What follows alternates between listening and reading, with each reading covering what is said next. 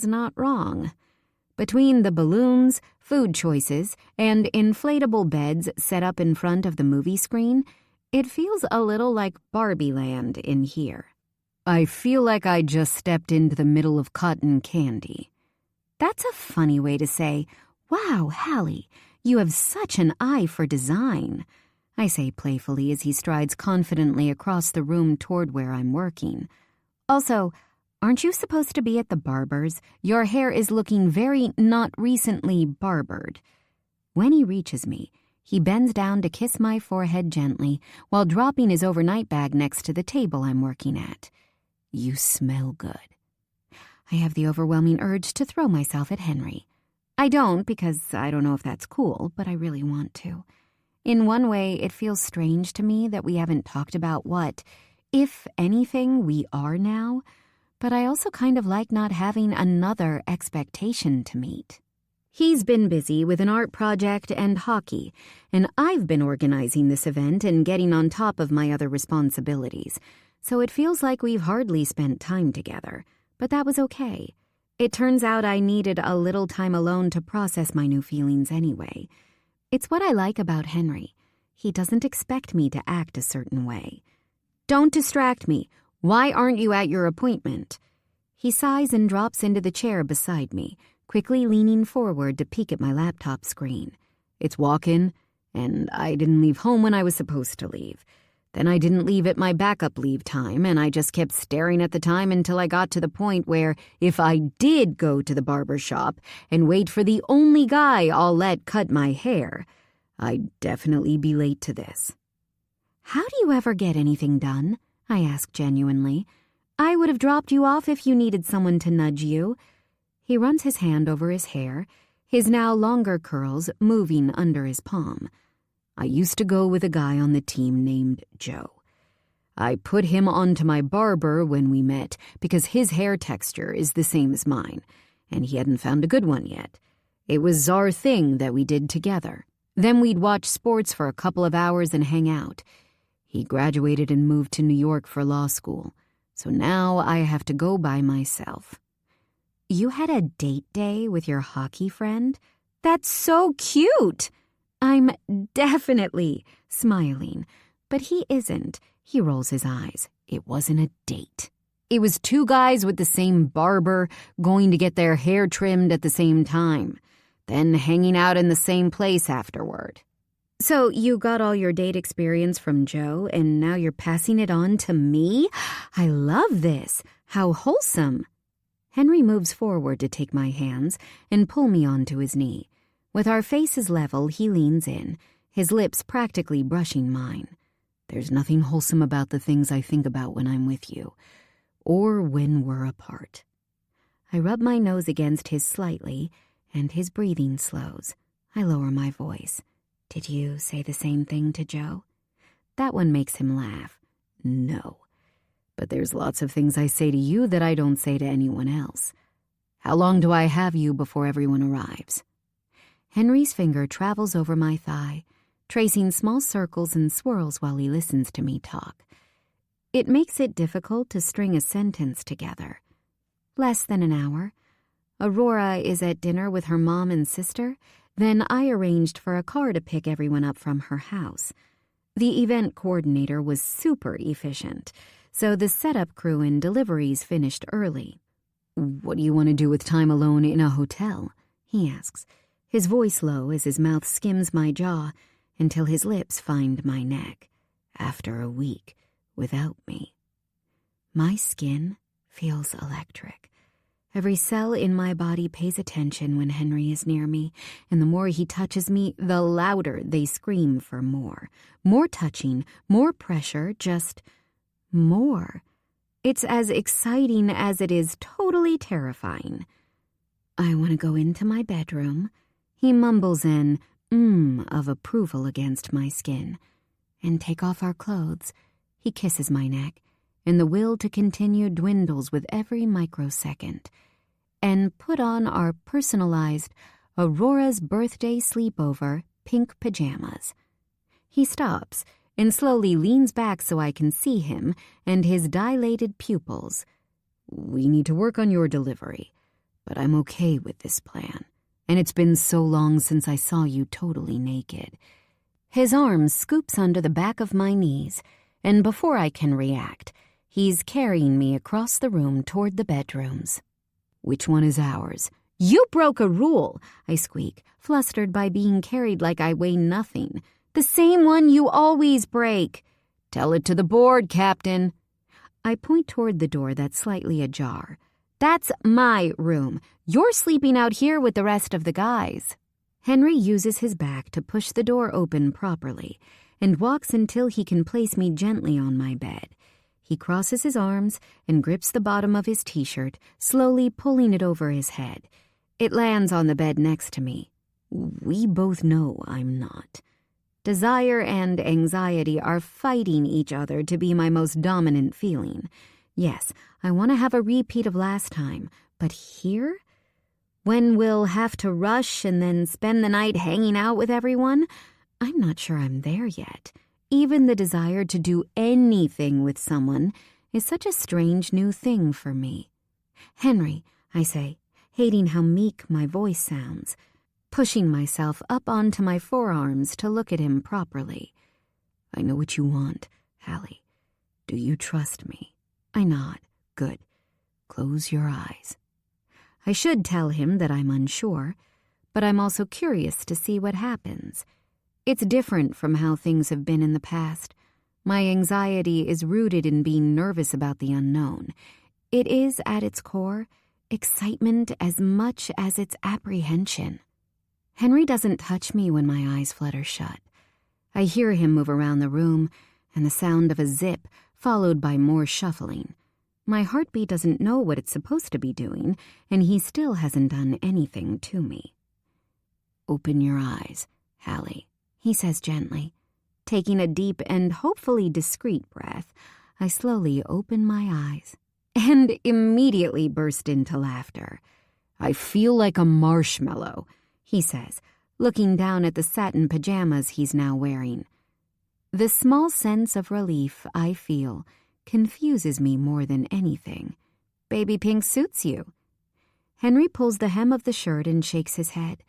I love that his name is embroidered above the chest pocket, just like his Titans t-shirts. "Everything suits me. It doesn't mean I should wear it." "Your modesty is my favorite thing about you," I tease. I sit up fully to get a view of the entire vision, and he really does look cute in pink. "What's the point of me being modest when I look good in everything I put on?" Taking a step toward me, he grips my knees to pull me to the edge of the bed, stepping between my legs. "I look good in nothing, too. I don't think that's something you want to find out when people will be arriving soon." It feels like a question and a confirmation that he understands me all in one. "I would really like for you to prove your claim," I challenge, immediately regretting my confidence when his hands drop to the waistband of his pants. Holding my hands out in front of me in some kind of dramatic protest, I squeak, "Just not today." "I know. I'm trying really hard to know, Halle. I'm paying attention to everything so I can get things right with you." Henry takes my outstretched hands and links them at the back of his neck, getting even closer to me. He kisses my forehead, then the tip of my nose, before moving away enough for me to see his face fully. "Just because we did something once doesn't mean we have to do it again or somewhere you're not comfortable." I know. Seriously, I do know that. And I understand the whole continuous consent thing. I just don't know how to word this. I haven't had the experience of someone making me feel like this. The experience of wanting the experience is a new experience for me, you know? So the nerves of not having experience but wanting it is taking up a lot of headspace. Does he know? Do I even know? I definitely don't know. All I got from that is I'm so great at giving you experiences that you're having experiences on experiences on experiences. I want to understand you. Can you explain in a different way? Sometimes it's hard for me to read between the lines. You're better off just telling me directly. I love that he cares so much about understanding me. Maybe break it down into different points. Start with the first thing you said. I'm very aware that if I'm grown up enough to want sex, I should be grown up enough to talk about it. But boy, do I want the ground to swallow me whole. I've never actively wanted someone the way I want you. I genuinely thought I was broken in some way for a really long time. I know I'm not, but that's how I was made to feel. And it was hard to unlearn. So that's the first new experience. Will didn't make you horny, but I do, Henry says, a definite hint of smugness to his tone. Your first new experience is horniness? Why did he have to word it like that? Correct. What's next? I'm also experiencing wanting to do something about wanting you. Things were good with me and Will for the first few weeks of our relationship. Stop grimacing when I bring him up, please. But I still never had the urge to do anything further than kissing. I do now with you. But I also don't know where the boundaries are. Like, what's out of bounds for our friendship? The last time I started kissing my friend, he became my boyfriend. And we both know how that turned out. I know you haven't dated anyone. But what if the label is what made it go wrong? I kind of like having no expectations. Where do you want our boundaries to be? What label will help you feel comfortable? He asks so gently that I want to cry. He tries so hard with me when even I don't know how to work out what I want. I don't not date because I have a problem with it. I've just never cared about labels, Halle. I just know I want you the way you want me. I'm good with doing whatever stops the noise in your head. It's cute that you think the noise in my head could ever be stopped, I say playfully, attempting to lighten the very serious mood I've set in my attempt to explain myself. But this brings me to my next experience, or inexperience, I guess. I should continue talking, but I don't know how to word it. He nods, encouraging me. Go on. I'm listening. I'm trying to understand. I'm nervous, Henry. I don't know what I'm doing, and what if I'm not good? I say quietly. I'm used to being a problem solver, and this is the one thing I don't know how to solve in advance. You have experience and I don't. What if you decide you want to hang out with someone who can have more than one sexual encounter without turning her thought process into a freaking riddle that has to be broken down into sections to be understood? I just said that I like having no expectations, while knowing if you came over one day and said you'd been with someone else, it would hurt. I'm glad you saved that one until last, because I wouldn't have been able to pay attention to the rest. Why would I hook up with someone else? My eyes narrow. I give you a touching and vulnerable speech, and that's all you got from it? It's the only thing you said that doesn't make sense to me, Halle. I don't want someone else. I haven't been with someone in any capacity since I met you. I didn't even realize that it's because I wanted you the whole time until recently. Yeah, but that might change. Will got tired of waiting for me to be ready, and Will is a prick. He interrupts. But go on. And I don't want to lose you as a friend if you want to be with someone else. I don't know what I am. Apprehensive? Henry cups my face with his hands, his warm palms heating my skin. I wish you spent as much time imagining things for your book as you do imagining things that aren't going to happen in real life. Henry! His thumbs glide across my cheeks. Halle, have you ever considered being chill for 5 minutes? Luckily for him, he kisses me before I can argue, and his joke plus the tender way he touches me does a lot to ease the tension I've developed during this conversation. When his mouth eventually leaves mine, he hugs me tight, something I didn't even know I wanted until he did it. Murmuring into my hair, he strokes the back of my head with one of his hands. I might get to be the guy who gives you all of your experience, Halle. That's a big deal to me, too. I don't want someone else with more experience. I want you. And if you decide I don't get to be that guy, I'll still be right there, trying to solve riddles to understand you, so I can be your friend. How do you manage to take all my bullshit and make it into something really sweet? He leans back, his hands reaching to cup my face. For all you know, I've totally misunderstood everything, and I think we're about to get married. Should we retrace your mental steps to make sure we understand each other? I groan. Do we have to? It's too embarrassing to say out loud again. Maybe I should have just joined a convent right out of high school. You're not allowed to be embarrassed. It's one of our rules. What did you call it? Your touching and vulnerable speech? Let me slim it down. Experience 1. I make you so horny that it's making you reassess your whole life. Give me strength. Experience 2. You want to do something about those urges with someone, ideally me, for the first time instead of just yourself and your sex app.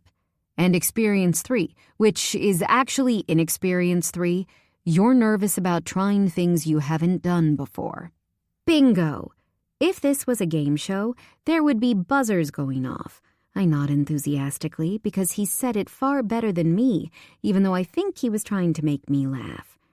Basically, I'm an inexperienced triple threat, and it's pretty busy in my brain currently. We can handle it, Cap. We're a team, so you have all the time you need. You already have the advantage that I am so much better for you than Will ever was, and I have a really great idea for getting rid of all the thoughts in your head. You just need to lie back and take off your pants. I can definitely get you to be chill for 5 minutes. It's the mood lightener I need, and I'm so grateful that we can have these types of conversations in a healthy way. With Will, they always turned into arguments. I beam at him. Your problem-solving skills are unmatched, but I think this time I'll pass, thank you. And no, I've been managing a family since birth. I haven't had a chill day in my life. My natural state is to think of every eventuality. Me and another woman can be crossed off your list of eventualities. Waiting isn't the big deal Will has made it out to be. I promise. The elevator dings loudly outside the room, followed by the sounds of multiple voices, making them very early. Let me kiss you and show you how much I'm not interested in other people. He closes the gap between us quickly, kissing me with the determination of a man with something to prove. And right at that moment is when the bedroom door opens. Chapter 21. Henry. Aurora slams the door closed, blocking out the sound of gasps, many of which I don't believe are genuine. "I didn't know you were here," she yells through the door. "I was giving a tour." Halle's hands are pressed against her mouth to cover her shock. I want to kiss her again, but I'm not sure this is the time. I clear my throat. "It's a good thing you didn't take off your pants." She nods in agreement. "I think you might be right. This is so embarrassing." I want to tell her being embarrassed is breaking a rule, but people always say some rules are allowed to be broken, so I'm going to give her this one. They thought we were lying when we said we're just friends and not hooking up anyway. Does that make you feel better? Her hands move from her mouth to her forehead as she shakes her head. "No, that doesn't make me feel better at all." "Is it because you're worrying about what people think of you?" She nods, dropping her hands to my hips and placing her head on my chest. "Okay, well, don't do that." Telling me not to worry about something doesn't make me not worry.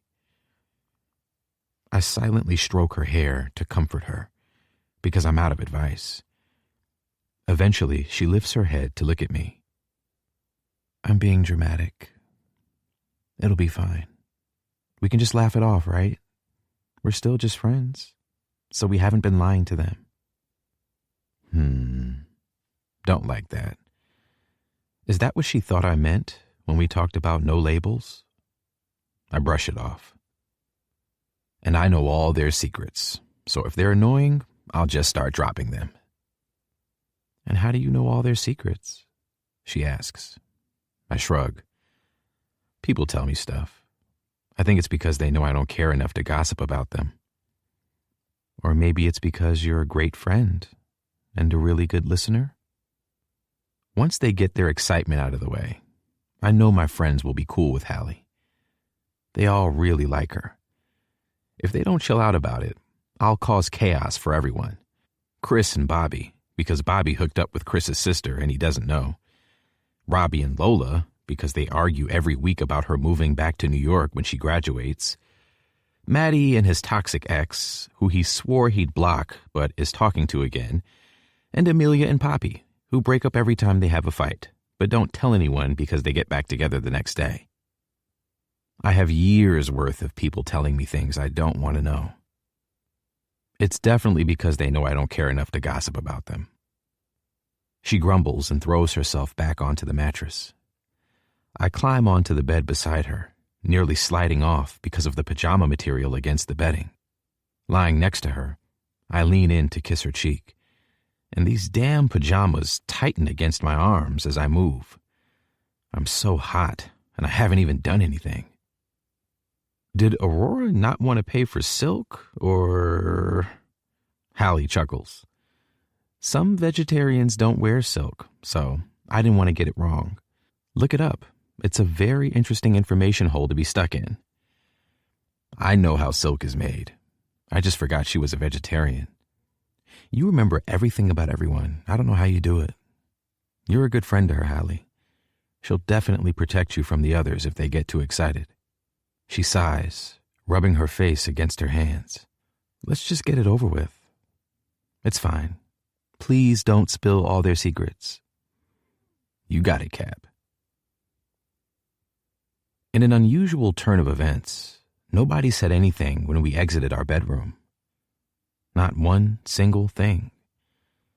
I was instantly suspicious until I saw Russ by the popcorn machine, and he reassured me that after the door slammed closed, Aurora threatened everyone with violence if they made Halle feel the slightest bit uncomfortable or embarrassed. Halle went for breakfast the morning after we fooled around, and judging by the way Aurora instantly acted protectively toward Halle, I assume she knows. I don't care. Halle can scream it from a rooftop if she wants to. I like the idea that she has girlfriends to talk to.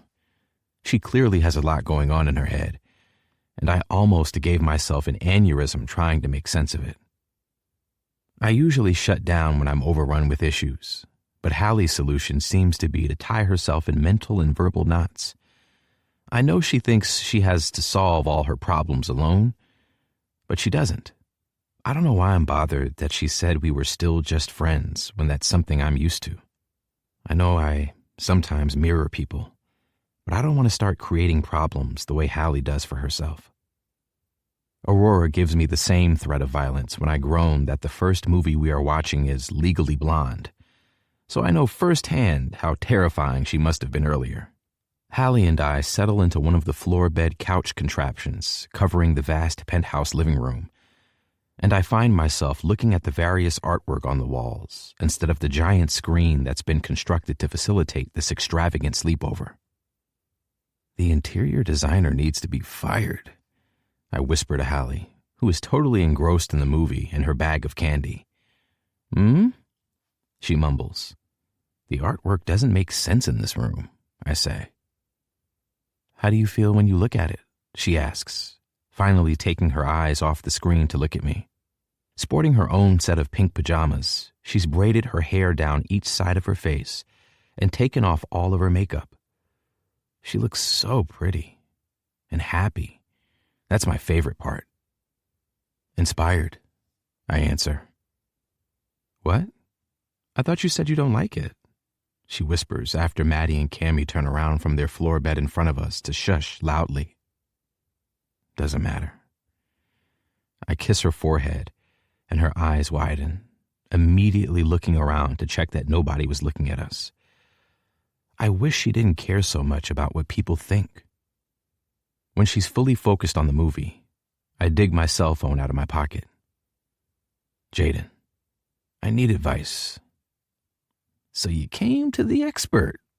Great choice. You're my last resort. I'm your only hope. Hit me. I'm ready to wow you with my wisdom. How do you know if you're in the friend zone? Is this about Halle? Yes. You're not in the friend zone. LMAO. How do you know? People in the friend zone don't get caught making out in hotel rooms with the person who is supposed to be friend zoning them. How the hell do you know about that? I'm all seeing and all knowing. But yeah, you're good, brother. Firmly outside of the zone. Why do you ask? Bobby is a snitch, is what you mean. It was Amelia, actually. She now owes me $5 because I called it weeks ago. She thought I might want to hook up with other people. Then she said we're still just friends. Do you want to hook up with other people? No. Do you want a relationship? I don't really care what it's called. It was me not wanting her to date other people that made me make a move in the first place. After a Robbie pep talk when I was jealous. That boy really loves a pep talk. Okay, all these things do not put you in the friend zone. But maybe you guys just need to work out what you want out of your situation. Like, is it just sex? Is it companionship? Is it both? Is it only when you're both single? Has she had a shitty relationship in the past? Yes. Will Ellington from San Diego. Yikes. Has anyone told him he's not that great yet? I plan to. Maybe she likes no expectations because she's still deciding what her boundaries are. Remember, you get to set your boundaries too, dude. Give it time. It's new. But if she's as sweet as everyone says she is, you should hang on. So I'm overthinking it? Seems like it. But you know what I always say. Aunts are hotter than moms? No. Well, yes, but no. Communicate is what I always say. Make sure you're on the same page. I've never heard you say that. I say it all the time. No, you don't. You told me to stay toxic. As a test. And you passed by being your non-toxic self. Just talk to her, hen. You'll work it out. Okay. Thanks, JJ. You're welcome, brother. Dare I ask how hockey is going? Okay, so you're going to leave me on red. I see how it is. It's a good job. I love you. Love you too, Jay. I feel a lot better when I lock my phone and slip it back into my pocket. Beside me, Halle has fallen asleep, and I let Aurora put on one more movie before I admit defeat and carry Halle to bed. She doesn't even wake up when I lose my grip on her because of these ridiculous satin pajamas we're both wearing and accidentally drop her onto the bed. She's definitely breathing. I've checked twice.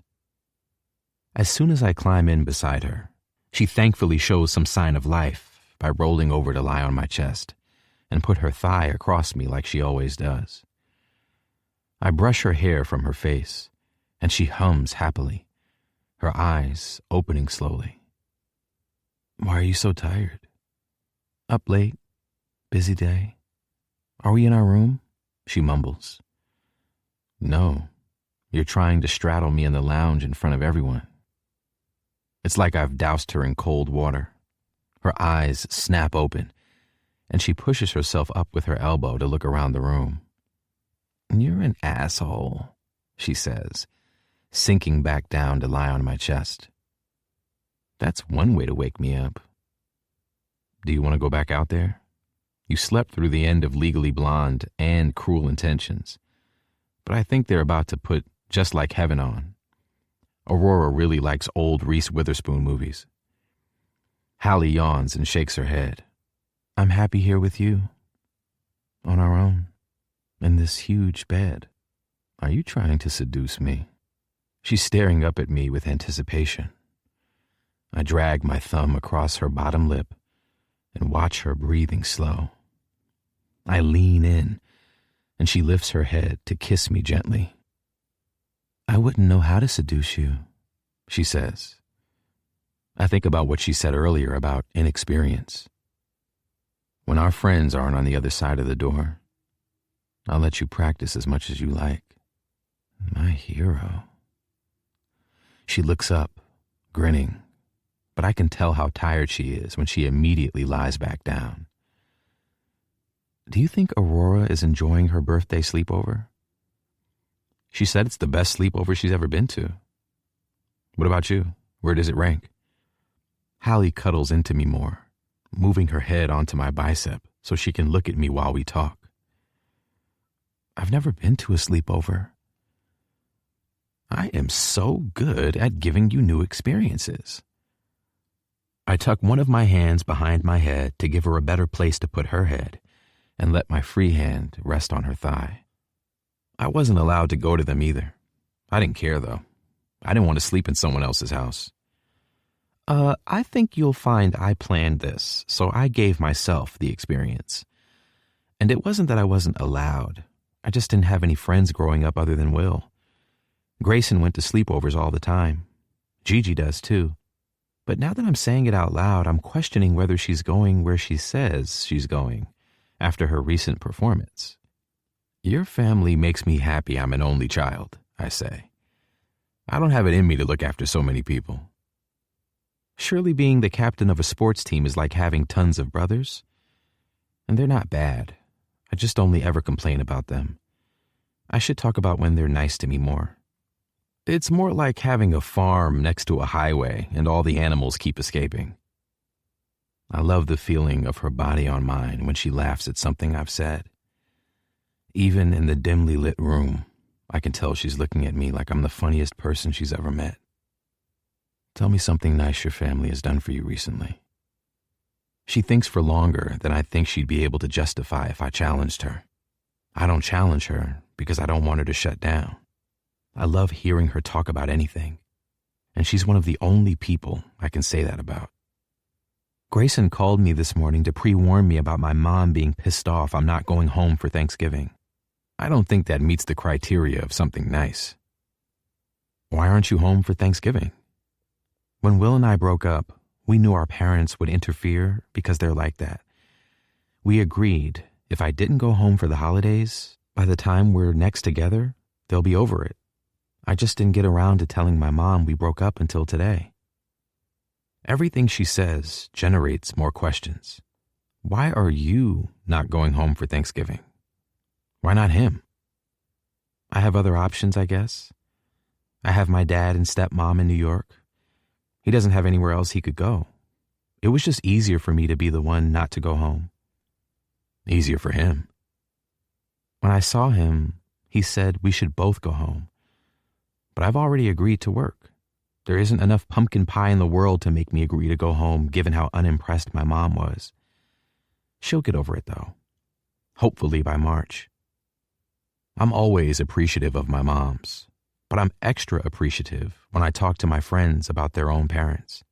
My moms have never made me feel not good enough. Never made me think I wasn't capable of making my own choices.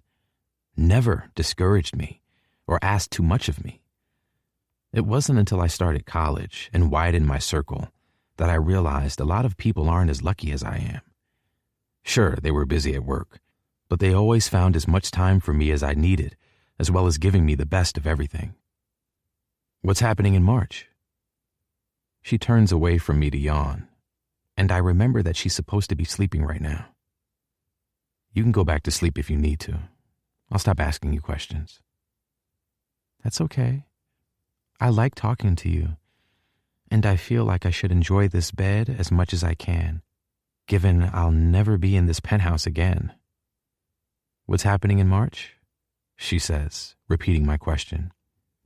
My annual headache. My family and Will's family go on vacation together over spring break. I'm tasked with organizing it every year, and it takes 30 gazillion hours of research and debates. And then when we finally get there, they all ignore my plan and complain the whole time. It's delightful. Once again, immensely grateful for my family. It sounds the opposite of delightful. It is, Every year I debate planning their trip and booking myself to go somewhere else alone. Sadly, I'm pretty sure they wouldn't be able to function without me, and they'd end up missing, fighting, or stranded. I mean, they fight when I'm there too, but at least I know where they all are. My parents just use travel agents to book our trips. Have your parents not heard of them? She laughs again and rolls off me onto her back. I follow her, rolling onto my side and resting my head against my arm. I pull her closer. You shouldn't go if you don't want to. Aurora invited me on a girls' trip during spring break. I've never been on one or invited to one, and I really want to go. But it's not worth the reaction I'll get. Maybe next year, if she still wants me to go, that is, I can do it. I know families are complicated and I've had it easy, but I'm struggling to understand why you don't just say no and do what makes you happy. Why do you have to make sacrifices to please everyone? Yeah, they ask a lot of me sometimes, but at least they always want me around. They say I hold everything together. Even if it means sacrificing what you want to hold everything together. She's quiet for a moment. If everything falls apart because I rock the boat, who's going to notice if I fall overboard? Who's there if I sink? I know how deeply Halle loves her family, and from the conversations I overhear, they love her too. I just wish she wasn't weighed down by everyone else's burdens. Conversations like this allow me to learn more about her, which I desperately want, but I can't help but feel unqualified to hand out advice. I notice everything you do, Halle, and I bet I could sail a boat if I tried. She rolls to face me, our stomachs touching. We're that close in this gigantic bed. You do say you're good at everything. And Russ is too responsible to let anyone not wear a life jacket. Aurora probably has enough money to buy the Coast Guard, I say. The guys trained to be lifeguards in high school to meet girls. Robbie would love bossing people around. You're not sinking, Cap. I'm not letting you. Despite what you think, you do always say the right thing, Henry. Go to sleep. We can talk more about how great I am when you wake up. Halle leans forward and kisses me slowly. It's soft and sweet, just like her.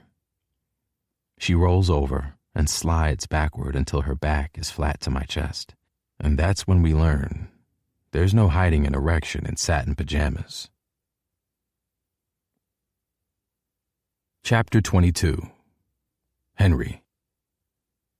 We're thinking of starting a podcast. We're still up north after playing here this weekend. And after our loss earlier, our third in the past 2 weeks, we decided to brave Faulkner's wrath and use our hour before we head back to Maple Hills to see JJ. I've been trying to drown out the constant noise of my teammates chatting in order to concentrate on an essay that my brain really doesn't want to concentrate on. But hearing the word podcast come out of Maddie's mouth is enough for me to lower my laptop screen. We want to call it The Frozen 3, Chris adds. Bobby nods. It'll be about hockey. JJ rubs his fingers against his temple. Gentlemen, ask yourself this. Are 3 more straight men with microphones what the world needs? The noise from the other patrons rumbles around us while Maddie, Chris, and Bobby deliberate over JJ's question. As much as I want to be home in a dark room alone, I'm happy they're all talking about the pros and cons of a podcast instead of my shitty performance. They keep telling me it isn't my fault, and yet I can't shake the feeling that I'm letting them all down. I don't know how to fix it. Not only that, if I don't finish this essay, then it won't matter how hard I've been trying to be a good captain, because Faulkner will murder me if I get a bad grade. Halle tried to make me work, but thinking about peeling her clothes off her makes it hard for me to concentrate on some boring essay about a topic I don't care about. I just want to touch her constantly, and it's distracting, especially because she wants to be touched constantly. My free time is filled with a lot of dry humping and jerking off in the shower right now. She hasn't asked for anything more than that, so I figure she's still doing whatever mental gymnastics she was doing last week. The guys are still talking about a podcast when I get back to my laptop, and that little flashing line is taunting me. I can't fail this as well as failing at being captain in the space of a week. I just can't. The more pressure I put on myself, the less I can concentrate on my screen. The guys are getting louder and louder, and it's all getting too much. By the time we're pulling up in front of our house, I'm mentally done. Coach insisted I sit with him on the bus and talk and talk and talk. Even when Robbie tried to take over, I then had to listen to it. I was looking forward to being alone, but the universe has other plans for me, and Halle's car is parked outside of my house. Companionship is a difficult thing to navigate when I feel overwhelmed. When I know that in all likelihood this person I care about and who cares about me is going to work hard to make me feel better, and with her patience and affection she might help. Of all the people in the world I would want to be waiting for me unexpectedly, she's the one I'd pick. But in the same reality, the idea of anyone being near me, existing in my space, and wanting basic human interaction from me feels like the heaviest weight I can't survive. Halle approaches me as I climb out of Russ's truck, a glass container clutched tightly in her hands. I meet her halfway down the driveway to get out of Russ's way while he grabs Robbie's wheelchair from the back, and also because I'm not sure I want to invite her in. "You look really exhausted," she says softly, handing me the container filled with cookies. "I know you're probably holding yourself to an unfairly high standard right now, and I know my opinion on the matter doesn't really count, so I wanted to bring you something nice instead." I appreciate that she isn't trying to give me a speech on how teams sometimes lose games like everyone else seems to want to. "Thank you. I'm going to leave because you look like you need to rest. I'm fighting all my natural urges to try to find the solution to your problem, because I know you don't like to be smothered with attention when you don't feel great," she says, smiling softly. "Call me if you need anything, okay? I'll try not to overwhelm you." She doesn't hug me or try to kiss me. She just gives me a small wave goodbye, turns around, and climbs into her car. There's a huge part of me that's relieved. I don't want to be touched and asked to talk about my feelings. Not even by her, who really at this point is the only person I do like touching me. But as I watch her drive away, I start to miss her. Robbie has lived with me long enough to know he should give me space when I feel like this. Russ has a sixth sense for any kind of negative atmosphere and leaves me alone after making me a cup of tea. I judged Aurora at first when she said a good cup of tea could solve a multitude of problems. But as much as I hate to admit it, it is comforting. As soon as she bought us a kettle so we'd stop boiling water in the microwave, everything changed for the better. I still feel like my Word document is laughing at me and my 400 words as I stare at my laptop screen.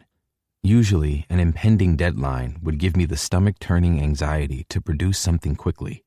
But apparently even knowing Thornton is expecting something from me tomorrow is not enough to get me moving. I really fucking hate myself for not concentrating when Halle was here to help me earlier in the week.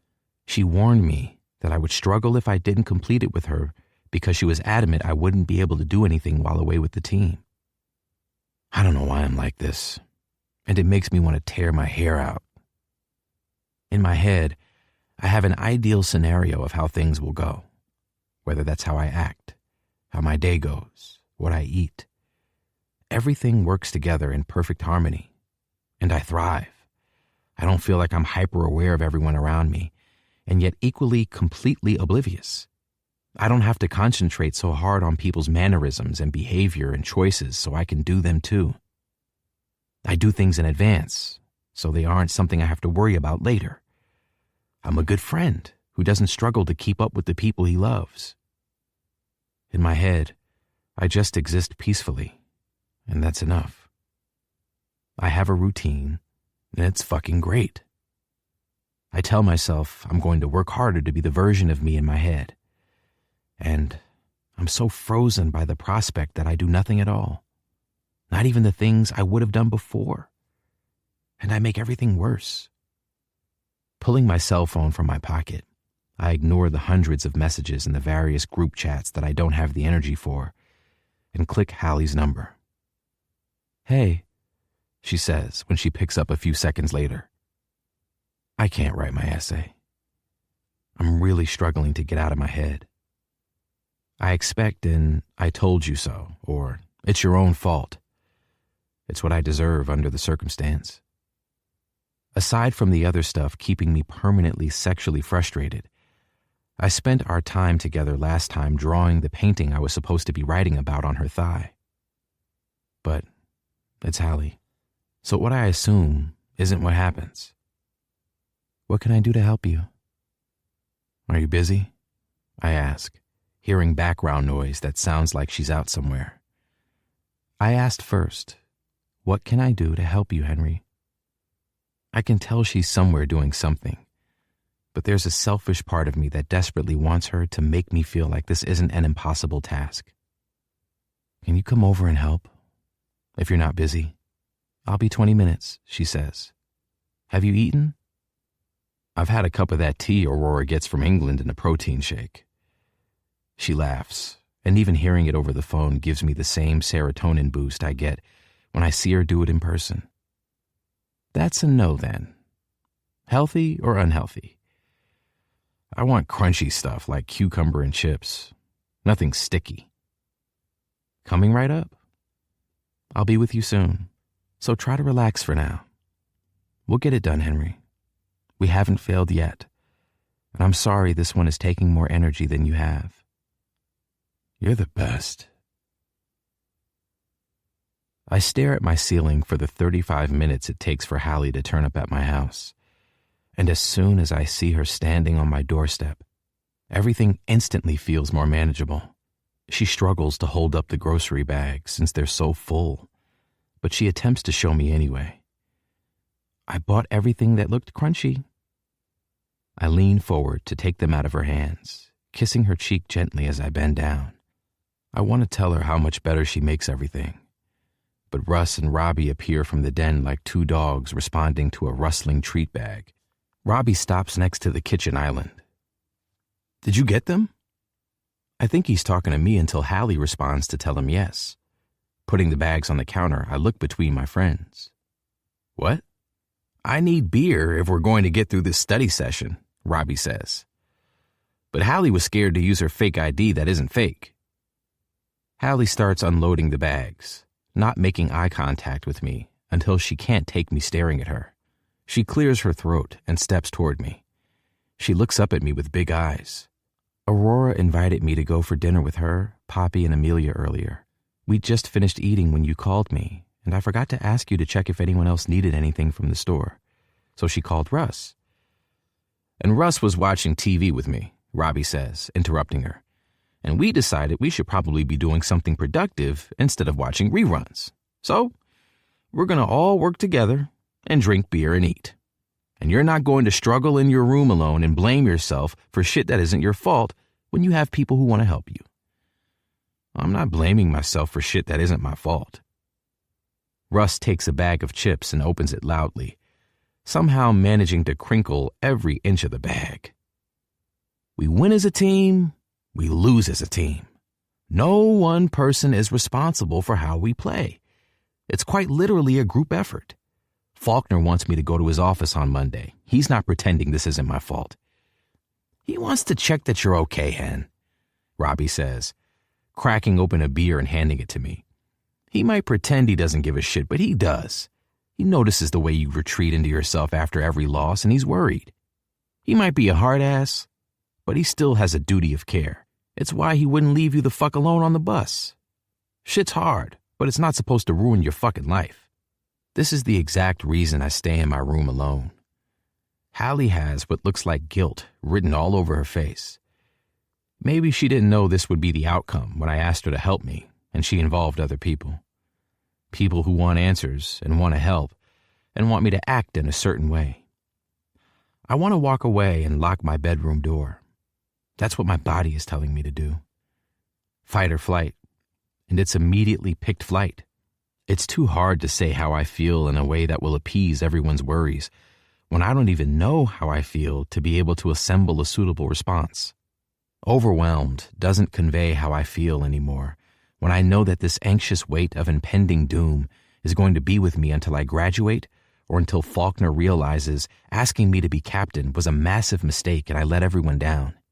Russ is rustling the chip bag again, and the TV is playing, and Robbie is tapping his fingers against the side of his beer bottle, and Halle's finger lightly brushes my knuckles by accident, and it's like tiny bugs crawling across my hand, and I can't think.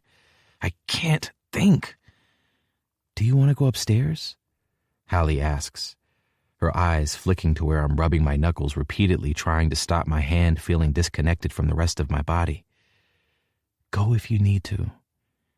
I nod, and the idea of answering her properly feels entirely impossible as I step around her and head to the stairs. As soon as I enter my bedroom, I throw myself onto my bed face down, bury my head in my pillow, and let myself pass out. I don't know how long I'm out for, but when I wake up, there's a lukewarm cup of tea and a selection of snacks next to 2 Tylenol on my bedside table. Telling Halle not to be embarrassed about things is second nature to me, and yet I can't shake that same feeling as I take the pills and stand to head downstairs. Russ is watching TV on his own when I reach the living room, and I can't see or hear Halle or Robbie. He doesn't say anything when I sit at the other end of the couch. He lowers the TV volume. He's watching Halle's baking show with the British people. "Halle put it on," he says.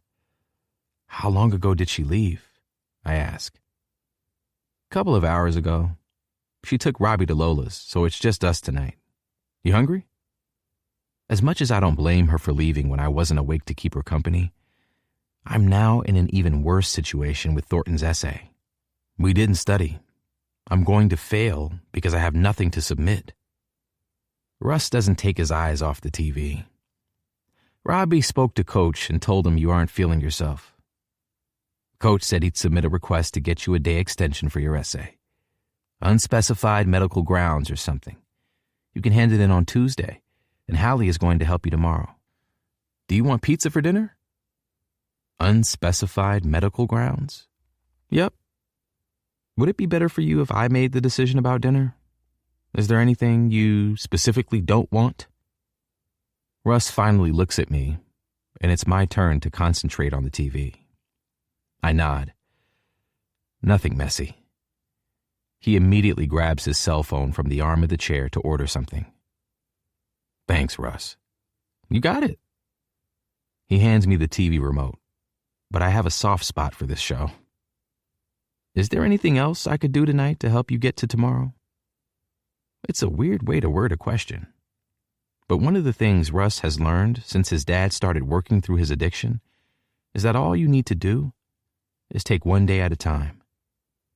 He's careful with his word choices, but I like it. "No, there's nothing you can do. Let me know if that changes, okay?" That's all he says until our food arrives, and we sit together eating, watching Halle's baking show. And I don't have to think about anything all evening. Chapter 23. Halle. In the months Henry and I have been friends, I've never been as nervous to see him as I am today. Don't get me wrong, I'm excited to see him. I'm always excited to see him. But the nerves are an addition today when they've never been there before. I offered to meet him in the library instead of either of our houses. The library feels like neutral territory, and it also reduces the chance of us becoming distracted. I waited at his house for an hour after he went upstairs yesterday, just in case he woke up and wanted me to be there. I could tell from the moment Robbie and Russ greeted us in the kitchen that I'd made a mistake. When Aurora called Russ, it was Robbie who said that Henry needed to know his friends are around him. He's known him so much longer than I have, so I trusted he knew what was right for him, even if my gut was telling me it didn't feel like the right choice for Henry. It's a lesson learned, I suppose. I was so worried about telling Robbie he was wrong, potentially having him see me as an interference, that I didn't prevent Henry from becoming upset. Even if there weren't tears or shouting, I could tell that things weren't right immediately. I was fidgeting on the spot, nervous, not knowing how to interject with a more suitable plan, and I brushed his hand by accident. And I've never been madder at myself. That was his tipping point, I think. The step too far for someone exhausted and overstimulated. I knew it was unlikely we'd get anything done, and that's why I suggested Robbie see if any exceptions could be made. Thornton gave me an extension last year when I was unwell, so there's no reason Henry couldn't get one too, under the circumstances. I'm thankful we have today to have a do-over. Henry has done so well this semester, and our system works. We just need to make sure after I do my bit, he does his bit. My nerves caused me to leave the house early, and I've been sitting at this table at the far end of the library with 2 hot chocolates from the cafe for 20 minutes. Even with 20 minutes of waiting, I still don't know how to greet him when he gets here, or if I should bring up last night. My gut is telling me to let him lead the conversation. That way I'm not going to accidentally cross a line. Another 10 minutes have passed before I see auburn curls poking out of the rim of a Titan's beanie. "Sorry I'm late. Didn't want to come," he says, placing his bag on the table and getting out his laptop. He pulls out the chair beside me and kisses the top of my head before taking the seat. Ouch. "I'm sorry you had to in that case," I say as carefully as I can, trying not to let that sliver of hurt show in my voice. He pinches the bridge of his nose between his fingers and sighs. "I didn't mean that." Thankfully, in my 30 minutes of obsessing over how to act and waiting, I reread the material we're working with today to jog my memory, so maybe we can get this done quickly. You did, and that's okay if it's how you feel. You don't have to filter yourself for me. Should we get this over with then? "Halle," he says softly, and the tenderness in his voice makes me dissolve into nothing. I feel how drained he is simply from how my name tumbles out of his mouth. He pulls my seat closer to him and rests his chin on my shoulder. "I said it wrong. I didn't want to have to face you after yesterday. I feel embarrassed about inviting you over, then disappearing without saying anything. I've been in the studio and I just procrastinated leaving. I'm sorry I'm late." Being embarrassed is breaking a rule, Henry. You're allowed to do what your body tells you to do. Instincts are instincts for a reason. You needed alone time. That's it. No big deal. He sits back in his seat, and my body craves his touch again.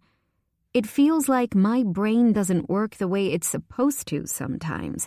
I try my best to work against it, but sometimes it wins. Your brain creates the most beautiful artwork and says things to me that make me feel so safe and so cared for. Your brain makes you a friend people like Russ can rely on. Rory told me how responsible you are for bringing him out of his shell, and Nathan trusts you to look out for his girlfriend when he's away, and I've hardly talked to her. What kind of friend does that make me? The phone works both ways, Henry, I say, internally gagging when I realize how much I sound like my mom right now. You're going through a stressful time and she can check in with you too. You're both equally responsible. But my point is, you and your brain that you say you're fighting are so special. You say it doesn't work properly, and I don't know anything about that, but I know that the things you see as differences to everyone else make you who we all care so much about. Have you been practicing that speech while you've been waiting for me? I smile because there's nothing else I can do, and I just carefully navigated, trying to tell him how great he is without being too horrendously cringe, and that was his response. I made it up on the fly. Are you impressed? It's not the best speech I've heard, but I acknowledge your efforts. I want to kiss him, but I'm kind of scared to touch him, so I lean in on the assumption he'll do the rest if he wants to. I'm sorry I didn't know how to make you feel better yesterday. I'm sorry you're here when you don't want to be.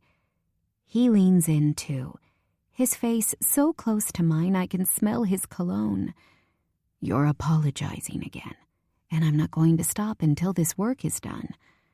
My body feels really oversensitive today, so I'm not going to kiss you even though I really like it when I do.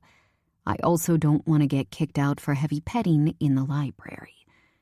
I'm about to tell him that nobody says heavy petting anymore until he turns and points to a sign on the wall that literally says it. If we get this finished in the next 2 hours, I can come to your coach's office with you. I only have class this afternoon. I fear I might have gone too far, but he smiles and nods. That'd be nice.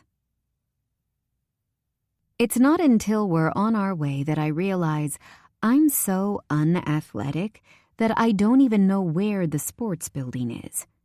Henry explained it's a little like an evil lair occupied by multiple supervillains, and he normally avoids it at all costs. He apparently got locked in there for 2 hours with his coach after the door jammed when he was a freshman, and he's never recovered. Campus is fairly quiet as we stroll across it toward Henry's meeting, but the calm doesn't stop me from worrying that he's worrying about his meeting. I decided that distraction might be my best method. How did you end up being a hockey player? Why not football or baseball or, I don't know, chess? My Uncle Miles played hockey until he went to med school. He's technically my biological dad, so I guess I inherited his talent. He's been my mama's best friend since high school. Then they all went to the same colleges, so they're all close. My mama grew up playing different sports, so she wanted me to find something I liked as well. Did he teach you to play? I ask. Yeah. He's the person who taught me repeatedly that I can be better than anyone in the room if I want to be. He got me my first skates, took me to my first game, signed me up for youth league. I became a bit obsessed the way I do with things I like. My mom was happy that I was working in a team, since I also liked creative things, but would only do them alone. A mental image of little Henry playing kids hockey flashes through my mind. Does Miles live in Maple Hills? Does he have any kids of his own now? Henry takes my hand and pulls me gently to move me out of the way of someone texting and walking. His fingers thread through mine and he doesn't let go. He lived here when I was younger, but he went back to Texas. His mom got sick, so now he teaches at a college there. I usually see him a few times a year. I've never known him to even date anyone, so he doesn't have any kids. He's a good guy. I think you'd like him. He reads a lot of books. Reading books is definitely the best hobby a person can have. Henry nudges me with his shoulder and rolls his eyes. I bet he's proud you're where you are now. Walking across campus holding hands with a hot girl? Probably. Now it's my turn to roll my eyes. Oh, you've got jokes now, huh? I wasn't joking. I meant the fact you're the captain of your team. For now. Henry, Halle, he says, mimicking me. I know you'll be with your parents this week for Thanksgiving and I'll be working, but I'm going to come to your game on the weekend. I'll find a way to move my shift around or leave early or something. I want to be there when you get off the ice, I say. I'm going to wear your jersey and scream your name. Can you not make me hard before I go into this meeting, please? I choke slightly. Maybe wait to see if Faulkner kicks me off the team before you start moving things around. You know that isn't going to happen. He looks across to me as we stop in front of a building I've never seen before. Do I? Henry holds the door open for me and ushers me to a bench inside the lobby. Be honest with him, please. Whatever he wants to talk to you about, tell him you're being too hard on yourself. I'll be as quick as I can. My e-reader has hardly even warmed up by the time Henry reappears. I look at my phone, and he's only been gone 10 minutes. All good? I ask cautiously. Yes. You can inconvenience your colleagues, he says, like I'm not desperately waiting to find out what this whole thing has been about. What did he say? You were really fast. He said, "Are you okay?" And I said, "Yeah." So he said, "You don't seem okay." And I said, "I don't like when we lose." And he said, "Neither do I, so what are we going to do about it?" Right. And I said, "Win." Really enthusiastically because he likes enthusiasm. And he said, "Good. Was yesterday a one-time blip?" And I said, "Yes." And then he said, "You're allowed to have an off day. You're a human, not a robot." And I said, "Good to know." Then he asked me if I've registered for spring classes yet. And I said, "No." So he said, "Go and do it." So I said, "Okay." Henry pushes his hands into his pockets and avoids eye contact with me. So you didn't tell him you're scared to let your friends down and you're struggling to process the tie between the team's losses and your role as captain, and it's making you seriously unhappy? No, it didn't come up, he says casually. Henry, for the love of God, please go back upstairs and tell him how you really feel. We need to leave or you'll be late for class. Henry, I borderline plead. Please tell him you need more support. What if you lose again this weekend? I despise seeing you be so hard on yourself. We won't lose. You'll be there and you're my lucky charm. It's a scientific fact. Henry, that isn't how science works. I feel like I don't tell you how annoying you are enough, I grumble, walking under his arm as he holds the door open for me. We're leaving the sports building, but it's reluctantly on my part, even if it's not on his. Me being at your games is not a great strategy for success. You're the only person who finds me annoying. Everyone else finds me adorable. Slowly, the Henry I'm used to starts to move to the surface. He still looks worn out, but he feels closer than he did before. You're a menace. I don't know where anyone is getting adorable from. Hottest guy at this school? Yes. Adorable? Not quite. To my friends, I'm like the younger brother they have to keep alive and out of trouble. You have an audio clip of me making you come on your phone. Very different type of relationship. I'm surprised I don't fall to the ground. I'm positive my knees wobble a little. Oh my God, you can't just throw that out there in the middle of a conversation while there are people around us. He looks around at the one, maybe two, people within listening distance who are clearly not paying attention to us as we all walk in the same direction. Why not? We haven't talked about it since it happened. I wondered if I'd imagined it, because I expected you to bring it up. Have you listened to it? Henry, is this seriously what you want to talk about right now? After how you've been feeling, this is what you want to discuss? I'll talk about literally anything if it stops you from talking to me about hockey. I'm trying to help you get the support you so desperately need. You didn't answer my question. Have you listened to it? He looks at me and smirks. Why are you blushing? I take another look around us and conclude people definitely aren't listening to us. I lower my voice anyway, because you're asking me about masturbating while you walk me to class. I didn't. I asked you if you'd listen to it. You're making assumptions about what I think you're doing to yourself while you moan my name on that clip. I hate you. Do you hate me enough to not want to make more? I don't know if this is entirely false bravado, considering how bad he's been feeling, and if he's doing that thing he does where he pretends that he's okay, or if he just really likes getting under my skin and it's genuinely improving his mood. Of course I've listened to that audio. If this was the olden days, I'd have literally burned out the tape.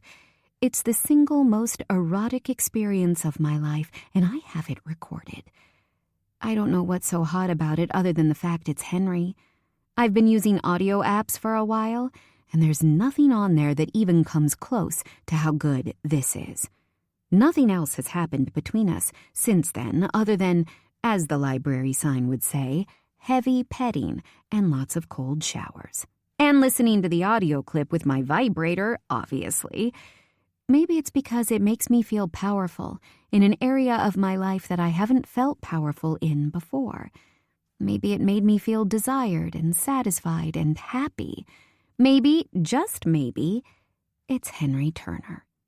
I've listened to the clip, Henry, in bed, in the bath, when I'm supposed to be studying. We reach my building and he holds open the door for me. And what's your professional review? Professional review? 11 out of 10. EGOT status pending for an excellent performance. Thank you to the Academy in that case, he says. It's a lot busier here than it was outside, which massively reduces my willingness to discuss what I'm doing when I'm home alone. I don't know if I just watched too many college shows when I was growing up, but it really does feel like everyone notices Henry as we walk by. His posture stiffens, face hardens.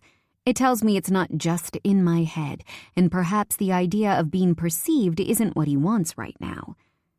Hey, my room is right around this corner. Why don't you head out? It's super busy here today. Okay, he says. Thanks. I'm pretty tired, so I might not be around later. But I'll speak to you tomorrow. Thank you for telling me that. Yeah, I'll speak to you tomorrow. He doesn't hesitate to get himself away from this hallway, and I can't blame him. Because people definitely seem to watch him leave the way they watched him arrive. Nobody pays attention to me as soon as he's gone, and when I sit down in class, thinking far too much about the audio on my phone, Aurora drops herself into the seat beside me. I hope you're in the mood to hear me complain about Chaucer. Consider my mood officially killed. Chapter 24. Halle. I had expectations of what my adult life might look like. It was going to be sophisticated and full of adventure. I'd meet interesting people and do interesting things, and I'd be hot and happy. It certainly did not involve me lying on my living room floor on a Tuesday evening with a slightly stale bag of chips and a pile of tissues because listening to Marjorie makes me miss my Nana, and I can't stop crying. But I also can't stop listening to it. I lifted my legs to rest them on the couch 20 minutes ago while balancing my laptop on my stomach, and I'm comfortable enough to stay here forever. Joy likes our floor life too, and has taken to pawing her way across my hair in an attempt to make herself some kind of bed. I'm supposed to be studying for my finals. I'm supposed to be hanging out with Henry. I'm supposed to be helping Gigi. I'm supposed to be baking for book club and finalizing the questions because I promised to still hold the session for people in town for the holidays. I'm supposed to be cleaning. I'm supposed to give Mrs. Astor a ride to the grocery store. I'm supposed to check in with Cammie when we're not at work. I'm supposed to look up Maisie's science project. I'm supposed to plan the vacation. I'm supposed to find Mom's Christmas gift from all of us right now, even though I have a month because my siblings are useless and impatient. I'm supposed to be writing. God, I'm supposed to be writing so much, and like everything else, it's a complete lost cause. After declaring, with all the determination of a woman with actual life goals she intends to see through, that I was going to put myself first, it appears that I have failed miserably. So miserably. And when I realized that I've been reading the wrong book for book club because I forgot I said it would still happen and then confused my months, and that I couldn't read it and do all the other things, I had to lie on the floor. It's hardly the life I imagined for myself, but in a kind of near delusional state, I've accepted it pretty quickly. My floor angle gives me the perfect view of the front door, so it's easy to see Henry walk in and take one very long, very confused look at me before walking over and lying down beside me. I'm sure this isn't what he was expecting when he finished practice and asked if I wanted to hang out. Joy quickly abandons her hairbed and climbs onto the center of Henry's chest, purring happily as he strokes her. He turns his head to look at me. "Did you fall over?" "Yes." I reach for my phone and turn down my sad Taylor music playlist because Henry's just gotten through his funk and he doesn't need to see me bawl my eyes out if "This Is Me Trying" comes on. "Why are you sad, Cap?" he asks. "I'm not sad," I lie. "I'm a ray of sunshine like I normally am." "You're not a ray of sunshine," he says casually, lifting his legs to rest on the couch to mirror me. "You're the period of calm after a storm, or, like, I don't know, a well-fed panda." I snort, and I've given up pretending that snorting isn't a thing I do, because it apparently is in Henry's company. How poetic of you. I'll put it in my bio. Halle Jacobs, aspiring author, professional people-pleaser, calm like a well-fed panda. Halle Jacobs, actual author, excellent baker, calm like a well-fed panda, best ass in L.A. I hate that he's making me laugh when I really, really just want to have a totally overdramatic and chaotic meltdown. Okay, now I know you're making fun of me. I've seen a lot of asses. I can confirm, yours is my favorite. I scowl at him while he lifts himself to stand. Henry is clearly a man with a plan, and I watch his every move as he takes my laptop from my stomach and puts it on the couch. My phone goes next, then my e-reader, and when the nest I'd built around myself is clear, he picks me up from the floor and drops me onto the couch. Sitting beside me, he drags me toward him with ease and pulls my leg across his hips to maneuver me on top of him. It takes a little effort since I'm being uncooperative, but he manages it, and I have no choice but to rest my chin against his chest as I straddle his lap. He tucks my hair behind my ears and sighs. "Why are you so unhappy?" "Because you haven't given me enough bamboo, clearly," I mumble, refusing to look up. He tucks his finger under my chin, tilting my head back so he can look at my face. "What's wrong, Cap?" Out of all the things I could possibly start with, I start in the most unreasonable place first. "Do you call me Captain because I'm in charge? Because I don't want to be in charge of everything. I'm tired of being in charge of everything and everyone and having to be the leader. I don't want to be the captain or the family manager. I'm so tired and it's all falling apart." "So when I don't want to be captain, everyone has a problem. But when you don't, it's fine?" I think he's using humor to lighten the situation, but I'm too miserable to laugh. Henry lowers his finger from my face and wraps his arms around me to pull me tight to his chest. He strokes my hair, and after having Joy prance through it, it feels nice. "Maybe at first, but now it's because we're our own team, and we're equals. Being captain feels better if I think I'm doing it with you. I'm sorry that you've been doing the bulk of the leading. I'll try harder for you." I feel like my insides crack. That's actually really sweet. "If you don't want me to call you Cap anymore, I'll stop. There's no shortage of nicknames I could give you. Panda rolls right off the tongue." "I don't want you to stop," I admit. "I want to be in a team with you." "Now that you've hit me with your most pressing issue, what else made you cry on the floor?" I, in the calmest and most well-structured and not at all tearful way, explain that everything has snuck up on me and collapsed, and now I feel like I'm buried beneath the weight of everything and everyone. All the plates I keep spinning all year to make sure everyone else is okay are starting to drop to the ground and smash, and it's when I realize how much of other people's lives I take on that it suddenly makes sense why I miss Nana, the one person who never made me feel burdened. I leave out the part about my book, or lack of book more appropriately, because I know that he'll put it down to experiences, which isn't the problem. I'm the problem. My lack of commitment to something very important to me is the problem. Henry not taking me on dates because we spend our time doing other stuff isn't the reason I'm in this mess.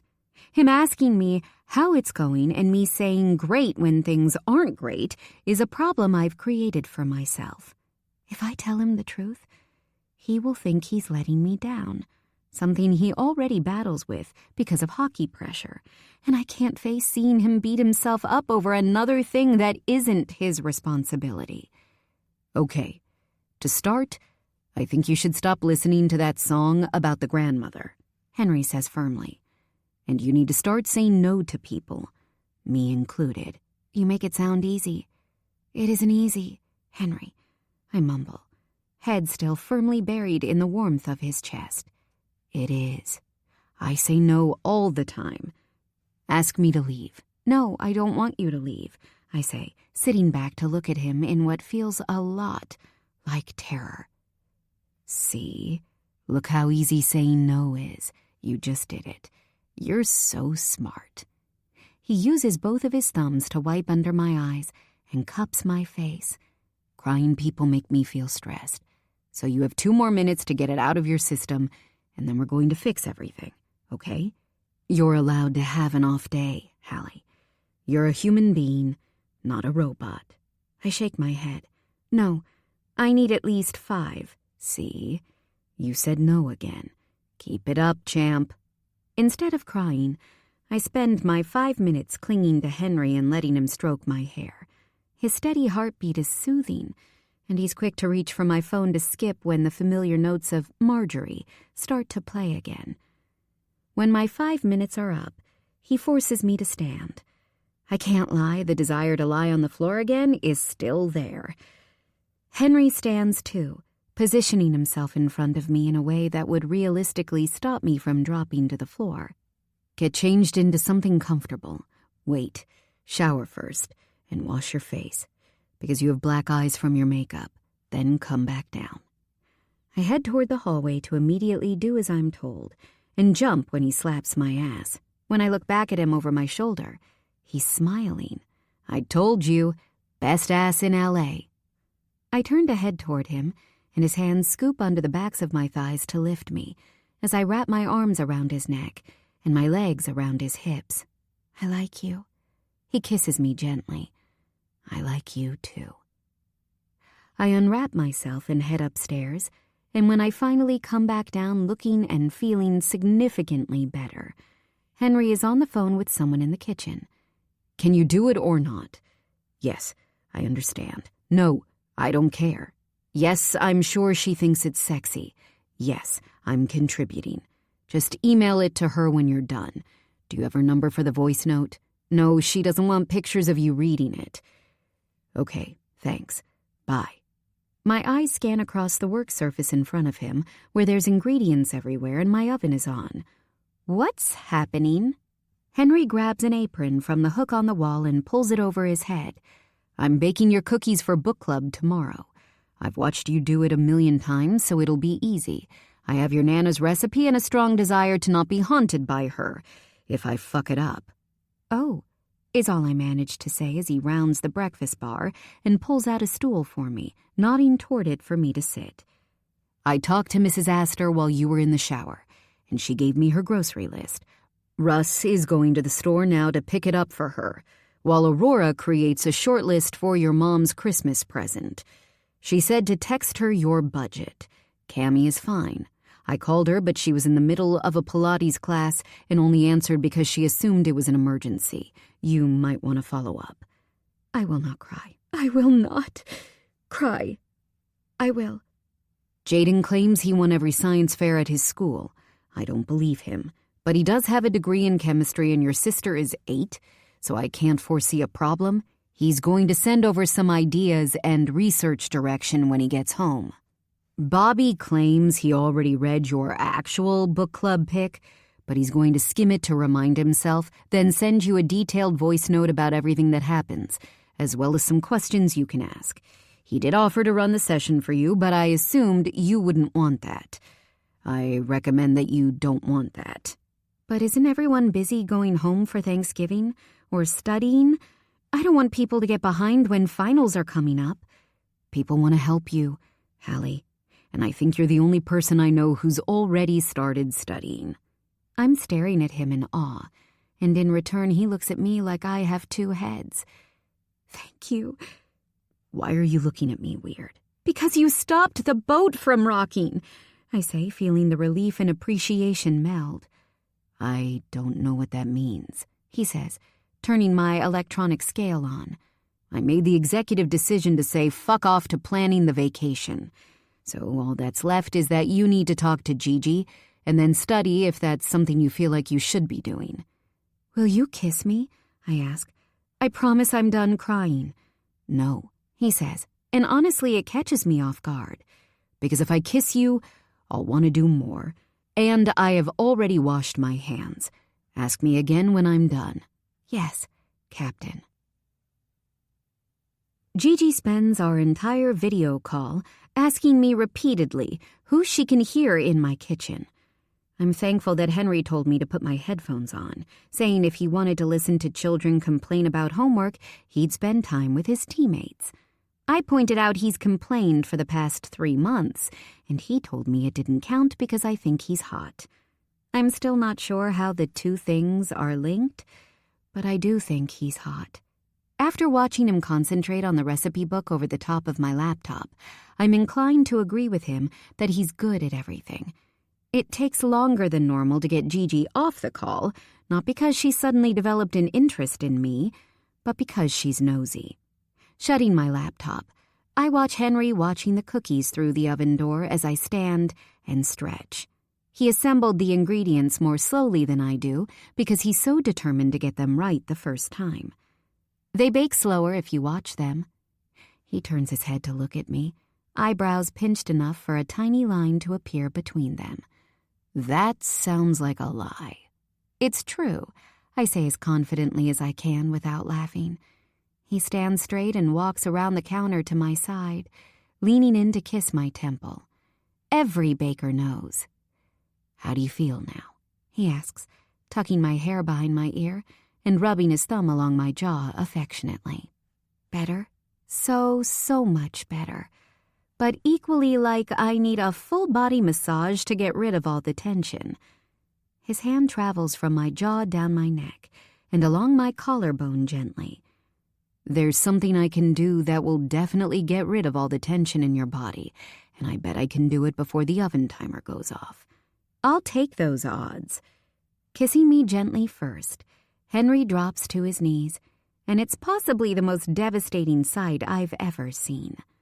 I've never been so grateful to be wearing a dress. His hands run up the outside of my thighs, gliding past the hem, settling on the band of my underwear. Have you done this before? He watches me, his tongue tracing his bottom lip as he waits for an answer. No, but I want to know what it's like. Good, so do I. Lean back against the counter. He pulls my underwear down my legs, lifting each foot by the ankle so I can step out. Kissing up the inside of my thigh, he hooks one of my legs over his shoulder, and his head disappears beneath the skirt. It's hard not to wonder at what point my legs will just give out, or my heart, not sure which one will go first. He spends time kissing and touching my inner thighs and ass, keeping me in place, while I try not to wiggle away from him as the sensation of his evening stubble against sensitive skin makes me squirm. His tongue parts me, and my breath hitches, my head falling back as he licks and sucks. My skin feels like it's fizzling, and my hands grip the countertop behind me to keep me upright. Whimpering his name earns me a slap to my ass, and when I moan again, he slowly slips a finger inside, working me until he can add another. Everything that follows seems to happen in a blink. Pleasure rolls through every bit of me, building and building, while I get used to feeling so full. He moans as I squeeze around him, flicking his tongue against me at the perfect speed and pressure. "Henry," I moan. His free hand leaves its hold on my thigh, finding mine, and letting me cling to him tightly. My legs almost buckle as stars shoot behind my eyes. He's careful as he lets me go, sensitive and swollen, pulling up my panties and standing up to face me. I should say something. Anything. Maybe write him a thank you letter or erect a monument in his honor. But I don't need to, because the oven timer goes off, and the smug look on his face is all the appreciation he seems to need. Chapter 25. Halle. The noise from the arena lobby is yet to die down, even long after the game ended, and people started to leave. I managed to secure myself one of the tall tables and seats that bordered the room to attempt to draft a chapter.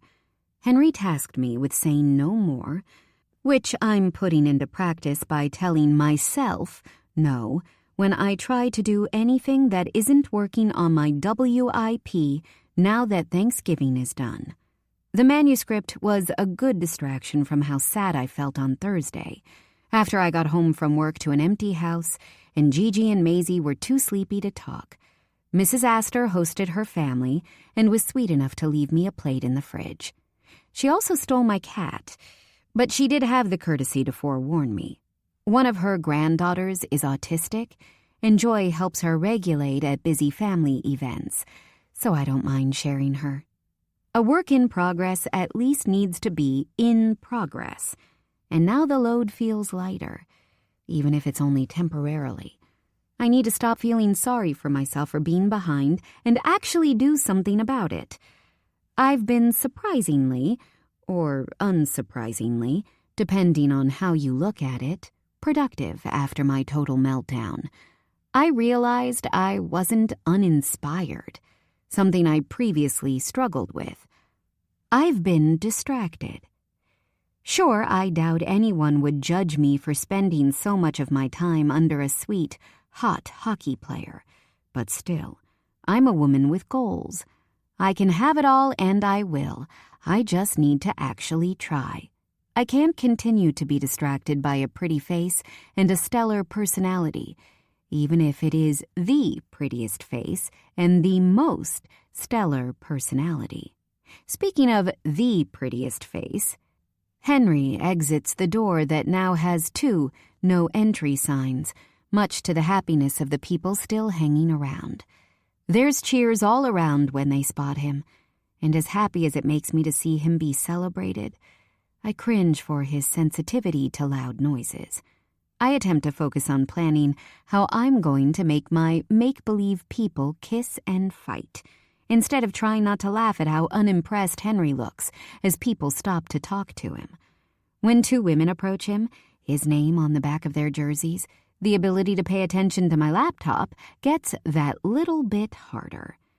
I can hear one of them laughing loudly from across the room, and the other puts her hand on his arm. I don't hear what Henry says, and I'm still pretending to be working when I spot him walking toward me in my peripheral vision. He stops next to me, the chair I'm sitting on putting us at similar heights, so I can see how big his smile is when I turn to face him. "Hello.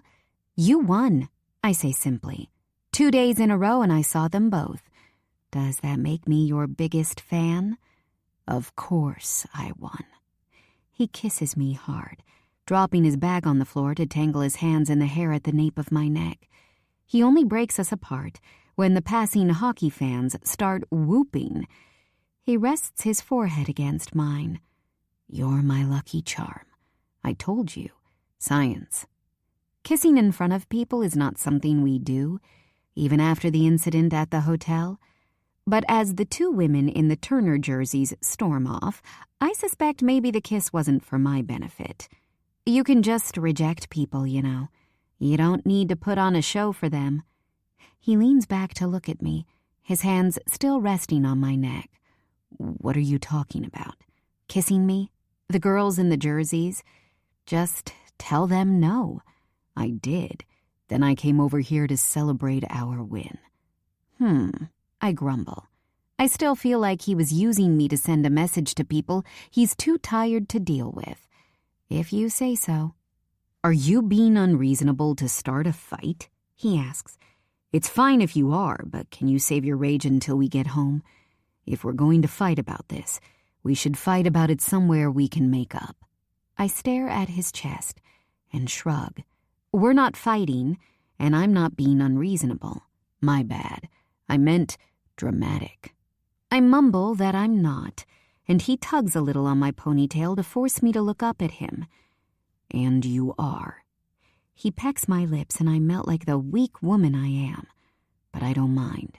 We haven't had a fight yet. It's a good experience for you. If you tell me I'm dramatic one more time, we are going to be fighting, I drawl. He grins, and after a losing streak, seeing him genuinely happy after a game is a dream. You're not doing a lot for your I'm not dramatic case. We're officially fighting, I declare. In my head, I sound serious and intimidating, but he gives me that damn smirk and kisses the tip of my nose, and it's clear he does not care one bit. 2 wins and a fight with you. I'm so lucky. I have to get back, but you're going to wait here, right? He peeks at my laptop screen where my Word document is open. What are your imaginary friends doing today? It sounds patronizing, and it is in reality, but Henry started calling my characters my imaginary friends when I said it felt weird calling them their names. And I like when he shows an interest, now that I have something to actually tell him.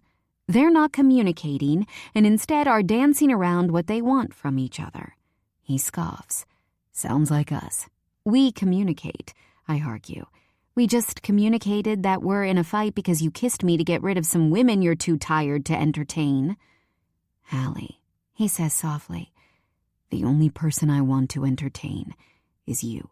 You and your dramatics keep me totally occupied. I kissed you because I'm a really big fan of kissing you. Some might say obsessed. It's the first thing I thought about doing when I got off the ice. Being here listening to you create imaginary conflict is going to get me into an actual conflict with Faulkner. But it's worth it. An obsession sounds pretty dramatic if you ask me, I mutter, burying my head in his chest to hide my face from him. You should go do your leadery duties and leave me to my imaginary friends, I guess. I'm excited to fight with you when I'm done, he says, kissing my forehead. Can we save the fight until a later date? I'm kinda a big fan of not fighting with you ever, I say teasingly. He nods as he laughs, walking away. It's not until he's going back through the no-access door that I realize quite how many people are watching me. I dig my headphones out of my purse and concentrate on my characters dancing around what they want from each other, and definitely not on Henry saying that sounds like us. There is no feeling more unnatural than silence in Henry's house. While everyone piled in here earlier to celebrate their much-wanted wins, when they all headed out, Henry told them he was staying in tonight with me. I'm pretty sure he said, with Halle, so they couldn't argue with him, and I don't mind being his get-out-of-jail-free card if he's tired from the adrenaline. As soon as I made myself comfortable on his bed with my laptop, he disappeared into another room, and when he came back, he was wearing his painting clothes and had a fresh canvas under his arm. He did not entertain my excitement that I was going to see him do something more than sketch. Instead, he sat on the floor and opened a small palette of paints, and that's where he's been since. I don't know what he's painting, but given he's never let me see his work properly before, I'm too scared to ask in case it causes him and his canvas to scurry off somewhere else in the house. I can feel you watching me, he says, as he swishes his paintbrush against the material. Watching sounds creepy. I'm admiring. I love your artwork. The little you show me, anyway. I only get to see the things he does for me, not for himself. The drawings of joy. The flowers he draws because I prefer them to real ones now. The portrait of Quack Efron, being a distinguished gentleman wearing a suit, and not forgetting the things he draws on me. Henry places the paintbrush between his teeth and stands from the floor with his palette and the towel it was sitting on. He throws the towel onto the bed beside me and puts the paint down. With one hand, he closes my laptop and puts it on his bedside table, takes the paintbrush out of his mouth with the other, and sets it next to the palette. "What are you doing?" He climbs on top of me, straddling my hips so I can't move. "I'm painting. Can I lift your shirt up?" "You're going to paint on my stomach?" I ask, already knowing the answer before he nods. "It's not flat." "I've seen your stomach before," he says, like I'm ridiculous for even pointing it out. "Why does that matter?" "It's just not toned, and I have some marks. And I'm pretty sure there's a few black hairs beneath my belly button that I haven't tweezed." "It isn't weird to me that you have stretch marks." He pulls the arm of his t-shirt up and flexes, twisting, until I spot the faint faded lines on his biceps. "I have them. You don't need to feel insecure." I wouldn't say I immediately feel super defensive, but there is an aspect of how I want to react that is to defend myself. I know my body isn't what society would define as perfect, but I've worked hard to love myself through the years when it's felt like everything is designed to convince me not to. I'm not insecure. I like my body, I say. Other people seeing it isn't something I'm used to, that's all. I was just worried it wouldn't be a good canvas. "You're my perfect canvas, Halle, every part of you, but good to both of those things. I like your body too, and I like being the only one to see it." Perfect canvas. "What are you going to paint?" "You'll have to wait and see." I lift my t-shirt and tuck it under my bra to keep it out of his way. He doesn't talk while he gets to work, starting with large strokes across my ribs and below my belly button, followed by hundreds, if not thousands, of smaller dabs and flicks. He hums to himself, occasionally pausing to sit back to assess his work. Every brush stroke feels like a kiss against my skin, and when he checks if I'm okay, I can only nod, because the tenderness of it all is too much. It feels so personal and so special, and he wants to do it with me. He climbs off me and works from my side, lying on his stomach, then my other side, then between my legs. Every so often he asks me if I need anything, but I say no because I don't want this to end. It does end, and he makes me lie on the bed until it dries so I don't ruin his masterpiece. "Do I get to paint on you next?" I ask, moving very slowly as he helps me get off his bed and walk toward his full-length mirror. "No, I've seen your doodles. You're really bad at art." "You're so rude sometimes. Do you know that?" I grumble, scowling at him over my shoulder as we walk across the room. He covers my eyes as we take the final few steps. "Everyone tells me not to filter what I say until it's time to tell them they're bad at art. Are you ready?" "Show me." Henry takes away his hands, but stays close behind me. His face presses into my neck, kissing over where my pulse is hammering. Lilac and lavender swirls intersect with pearlescent white clouds across my rib cage. Soft hues of pinks and blues and greens decorate my skin in the most delicate way. White and yellow blend seamlessly into it all. It takes me a second to realize what it is. "You like meadows. It's the first thing you ever drew on me." "I spend a lot of time daydreaming about lying in them. Feels like it would be peaceful. I've developed a fondness for daisies, too." There's an H on the lower left corner of my stomach in thick black cursive. It's the only bold color on my stomach. "You signed me." His fingers dance across the skin beneath his initial. "How does it make you feel when you look at it?" "Pretty," I respond, answering honestly and feeling more vulnerable than I have before. "You always make me feel pretty." "You feel like that because you are pretty, Halle." "Promise me you'll let me experience going to a meadow with you." "I promise." Chapter 26. Henry. Finals is the only time of the year when I feel like I have the upper hand academically over all my friends.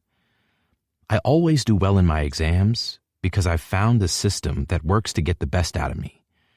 Practical work has never been a stress for me because I enjoy it so much, and written work falls into my system. It's simple. I let the impending dread build and build until I start to convince myself that if I don't start doing something, there's no way I'll pass. And then I start studying. Is it the perfect strategy? No. Is it perfect for me? Yes. And it's never done me wrong. Poppy stared at me with her mouth slightly ajar while I explained it to her and Halle. I told her I wanted to react in the same way when I found out she wants to be a kindergarten teacher.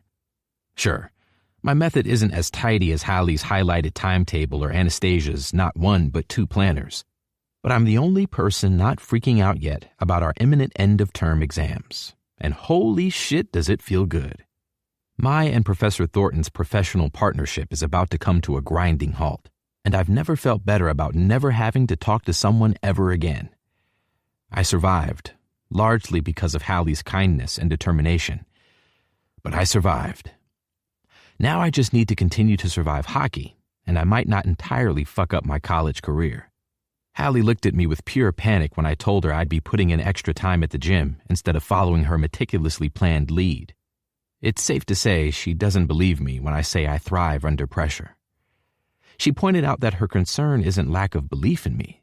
It's because every time I've been under hockey pressure, like losing, I've had what she calls a meltdown. I can't see her point. When everyone collectively agrees to concentrate on textbooks instead of beer pong tonight, I try my hardest to look disappointed. Halle and Aurora are giggling across from me, whispering to each other like a couple of kids. What? Nothing, Halle says quickly, eyes flicking back down to her paper. I look to Aurora, saying nothing because I know I don't need to. She'll tell me if I stare at her long enough. It's around 12 seconds. You're just a terrible actor, Hen. I've never seen anyone look so relieved not to get to go on a night out. I'm devastated, Aurora. I'm surprised you can't tell. To me, it sounds convincing, but for whatever reason, they start giggling again. I don't know whose idea it was to have a late-night group study session, but if it means I don't have to go to a sweaty frat party, I'm all for it. The front door opens, and Russ and Robbie appear holding bags of food. Russ looks at me and nods toward the den.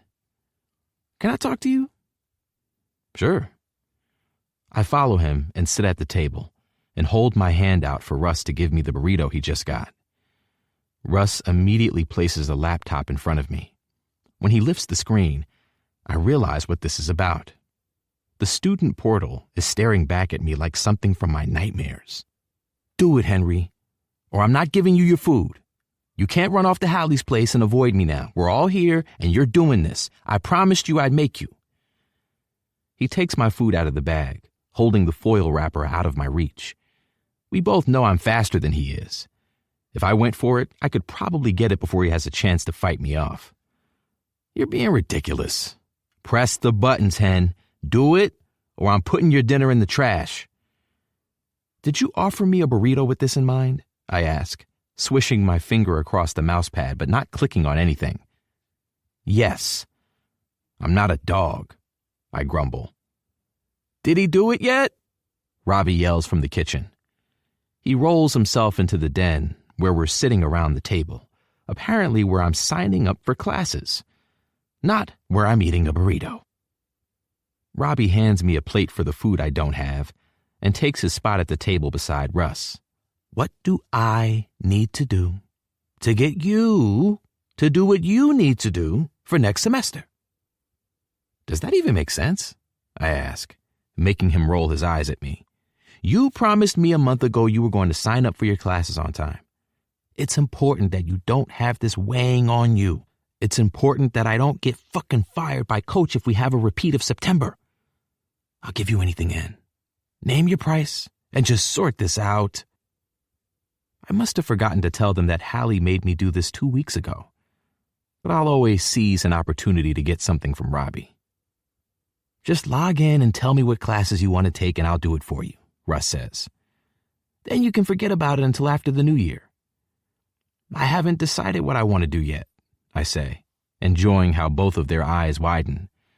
I might take Thornton's other class. What do you mean? What do you want to do? You've been complaining about him for literally months, Robbie snaps. Russ unwraps his burrito slowly, and I stare at mine longingly. Is that the one Aurora and Halle are doing? The sex one? Robbie stops eating his own food and glares at me. Please, tell me you aren't considering putting yourself through more misery just to study sex with Halle. Do it in your bedroom like a normal couple. Don't get fucking graded on it. I ignore when he and Russ both mutter, "We're not a couple," under their breath before I can. I shrug nonchalantly. It sounds interesting. I like 18th century art. You need to get laid, Robbie says, like I'm not incredibly aware of that fact. You've lost your mind. Henry, promise me you're not going to do it. You can spend every spare second with her if you want to. You don't need to be with her during college hours, too. You don't like him, remember? Just because Halle is fucking brilliant and made it easy for you doesn't mean you should go through it again. It wasn't that bad, I say, and his face starts to redden. I think you're looking at it with rose-tinted glasses, Russ says carefully. I know Halle made it manageable for you, but when she wasn't here, you complained about Thornton a hell of a lot. I don't remember that, I say. Robbie is now very red. There's a vein in his forehead I only usually see when we're losing. Well, I do, Robbie snaps. You complained a fuck ton, so much that I felt like I was taking the class with you. This is more fun than seems fair. If JJ were here, he'd tell me to do it, and he'd let me eat my burrito. Robbie snorts. JJ told you to get your dick pierced, and you told him that you'd rather swim with hungry sharks than ever take his advice. But sure, you'd listen to him about this. It's funny how you say, ask JJ and not Nate, who absolutely would not allow you to take a sex class. To Robbie's credit, that's exactly what I said. However, I've taken JJ's advice more recently, and it hasn't all gone horribly wrong yet. Did you start doing brain training or something? Why do you suddenly have the memory of an elephant? I ask Robbie. And you know it's not a sex class, right? It is definitely about art and literature. Robbie looks at his watch, then back at me. It's been 5 minutes of nonsense and not 5 minutes of you prioritizing your education. I'm being serious, Hen. Name your price. My price is my burrito. Give, I say to Russ, pulling the laptop toward me at an angle where they can't see the screen. Russ hands it over and they both sit, breathing loud sighs of relief, and unknowingly watch me type Halle an email about my burrito. After a couple of hours of everyone pretending they're studying, Halle and Aurora leave with the other guys to their respective houses. I want Halle to stay, but I also want to work on her Christmas present, which I only decided to make a couple of weeks ago. She was cool with it and said she'd use her free time to study without me trying to distract her. I've noticed she says I distract her a lot, and I've been spending a lot of time trying to decide if she's hinting that I should stop. If it was anyone else, I'd ask them outright. But with Halle, I know that she'd tell me whatever she thinks I want to hear. When I ask her if she's regretting not going home for the holidays, she tells me no. But I think I can tell that it's not the truth. She looks down before she smiles, and she lifts her shoulders up high, tilting her head to the side before saying, "It is what it is." Cammie and Aurora said Halle says the same thing to them, which makes me want to do something extra special for her. And the good thing about Aurora is that she loves interfering and making plans. I'm about to find my tablet to continue with Halle's gift when I hear my name being yelled from downstairs. What? I shout down in response. Halle is calling you. Take your phone off Do Not Disturb. Russ calls back. Oh, shit. 6 missed calls. Sorry, ringer is off, I say when Halle answers my call. What's up? Is my laptop charger at your house? She says frantically. Looking around my room, I spot it on the floor beside the slippers she left here. Yeah. I'm on such a roll with this chapter and my laptop is going to die. I'm going to forget everything I want to write. Oh my God, I can't believe I left without it. What was I thinking? She says. I can hear her rummaging around on the other end of the line. Can you bring it over, please? I'd come get it, but I need to get this out of my head. I'm on my way, I say, silently proud of her for asking. I'll be quick. Don't forget anything. Hurry, she yells as I grab a sweatshirt and put the charger in the pocket. Russ lets me borrow his truck so I don't have to jog over there. And it's another reminder that I really need to get my own car at some point. Looking at cars is boring, and every time I try to pick one, I end up distracted. It only takes 10 minutes from leaving the house to pulling into Halle's driveway. And when I walk through the door, she constantly leaves unlocked when she shouldn't. She's lying on her living room floor, surrounded by sheets of lined paper, covered in a more frantic version of her neat handwriting. Laptop died, she says, tearing the paper from the pad and tossing it onto the growing pile. Can't talk. I don't say a word as I plug the charger into the socket and connect it to her laptop.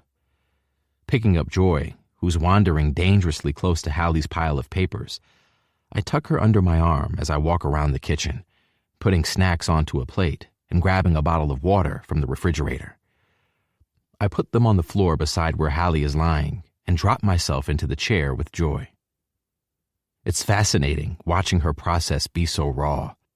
Normally when she writes, it consists of her groaning at her laptop or being so into it, she zones out and doesn't hear me talking to her.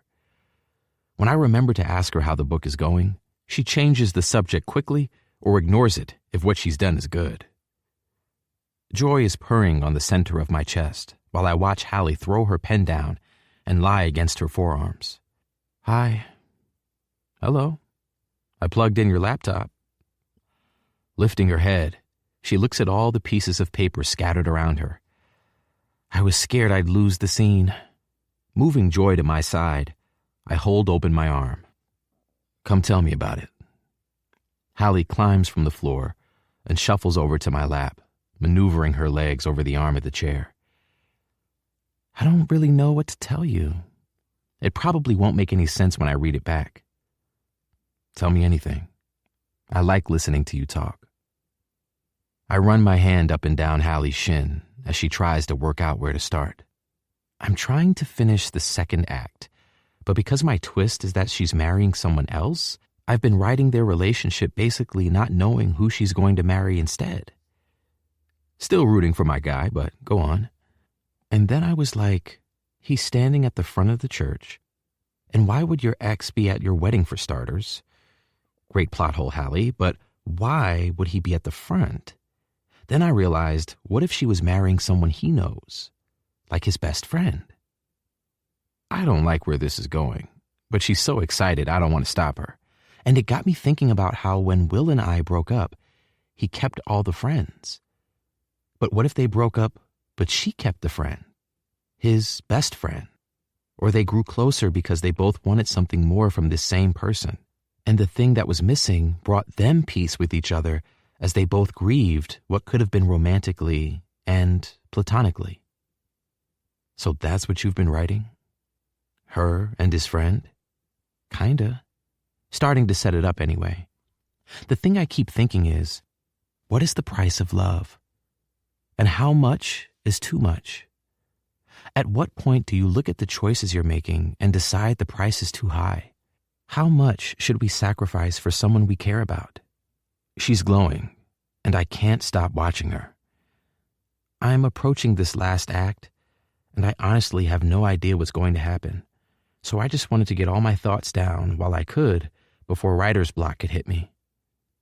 She cups my face with her palm and kisses me gently. Thank you for coming over so quickly.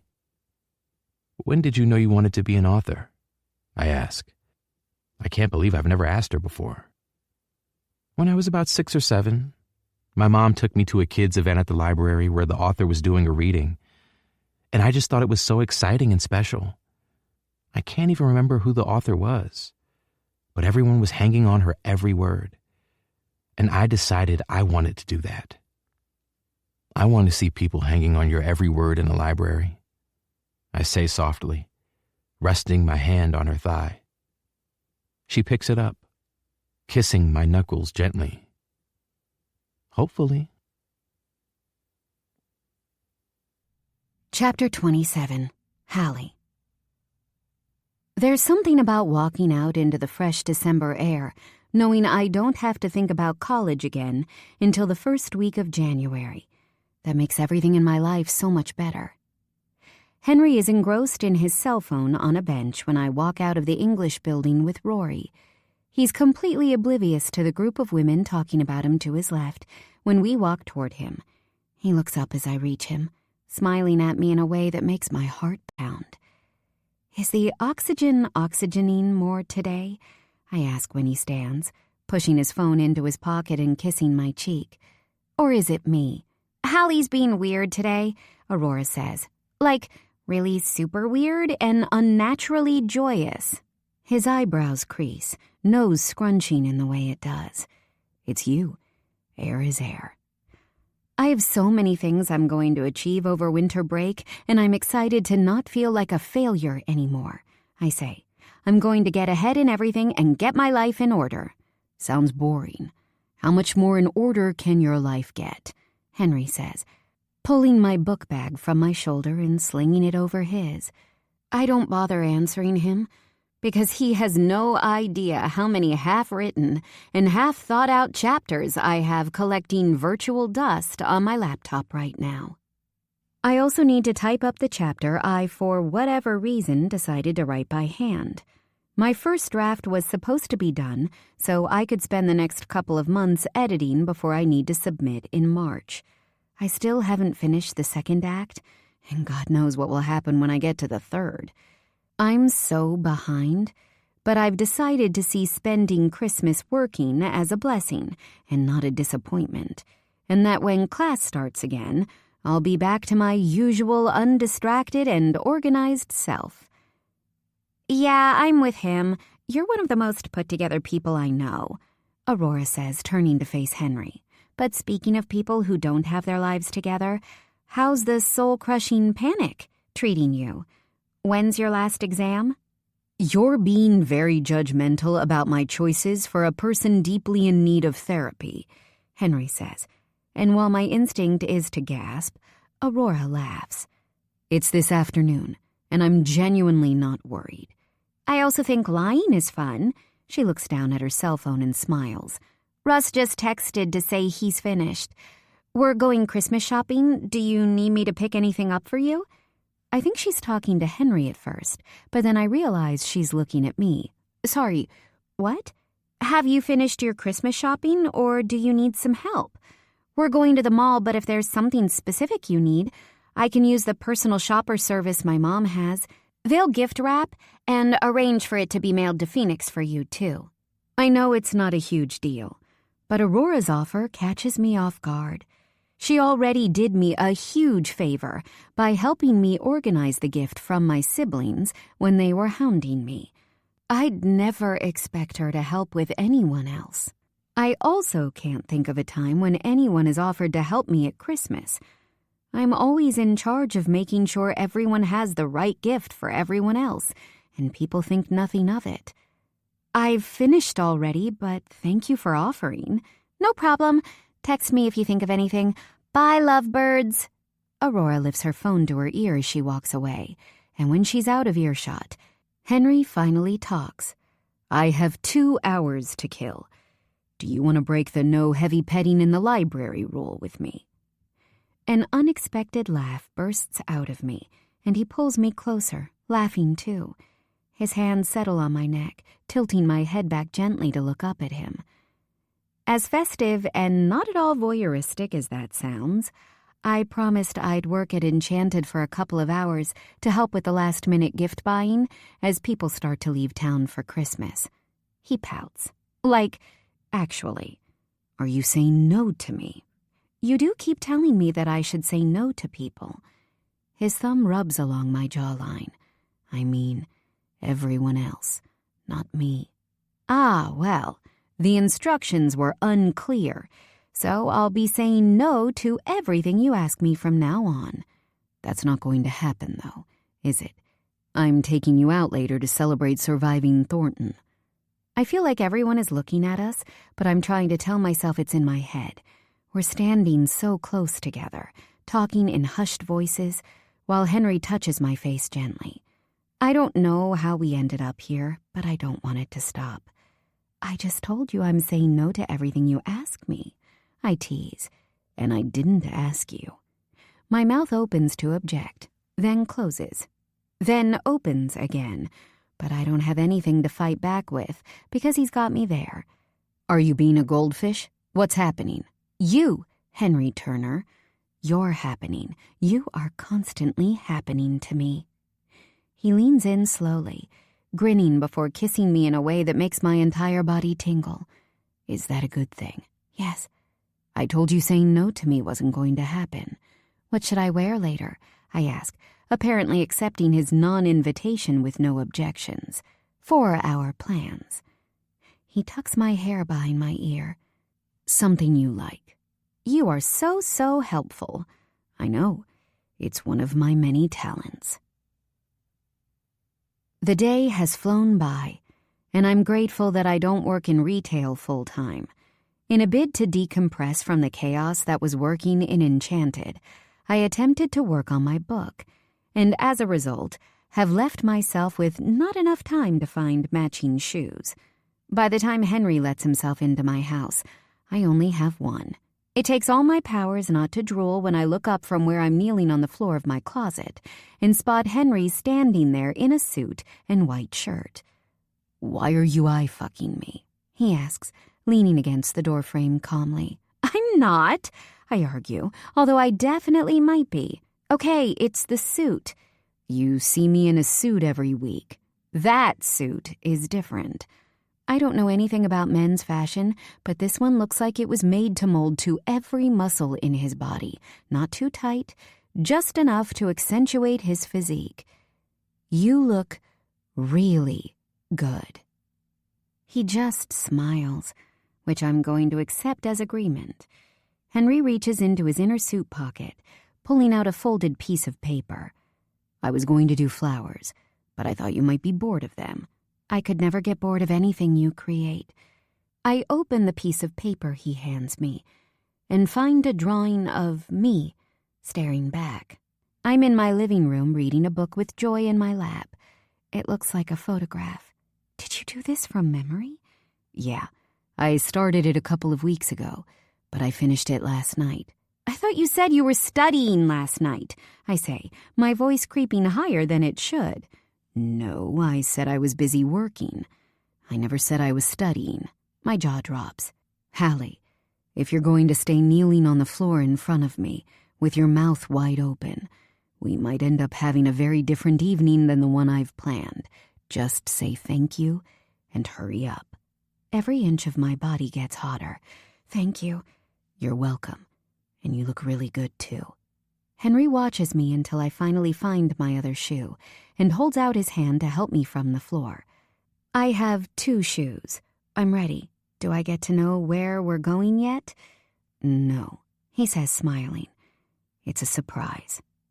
We put the makeshift cardboard wall around my Christmas tree to prevent Joy from trying to climb it, and leave her with Destiny's Child's Christmas album playing for company. I truly believe that Henry would bring her everywhere we go in one of those cat backpacks if I let him. We sit in a comfortable quiet, letting the radio fill the silence between us as we idle in traffic. His hand is holding the inside of my thigh, and I'm trying to hold myself together. He turns the radio down, twisting in his seat to face me as we slowly creep down the highway. Have you written anything today? Maybe like 1,000 words before I started getting ready. I was pretty tired after helping at the bookstore. And what were your imaginary friends doing for those 1,000 words? He asks, eyes darting between the road and me. Is she dating his friend yet? No, the book moves around in time, so you see the key things in their story. I'm writing the past when she's worried she likes him more than he could ever like her, because he isn't a relationship guy. She's scared to get hurt, and she's keeping bits of herself back, which he hates. She wants him to prove that he deserves those bits before she hands them over, and he wants her to just trust that he can be the person she needs because what they have is special enough for the risk. And can he? Change for her? No.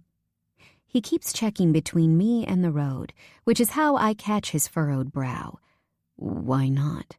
You're asking me to spoil the book for you? He nods. I don't know yet. I'm working it out as I go, mainly because I question if one person should change to be in love with another person. At what point do you eventually revert back to the person you were? And is the love even genuine if you had to become someone else to achieve it? I disagree, he says. I think the right person makes you the person you were supposed to be in the first place. I don't agree that you become a different person. That suggests people can't change through all the other factors that make people evolve that aren't romantic. What makes you say that? I've seen my friends change for the better because they fell in love with the right person. If people only fell in love when the other person became their perfect match, messy relationships wouldn't exist. People can't control when they fall in love. You wanted to love Will, but you couldn't. I take in what he's saying, and it seems so different from our first date when we talked about my idea. What happened to not valuing romantic love above the other types? What happened to complicated is exciting? He squeezes my leg playfully. Does she really have to marry someone else? I haven't written it yet, but yeah, that's the plan. I'm going to keep asking, he tisks. I still have faith in my imaginary man. He's going to pull it out of the bag and win her. The traffic picks up, and we revert back to our normal, comfortable silence. I realize where we're going when Henry takes a familiar exit, and I'm immediately glad I found my other flat shoe. I've always intended to visit the Bird and Bolton Art Gallery, but I haven't had anyone to go with. Henry climbs out of the car, immediately walking to my side and opening the door for me. He holds out his hand. You've really got this gentleman thing down, I tease. It's the suit. He threads his fingers through mine like he did earlier. Makes me act up. He produces 2 tickets when we reach the entrance and scans us through the barrier. I've always wanted to come here, I admit. Thank you for bringing me. I've been wanting to bring you for a while. I was just hoping I'd have something special to show you here. I let him guide me through the first floor. His hand grips my waist to gently tug me out of the path of someone staring at a pamphlet as they walk toward us. His finger runs down the length of my forearm. You have goosebumps. Are you cold? The AC is a little high. I flat out lie. Lying might be bad, but so is admitting that my body does weird, uncontrollable things in his presence. It's my fault for wearing this dress. The dress is perfect, and you look perfect in it, he says, shrugging off his suit jacket. Before I have time to object, he places it over my shoulders. I don't want you to be cold. Thank you, I say, but it comes out as more of a whisper. Why are you whispering?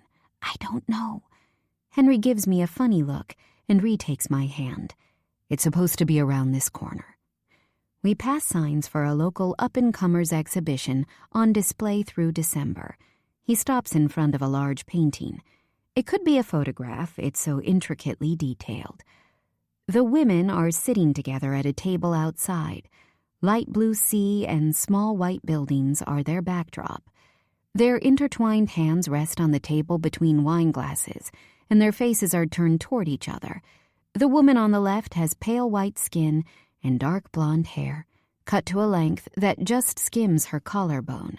Her blue and white collared shirt is unbuttoned at the top, and I can just about make out the Y and H initials hanging from a delicate chain around her neck.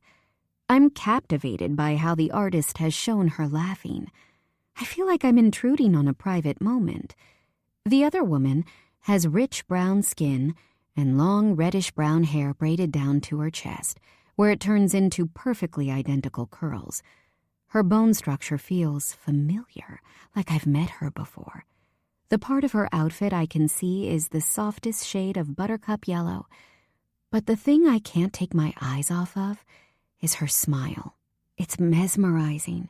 And even as someone with no knowledge of art, I can tell the time and care that's gone into this piece. Someone who loves these women painted this, I'm sure of it. Beneath the name of the painting is a much smaller rectangular plaque with black letters sitting on a white background. Two Women in Love. Henry Turner. You painted this? I'm trying not to let the shock show on my face, since it feels like I spend a lot of time with my mouth hanging open around this man. Henry, it's stunning. Are they your mom's? He nods. I'm glad you like it. Okay, we can go now, he says, placing his hand on my waist. Wait, I whisper, twisting to face him. You're showing me your art, Henry.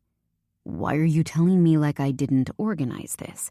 Because this is monumental for me. You don't like people looking at your work, and you're voluntarily showing me work that isn't of me or on me. Can you understand how special that makes me feel?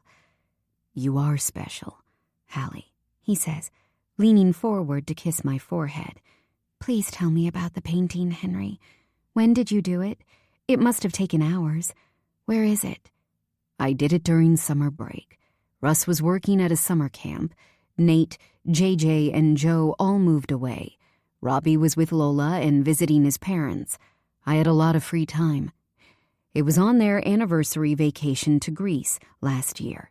They borrowed my camera for the trip, and I found it when I was looking for something else. They look so happy in the photo. I decided I wanted to paint it. What do they think of it? Wow, you're asking a lot of questions tonight. They haven't seen it yet. I forgot to tell them I'd submitted it. They both have some vacation time for Christmas, so I'll ask if they want to see it one of those days I'm home. They're going to want to see it, Henry. They're definitely going to want to. I'm so proud of you, and I'm so honored that you've shared it with me.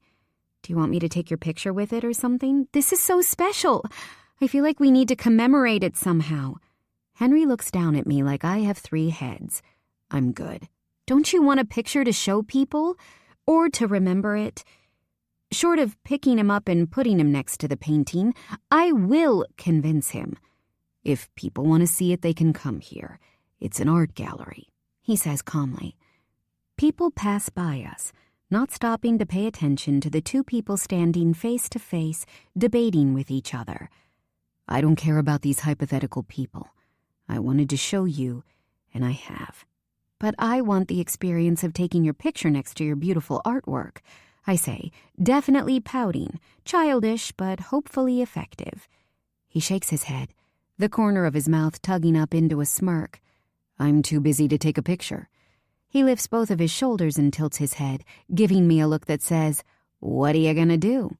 You're too busy, I repeat. Number 1 in the Henry and Halle Code of Conduct rulebook. We have to be honest about how busy we are. You're...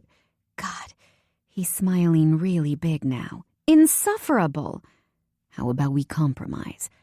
Both of his hands find my waist, and my pulse ping-pongs around my body as he walks me backwards slowly. There's no sound except my feet hitting the floor and our breathing. When I sense the wall behind me, he stops moving, letting go of me to take a few steps back himself. He pulls his cell phone from his pocket and holds it up. I'll take your picture with it. You're joking. If you want this picture to turn out nice, I recommend you stop talking and start smiling, because you look possessed in that last one. Oops, there's another one. Fine, I snap, smiling next to his painting. After 10 seconds, he finally lowers his phone. Beautiful. Do I get to see? He nods and walks over, handing me his phone. I'm deleting the bad ones, but they're my favorite, he groans as I pull up his camera roll. He wasn't joking. I really do look possessed. I spend more time deleting awful pictures than I do looking at nice ones. But at least I know I'm not going to come here one day and see it hanging on the wall. Are you done being a photography critic? We have a dinner reservation, and I'm so hungry. I'm not done looking at your work, I say. We stand side by side in silence, elbows touching, looking at the two people who made Henry Turner the man he is. How do you feel when you look at it? He mulls over my question for a little while, but I don't mind waiting. Lucky. What about you? Grateful. Chapter 28. Henry. Normally, I don't love our Christmas party, but this year, it feels different. Robbie has relaxed a little with his party antics since starting grad school. I know he has a lot of work on his plate, as well as trying to prove to Faulkner and the College Board that he's responsible enough for a permanent job at the end of the year. We're still having our normal fancy dress party, but he hasn't gone over the top the way he has in previous years. He says it shows maturity and didn't like it when I said it seemed like poor time management, since he forgot to order the decorations by the cutoff. That said, our house still looks like Michael Bublé himself threw up on it. Michael, and I've been forced to listen to him enough that I feel like I can call him by his first name, has been playing for the past week. In between exams, we slowly decorated the house to meet Robbie's standards. Lola tried to help, but she's easily distracted and not great at taking directions. Ironic for someone who wants a career on stage. I immediately banished Aurora and Poppy for similar traits, but Halle, Cammie, and Amelia were very helpful. I'm already drunk when guests start showing up, which makes everyone patting me on the back for our recently improved game performance more tolerable. People keep stopping to say hi to me and chat while I'm trying to mix a punch bowl for Halle. Multiple women I've hooked up with keep trying to talk to me. I have been politely telling them I'm not available, which results in their faces dropping before walking off. Sure, I might not technically have a girlfriend, but I'm definitely not available. And the person I'm not available with really likes this punch I'm trying to concentrate on. After people we know had their drinks spiked a couple of months ago, we stopped making random shared drinks. But tonight is the exception because I'm going to guard it with my life. Cammie is coming, and it's her first party since October, so we have a system to keep drinks separate from the rest of the party to help her feel comfortable. Poppy has stopped drinking alcohol altogether after she said she found herself panicking as soon as it started to have an effect on her. Russ leans against the counter beside me. Breaking hearts isn't very Christmassy. The only thing I've broken today is the mistletoe above the front door. That went straight into the trash. There's no way I was giving one of the guys the opportunity to kiss Halle when she gets here. What are you talking about? There's like 3 women outside comparing conspiracy theories about why you're not paying attention to them. He sips his beer to stop himself from laughing. They might need a support group once they see that post. Why is everyone around me so annoying? I woke up this morning to a million messages in our group chat because the insidious UCMH gossip page posted me kissing Halle after her exam yesterday. I didn't look at it properly because I don't care, but Halle was very embarrassed until I reminded her that she isn't allowed to be embarrassed with me. I add the final pour of vodka and grab us a cup to test it. When Russ takes a sip and his eye twitches and face tightens, I realize I forgot to add in the orange and pineapple juice, and I've basically given him lemon-flavored liquor. My bad, buddy. I feel like my tongue is sweating. Is that possible? It's the lemon. Or maybe the tequila and vodka. I can't be sure, I say, laughing at the way his face is twisting. Not to make this weird, but I'm glad you have your spark back after that bad time, Russ says. And that's when I realize he's a little buzzed too. You're a great friend and a great captain. Why are you making things weird? I ask. He rubs the back of his neck with the palm of his hand, then pretends to fix his Santa hat. I've said it now, so there's no going back. I'm just going to go wait for Rory to show up and for Robbie to announce the game. If Halle blushes occasionally, then Russ blushes often, all the way to the tips of his ears. I'm not a huge fan of heart-to-hearts. They always feel awkward and unnecessary, but I believe it takes a lot to start one. Thanks for saying it. I appreciate it. Thankfully, it doesn't take long for the girls to show up. Halle told me her favorite part of doing anything now is getting ready. She always wanted a big group of girlfriends she could do things with, and now she has one. I can see the white halo on her head bobbing through the crowd as she makes her way toward me in the kitchen. Her white dress stops halfway down her thighs, and she has white feathered wings poking out on her back. "Are you a Quack Efron?" I ask, looking her up and down. She throws her arms around my neck and kisses me, which catches me off guard more than anything. When she leans back and looks up at me, I realize that she's buzzed. She told me earlier that it's my job not to let her get drunk so she doesn't turn into a hungover nightmare. It's a plan I can get on board with. "A duck? I'm an angel." Aurora appears behind her dressed in green. "And what are you?" I ask her. "I'm a Christmas tree, duh." She motions to her green dress like I was somehow supposed to get that from just looking at her. "You both look great for a chicken and a plant." Amelia and Poppy appear behind them with Cammy, and I try to guess what their outfits are supposed to be before I have to go through this again. "Are you two supposed to be dominoes?" Amelia snorts, but Poppy, who I assume oversaw costumes, judging by her reaction, looks offended. "We're snow women." I finally look at Cammy, and I want to give up immediately. "Did you get into patchwork quilting during your partying hiatus?" "I'm clearly Sally from Nightmare Before Christmas." She folds her arm across her chest. "What are you supposed to be?" "First of all, that's a Halloween movie." I point to the same hat I've been wearing for 3 Christmases. "And I'm obviously Santa." The 5 of them stare at me with the same expression, but I can't place what it is. Respect, maybe? Awe and wonder? Halle's arms leave my neck and travel down my body until she reaches the hem of my shirt and pulls it out. "You're not even wearing a costume." I shrug. "I'm an undercover Santa. I'm checking if the information I have on my list is correct, or something." "You're Santa's auditor." Aurora's head shakes slowly. "Unbelievable and yet so on brand. Props to you for your consistent dedication to the bare minimum. I go above and beyond where it matters." "So I've heard, lover boy," she says, and Halle slowly turns to look at her. I look across the 5 of them. Did nobody think to be the Spice Girls? Well, Christmas Spice Girls? "How on earth do you know who the Spice Girls are?" Aurora says, shaking her head. I think she's irritated I saw the resemblance when she didn't. I don't know how they missed it, considering they all fit the bill perfectly. "I played with JJ for 2 years.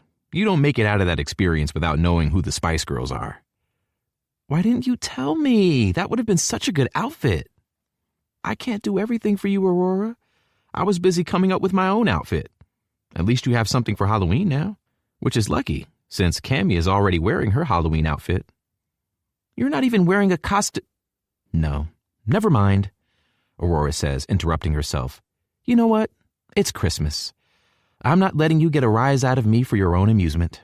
I'm going to find my boyfriend because I bet he can tell I'm a tree." "He's in the den," I say, nodding toward the adjoining room. "He's also an undercover Santa." Not if I have anything to do with it," she says as she walks off. I explain the drink situation and try to reassure the rest of them that they'll have a good, safe time. Amelia, Poppy, and Cammy thank me and follow Aurora to the den, leaving me alone with Halle. "You look beautiful," I tell her. "The most beautiful swan I've ever seen." She pins me with a look as she shuffles her wings. "Oh, so I'm a swan now. I wanted to be a donkey, but I wasn't allowed. Apparently, a donkey wouldn't make you fall to your knees and be overcome with desire, because that's something that's important." Aurora says weird stuff sometimes. Oh, it wasn't Aurora. It was Jaden. He called Amelia while I was there and wanted to know what my outfit was. Her eyes flutter closed as I run my finger beneath where her cheekbones are shimmering under the lights and tuck her hair behind her ear. Something I do because I like to hear the way she tries to steady her breathing when I touch her unexpectedly. We should really have a rule about listening to JJ about anything. She looks down at her dress, then back up at me innocently. I guess you're right. It definitely didn't make you fall to your knees. I've wanted to get on my knees for you from the second you walked in, but it wasn't because of your dress. It's because of how much I like making you come.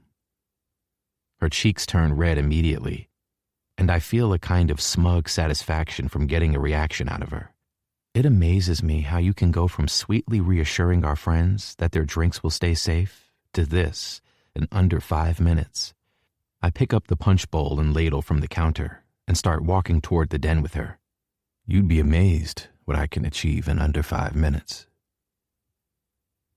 The house party has overspilled into the garden, and it feels like every person at UCMH is in our house right now. I took a seat on the couch in the den and put the punch bowl on the table beside me earlier, and it's where I've stayed. I've noticed that now Halle is with me. People don't talk to me as much because they all want to talk to her. I love it. If anyone tries to include me by asking me a question, I defer to my little social butterfly, and I'm back in the safety zone again. The only bad part is when she gets up to use the bathroom and I have an unestablished amount of time to fend for myself. She goes with her friends, and they take a fucking lifetime. Maddie drops into the seat beside me. Did you know about this? Define this. Maddie gestures to Robbie on the other side of the room, talking to a more animated than normal Bobby. There's no game. So? Robbie follows Bobby across to where we're sitting, rolling his eyes dramatically. He's not joking, Bobby says as he throws himself onto the couch, making it shake. I feel like I'm missing an important part of what's happening, I say, looking between my feuding friends. There's no game, Robbie and Bobby say at the same time. I try hard to understand what's happening with the various grievances I'm made aware of on a day-to-day basis. Nate played mediator, and now it falls to me. But this one has me totally lost. So? If there's no game, what's the point? Why are we all even here? Maddie groans. The circle grows as Russ and Aurora appear, and Halle returns from the bathroom with Cammy. What's happening? It's my new low-key vibe, Robbie explains, without really explaining. The days of drunk Jenga are behind me. Plus, we all know how that ended last time. How did it end last time? Cammy asks, filling her cup from the punch bowl beside me. Russ and Aurora fucked, and Henry ran down Maple Avenue naked, Maddie says. Two beautiful things that wouldn't have happened if you didn't stay true to yourself, Rob. Nate and Stassi, you and Lowell's. It happened at your parties, where there were games. Hen and Halle, too. You're the invisible string brother. Why are you holding out on the rest of us? Does he always talk like this? Cammy asks, looking at Maddie with a disgusted but kind of amused expression. Like if he just keeps going, people will believe what he says. Because I'm almost 100% confident that's not what invisible string theory is about. Me and Halle listen to the song about it every single work shift. Yes, multiple people say at once. When he's really drunk, he likes to reimagine things to suit whatever he's trying to do, Robbie adds. You don't need a drinking game to have a good time, Maddie. Wait, we didn't meet at a party, I argue, glancing at Halle, who looks like she's questioning why she ever wanted friends. We met in a bookstore. That you were at with Aurora, who you wouldn't know if Muffin hadn't slutted himself out after, drumroll please, a game at Robbie's farewell and fuck-off party, Bobby says. I'm seeing the vision.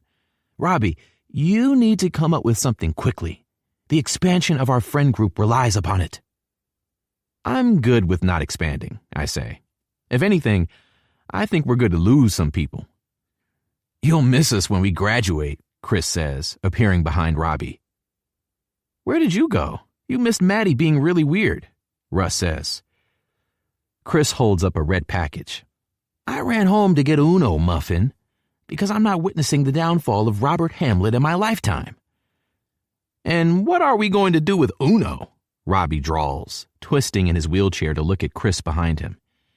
Chris shrugs, and it's clear he hasn't thought that far ahead. Anything can be made into a drinking game. You taught me that. Robbie turns back to face me and pinches the bridge of his nose. I have to fly home in the morning. If I miss my flight, one of you is driving me to Colorado. That's the spirit, Maddie says. I'll find the shot glasses.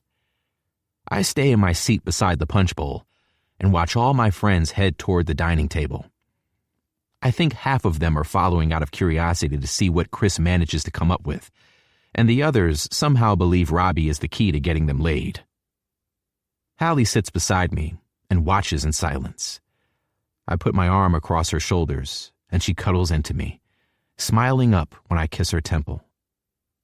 You don't want to play? She shakes her head and rests it against my shoulder. I'm good here with you. You don't want to test if Robbie's party game is the center of a happy relationship? Nope. Like I said, I'm good here with you. Halle? Yeah? Where did your eagle wings go? Chapter 29. Halle. If I ever unexpectedly find myself in a position of any sort of power, there are a few rules I'll immediately put into place. 1. You cannot answer the question, "What do you want for Christmas?" with, "Nothing, I don't need anything." 2. When someone says that they're taking you away for the night and you ask, "What do I need to pack?" they cannot answer with, "Whatever you feel comfortable in." 3. Christmas traffic is illegal. When Henry told me that he wanted to take me away for the night because I'm now working double shifts from Christmas Eve until the day before New Year's Eve, I didn't expect it to result in this level of stress. I don't even want to do double shifts. But when my manager asked me to because someone quit unexpectedly, I didn't want to let him down when he said everyone else had said no. As grateful as I am for the extra money, especially because nobody told me how expensive having a social life is, it's really thrown a grenade at all the things I hope to catch up on during winter break. I'd fully intended to get ahead, and now I guess I'll have to work harder and stay up later to do it. Something I wish I'd worked a little harder on is packing a bag for this trip. Joy is on vacation at Mrs. Astor's house, living her best life, getting all the attention from the visiting grandchildren. And here I am, on my bedroom floor, surrounded by clothes. After I spend 5 minutes staring at them, hoping they'll compile themselves into some kind of outfit, Henry walks into my bedroom. "Wow, you're messy," he says, sitting on my bed behind me. "I love it when you compliment me," I drawl, rummaging through my clothes. "Why is everything the same color?" "Your tits look great today, and I like your hair like that." It's enough to get me to break the staring contest with my floor-drobe and look at him. "Huh?" "You said you love it when I compliment you. I can keep going. I have a long list of things about you that I like." That's... "Thank you?" I say, unsure what there is to say. He leans toward me from the bed, and I think he's trying to kiss me until he starts to squint. "Why do you only have stuff on one eyelid?" That's a really great question. I cross my legs and try to sit back to look at him comfortably, but I can't find a place to put my hands because of all the clothes, so I opt to climb onto the bed beside him instead. Because my mom called when I was putting makeup on to beg me to book a flight home and call out sick. I couldn't get her off the phone, and then I realized you were on your way and I hadn't packed anything. Not that I'd admit it to Henry, but there was more than one time where I almost agreed to let my mom book me on a flight. She's upset I'm not there, and as much as I've tried to make my peace with it, I'm upset I'm not there too. Was your mom okay? Are you okay? I nod, although it lacks conviction. I knew she was really sad when she gave up on trying to make me come to Phoenix and started trying to convince me to go to my dad's. She just doesn't want me to be so far from people who love me on Christmas. I said no and stuck to my guns. Henry holds out his arm, and I slide under it, breathing him in deeply when he kisses the crown of my head. You won't be.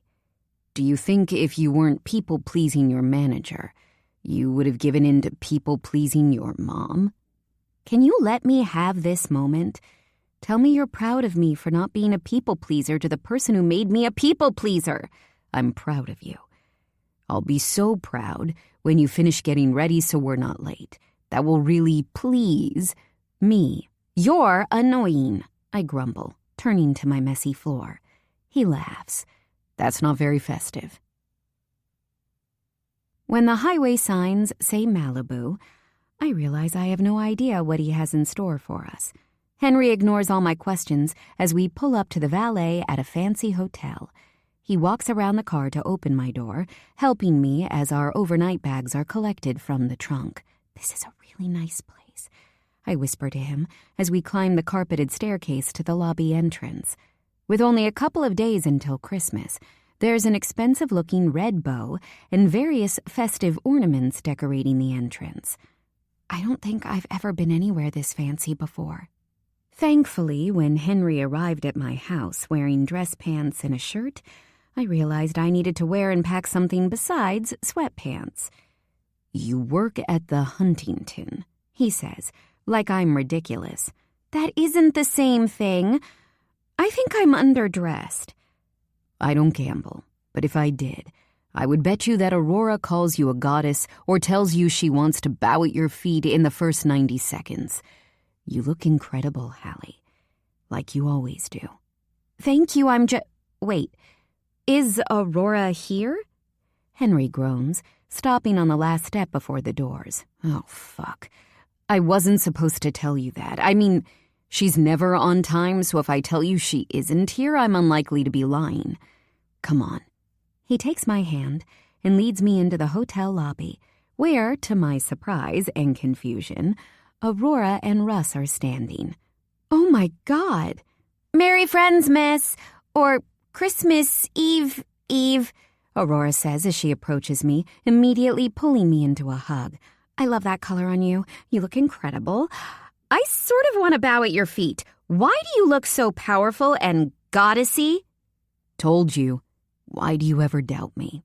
Henry mutters beside me. I nudge him with my shoulder playfully, and he keeps me close by wrapping his arm around my waist. He looks at our friends. I didn't think you'd be on time. You're one to talk, Aurora says. You're constantly showing up late. I'm late because I don't want to go. Not because I can't be ready on time. It's different, Aurora. Henry counters, which, to be fair to him, is true. We're early because Roar wanted to get away from the sibling rivalry, Russ explains, trying his hardest not to laugh. Aurora rolls her eyes, and I can't help but ask because Aurora's family life is already a little strained. Elsa? God, no! My sister doesn't do family. She's in the Maldives.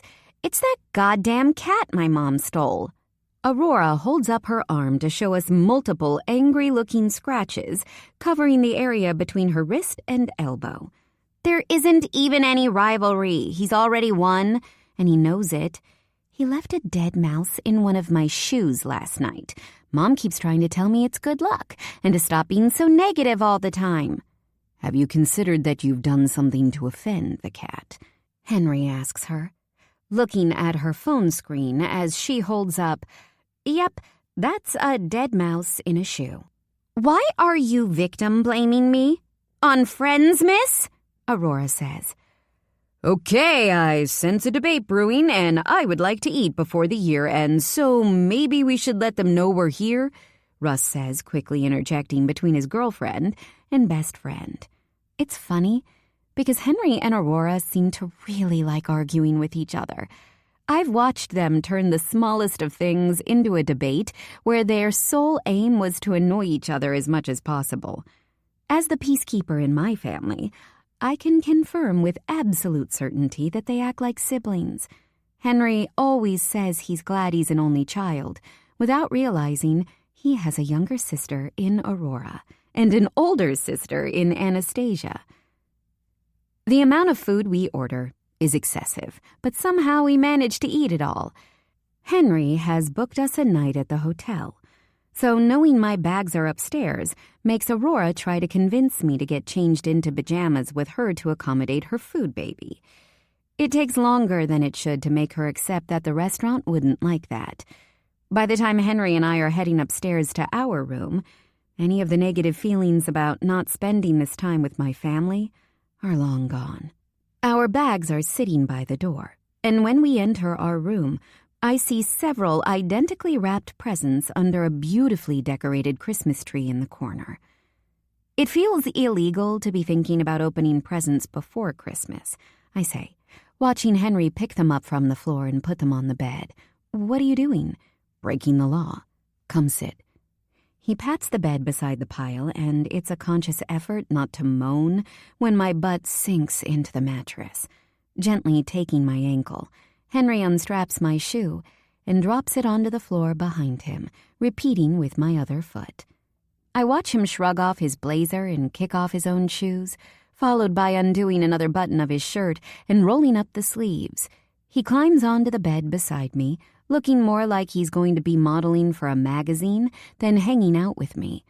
It might be the wine talking, but you are so beautiful, I say. Like, you should be on magazine covers. He smiles as he reaches for one of the presents. It isn't the wine talking. Here, I want to watch you open this one first. I recognize the brown paper wrapping immediately. Henry turned up at my house, asking to steal my paper because he hadn't bought any and didn't want to fight for parking at the mall with the people, he said, were too unorganized for Christmas. I pointed out that he is too unorganized for Christmas, but I can't remember what was said after that because he kissed me. To his credit, there are tiny pencil drawings of various Christmas-themed items all over the top, so he did try to customize it, as well as adding a beautiful bow that also looks very familiar. Henry promised me he wouldn't buy me more than one present, but there are 3 in front of me. I count from 1 to 3 out loud, tapping my finger on each ribbon. 1, 2, he says, tapping on his own gifts, because I also ignored the promise. Okay, I broke it, but you broke it more. We said buy, and I didn't buy one of them. We're even. If I knew stealing was allowed, I'd have gone all out. He laughs, leaning toward me to kiss me slowly. His hand holds my neck, keeping me in place, but there's nowhere I'd rather be anyway. He eventually stops and rests his forehead on mine. Start with the slim one. It always amazes me how Henry just functions like a normal person when I need 5 to 10 minutes to recover after every kiss. He sends my entire body into chaos every time he touches me, and I'm unsure I'll ever get used to it. The slim one is more envelope than box, but he managed to wrap it anyway. There are small doodles of animals in Santa hats, and when I spend time admiring each individual drawing, he grows impatient and pokes me in the waist playfully, making me squirm. I'm doing it! Carefully pulling apart the paper, I find it is in fact a wrapped envelope. Unsealing it, I skim the contents, then read out loud. Ms. Jacobs, thank you for supporting our conservation efforts and those of our partners at our research and breeding facilities in Sichuan, China. Please find enclosed your welcome pack, including recent pictures of the adventures of Bao. Bao is a 5-year-old giant You got me a panda? I don't think you get the panda, but you get updates on the panda, yes. They're sending a stuffed toy, which is great, because I don't think the 10 I already won you are enough. The Adventures of Bao sounds like a children's book I'd want to read. You could illustrate it. This is so great. Thank you so much. Open the next one. It's super light when I pick it up, almost like there's nothing in it. There are Christmas cookies drawn all over this one. I'm confused when I carefully remove the wrapping, and it's a shoebox, given there are clearly no shoes in it. When I finally lift the lid, I'm even more confused to find a QR code printed on a piece of paper in the center of the box. I don't know where my cell phone is, I say, patting the bed around me for it. Use mine. Henry hands me his phone, and the first thing I spot is me. Literally. The picture of me at the gallery is his lock screen. When I type 4 zeros, the easiest password in existence, a different picture of me, one where I'm asleep with joy, is peeking through his collection of apps. Pulling up the camera, I finally scan the code and my Nana's handwriting fills the screen. What is this? He leans over, pinching the screen to zoom out, and it immediately becomes clear. It looks exactly like the recipe book that lives in my kitchen, but the digitalization has made it darker and more visible. The cursive is perfect. I've looked at these pages more times than I can count, and it's identical. The only difference is, where there was previously a picture of the dish cut out from a magazine, there's now a drawing. Henry swipes his finger across to go to the next page, and the next, and the next. The drawings are placeholders. I photographed each page with my camera, but because the magazine cutouts are so old, they need to be scanned in. They were losing too much quality, but I couldn't take the book to scan it without you noticing. I'm speechless, but I managed to force out a word. How? Mrs. Astor helped me break in while you were distracted by Cammy. I love the drawings. I love everything, I say, suppressing the urge to sob. This is the most thoughtful thing anyone has ever done for me. I have nightmares that I'm going to accidentally ruin those recipes, burn down your house, spill my drink, put it in the oven by mistake. I know how important they are to you, which has made my imagination go wild. I'm going to continue not to ruin your prized possession, but I figured if I was anxious about losing them, you would be too. Now you have a backup. I'm struggling to find the words to explain how much this means to me. Please don't cry. Anastasia said you would cry. I hate it when she's right. My presents for you aren't thoughtful, I say, stressing aren't, like my life depends on it. I didn't realize you were coming here with a game plan to win Best Christmas Present. I sniff, and the fear in his eyes is evident. I always come to win. Last one. Open. Handing him back his cell phone, I reach for my final gift. This one, although small, definitely has something in it. The wrapping paper is decorated in candy canes, so I assume it's food-related again. The small green box doesn't have a brand name that I recognize, so when I open the lid, I'm not expecting to find a necklace. The letter H is small and delicate, hanging from the chain in the middle of the box, definitely not food-related. I love it. Wait, that's your monogram. Henry, this is your handwriting. It is. I had it made for you. Is the H for Halle? I ask carefully. Or Henry? You get to decide, he says. What do you want it to be for? My finger brushes against the felt cushion. Henry. That's what I hoped you'd say. Want me to put it on you? I nod and we both climb off the bed. He takes the box from my hand and stands close to my back. As I pick up my hair, his arms thread through mine to put the necklace around me, his fingers skimming the nape of my neck lightly, making me shiver. When he's done, he takes my wrists to move my hands away, letting my hair drop. Using his finger to move some of my hair away, he presses his lips against my shoulder, moving slowly until they reach my neck. I can feel him everywhere, though only his mouth is touching me. My skin vibrates when he talks. Merry Christmas, Halle. Chapter 30. Halle. Henry Turner kicks my ass at gift-giving. Spinning to face him, I lift onto my toes to wrap my arms around his neck, burying my head in the curve of his shoulder. His arms circle my waist, hands linking at my lower back, holding me as tight as I'm holding him. Are you stalling because you think your presents aren't going to be as good as mine? Ow! Don't poke me. Leaning back, my hands cup the back of his neck. His hands travel farther down my body before stopping on my ass. They're not. I can tell you that right now. Lower your expectations significantly. Henry grabs my upper thighs and lifts me high enough that he can throw me onto the bed. It isn't your fault I'm more thoughtful than you. Don't worry about it. Just open the damn presents before I cancel Christmas altogether. Okay, Grinch. He holds up his hands defensively, grinning. Henry reaches for one of the boxes and I sit up from the spot he threw me onto, crossing my legs to watch patiently. Didn't bother to draw on the wrapping paper? Okay, lazy. I throw one of the pillows from the bed at him, but he dodges it with ease. He rips the brown paper off, and I swear he goes slowly to get a reaction out of me. Finally, the brand comes into view, followed by the picture of the headphones I chose for him. They're noise-canceling, I explain.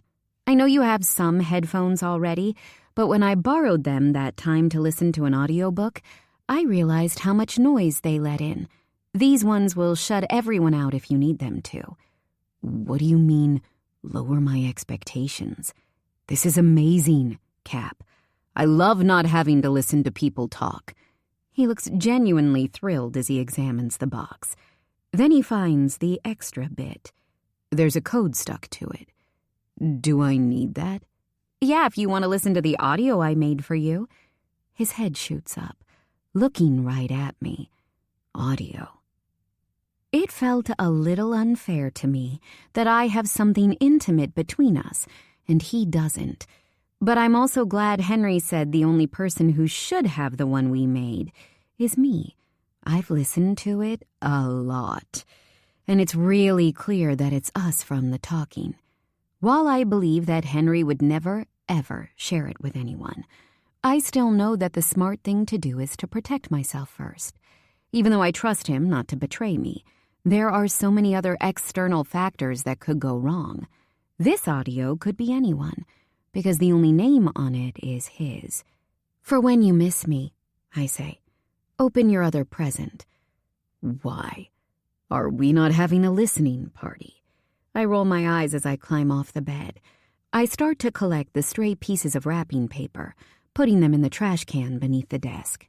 No, you can listen to it alone on your new headphones. I take my gifts and the headphone box, although he resists, and put them on the table, leaving the bed clear of everything but him and his final gift.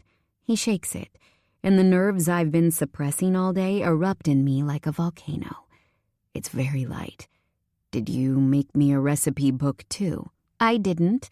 I thought about it, but then I realized finding out you're a naturally gifted chef would be annoying for me as a habitual food burner.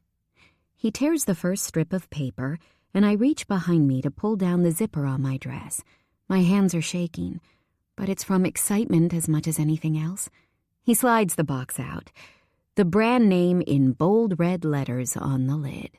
Looking up at me with understanding, his eyes immediately follow my hands as I push each sleeve over my shoulders. The lingerie isn't in the box, is it? I shake my head as I push the dress down my stomach, revealing the delicate floral and nude lace bra. It goes over the matching garter belt next, then over my hips, so he can see the matching thong until the dress slides down my thighs, revealing the straps to the stockings and pools on the floor. It's exhilarating and nerve-wracking, but I feel so pretty in it, vulnerable, but pretty. The lingerie isn't in the box, I say, my voice thankfully staying steady. Henry climbs off the side of the bed, walking around slowly until he's standing right in front of me. He pushes my hair behind my shoulders gently, tucking any strays on my face behind my ears. Then he takes the H and repositions it so it's sitting perfectly on my chest. With his finger, he nudges my chin up to look at his face. You are the most beautiful thing I've ever seen in my life. I think that about you every day. Henry leans in slowly, his hands entwined with my hair as he kisses me gently, giving me the most ridiculous urge to pop my foot up like a cartoon character. Maybe it's because when he touches me, life feels too good to be real. I unbutton his shirt until I reach the last one, and he only lets me go to shrug it off before holding my face tenderly. His tongue moving against mine makes it harder to concentrate on undoing his belt, but I manage. My hand brushes against him as I pull his zipper down, and he groans into my mouth. The pants fall to the ground, and he steps out of them, walking me backward until the backs of my thighs hit the edge of the bed. I'm ready. I have some things in my bag that might help make it easier. Ready? He asks, tracing my jaw with the backs of his fingers. Ready for what? To have sex? The lingerie. I thought I was being obvious. I'm sorry. His eyes widen slightly, and he kisses me before saying anything at all. Don't apologize, Halle. It's just good to say it so I don't assume the wrong thing. Lie down, and I'll get the bag. You've clearly thought a lot about it to be so prepared. That makes me feel good. I've been scared of making you feel rushed. I've thought a lot about it, but I also confided in Cammie that I was ready when she helped me after I decided I wanted to start taking birth control. She gave me a list of things to bring, like my vibrator, lube, a towel in case I bleed, and condoms. It was her idea to wear the lingerie and give him the box. I tuck myself under the covers and watch Henry grab the other things from my overnight bag. He places them on the bedside table and climbs in beside me. You haven't made me feel rushed. You're so patient. I'm so grateful. Patient feels like an understatement. There was part of me that thought maybe he wasn't interested because I'm not used to not being hounded about it. Then I realized, no, this is just what it's supposed to be like. I'm glad, but don't be grateful for the bare minimum you deserve. We lie on our sides facing each other, and Henry pulls me closer until our stomachs are touching. His forehead presses against mine. We can stop if you change your mind, okay? Henry, I whisper. Yeah. You're my best friend. His lips brush mine gently, sending sparks of electricity across my skin. You're my best friend, too. Please be gentle. It comes out so quietly, I almost imagine I've said it until he answers me. I promise I will be. Henry grips my leg and pulls it over his hip. Rolling onto his back, he guides my body on top of him. With one hand on my ass and the other in my hair, he brings my mouth to his. It's different. It feels hotter and dirtier, his normal careful restraint gone, and he grinds himself into me. With my legs spread across him, I can feel how hard he is. My hips roll and he moans in a way that makes me throb. The friction is incredible, even while we're still wearing underwear. Reaching to the bedside table, he grabs my vibrator and hands it to me. I sit up straight, and he grips my hips. Show me how you use it on yourself. I know my cheeks are heating up, but now isn't the time to feel shy. I normally lie on my back, I say as I climb off him and lie beside him. Unclipping the stockings, I start to take off the thong. Henry moves in front of me, helping pull it down my legs until it's removed completely. My heart is pounding as his hands rub up my shins to my knees. He pauses, watching my face carefully before slowly guiding my legs open. It's as exhilarating as it is vulnerable. Putting the vibrator on the lowest setting, I lose myself to it while Henry kisses my neck, chest, jaw. My hard nipples are poking against the lace, but he ignores them, focusing on all the other bits of me he has access to. His fingers touch below the vibrator, and my pulse soars. I nod at him desperately, eyes shutting tight when he slides a finger into me, then another. Touch me, he says. His voice is gravelly in a way I haven't heard before. I reach my free hand toward him, and he helps by moving his body into the right position for my hand to slip beneath the elasticated band of his boxers and close around him. Oh, fuck. That's it, Halle. Grip it tight, he groans. Hearing him talk like that makes me shatter into 1,000 tiny pieces so quickly that it surprises the both of us. I turn off the vibrator as he removes his fingers, my own hand still wrapped around him. He looks at me with the biggest grin. You like being told what to do in bed. I think about it before realizing he's totally right. I think it's because I like not having to be in control of everything. I like not having to make the choices. My sweet girl, he says carefully. I want to know everything about you. It's wild for me to realize that whenever I think of the first time I ever had sex, I won't have to remember a time when I wasn't ready with someone I didn't truly want to be with. I'll get to think of this moment, here with Henry, where he makes me feel as special as the whole night sky. He holds my wrist at first, guiding me up and down, focusing on the tip until I get it right, and he lets go. He explores my body with his hands, brushing and touching until he gets too close and tells me to stop what I'm doing. When he reaches for the condoms, he also grabs the lube and towel. I read online the first time is easier from behind, I say when he gets onto his knees to spread the towel across where our hips will be. I don't know, though, obviously. Next time, let's keep these on. He directs me over the towel and starts rolling each stocking down my leg.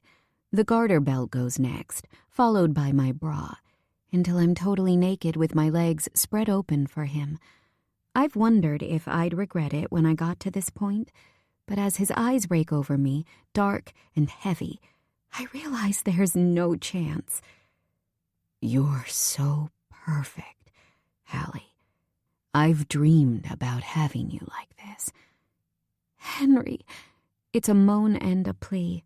I don't even know. I just want him. We can do whatever makes you feel the most comfortable. But do you want to look at the pillow or the headboard? Or would you rather be looking up at my face the first time I slide inside of you? I swallow so hard, I swear it's audible. My skin prickles. I want to be looking up at your face. Good, because I want to see yours too. Stay on your back to start, and we can try the other way if it's not good. I'm going to make it good for you. I had a sex dream about you once, weeks ago, and I couldn't look at you, I admit, sort of frantically, while I watch him push down his boxers and roll on the condom. It's so thick and heavy. I know biology is on my side and I'm designed to take it, but holy shit. My subconscious hasn't done you justice. We're going to revisit this conversation. He looks so smug, and it truly makes me relieved I didn't tell him at the time. For now, I'll have to give your imagination a lot of material to work off then. I love that we're not rushing. At no point do I feel like I've been groped or pushed, but I really, desperately, borderline obsessively, want him to put it in. Henry, please. I'm aching and my body feels a little like it's going to burst into flames. And I'm supposed to be the impatient one. He positions himself over me, lips pressed against mine, as I feel him nudge into me.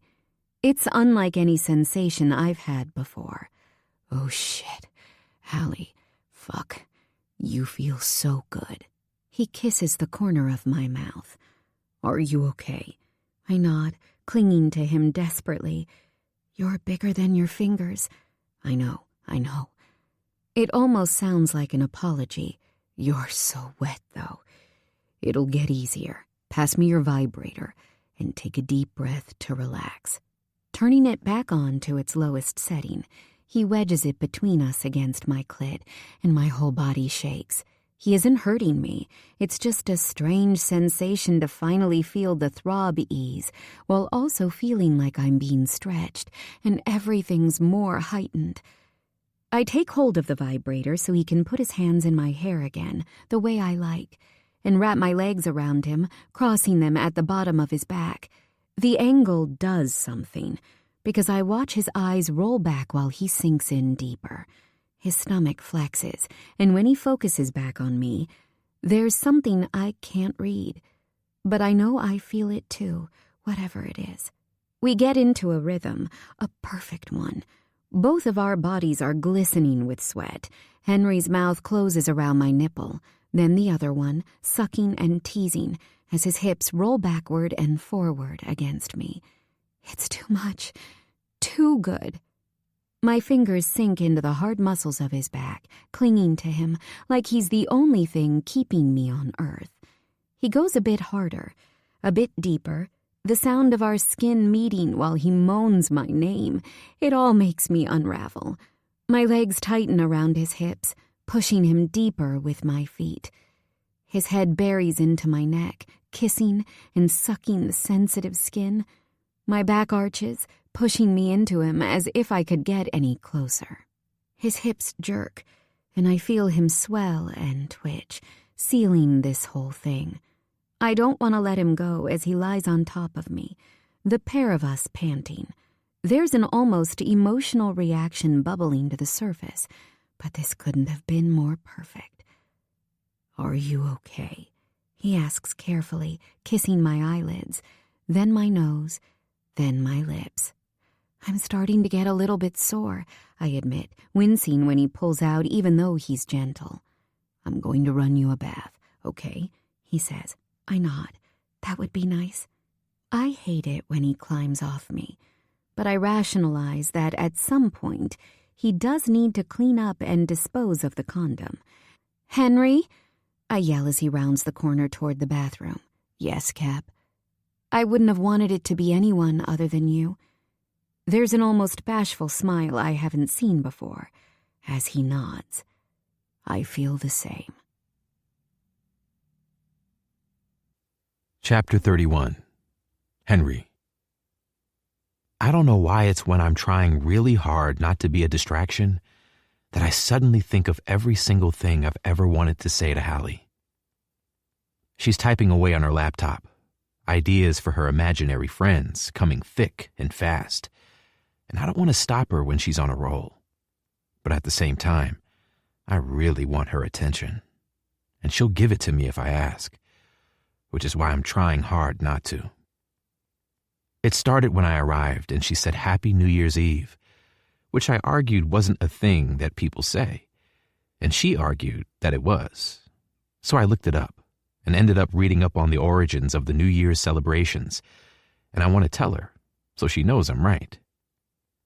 After Halle worked double shifts for the past week, you'd think she'd give herself a break from working on her book, but she seems to have found her stride. I wasn't supposed to see her all week because I was home for the holidays and she was swamped with work, but I somehow managed to sleep here every night, then go back home. My mom asked if I'd taken up stripping because I disappeared in the evening and came back in the morning. I can see her cheeks above the rim of her laptop, which is how I spot them turning a deep red color. She looks paler than normal, but she says she isn't sick. Her eyes flick up to me like she knows I'm watching, then shoots back to her screen. "Stop surveilling me," she whines. "It's creepy. I'm not surveilling you. I'm admiring you. Why are you so flushed?" She moves in her seat, tucking her feet under her butt. "No reason." Her voice comes out higher than normal, a sign I've learned means she's lying. "What are your imaginary friends doing that's making you so pink?" "Nothing." Another lie. "Halle Jacobs. Are you writing about sex?" "No." Another lie. "I'm trying not to distract you, but you're making it very hard." I watch as she snaps her laptop shut and walks across to where I'm sprawled on the couch. She climbs on top of me, slotting perfectly into the gap between my body and the couch. Her leg is draped over me. It's natural to us now. We work so well like this. Okay, now you're just distracting yourself. I deserve a little break.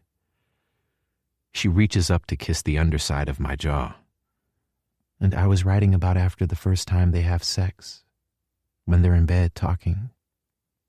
What are they talking about? Weirdly, she shrugs. Difficult to do while she lies on me, and not the kind of unsure action I've watched her do before. What it means now that they've done it, if it changes anything between them, what their future might look like. Is that what you wished we'd done when we had sex? I ask.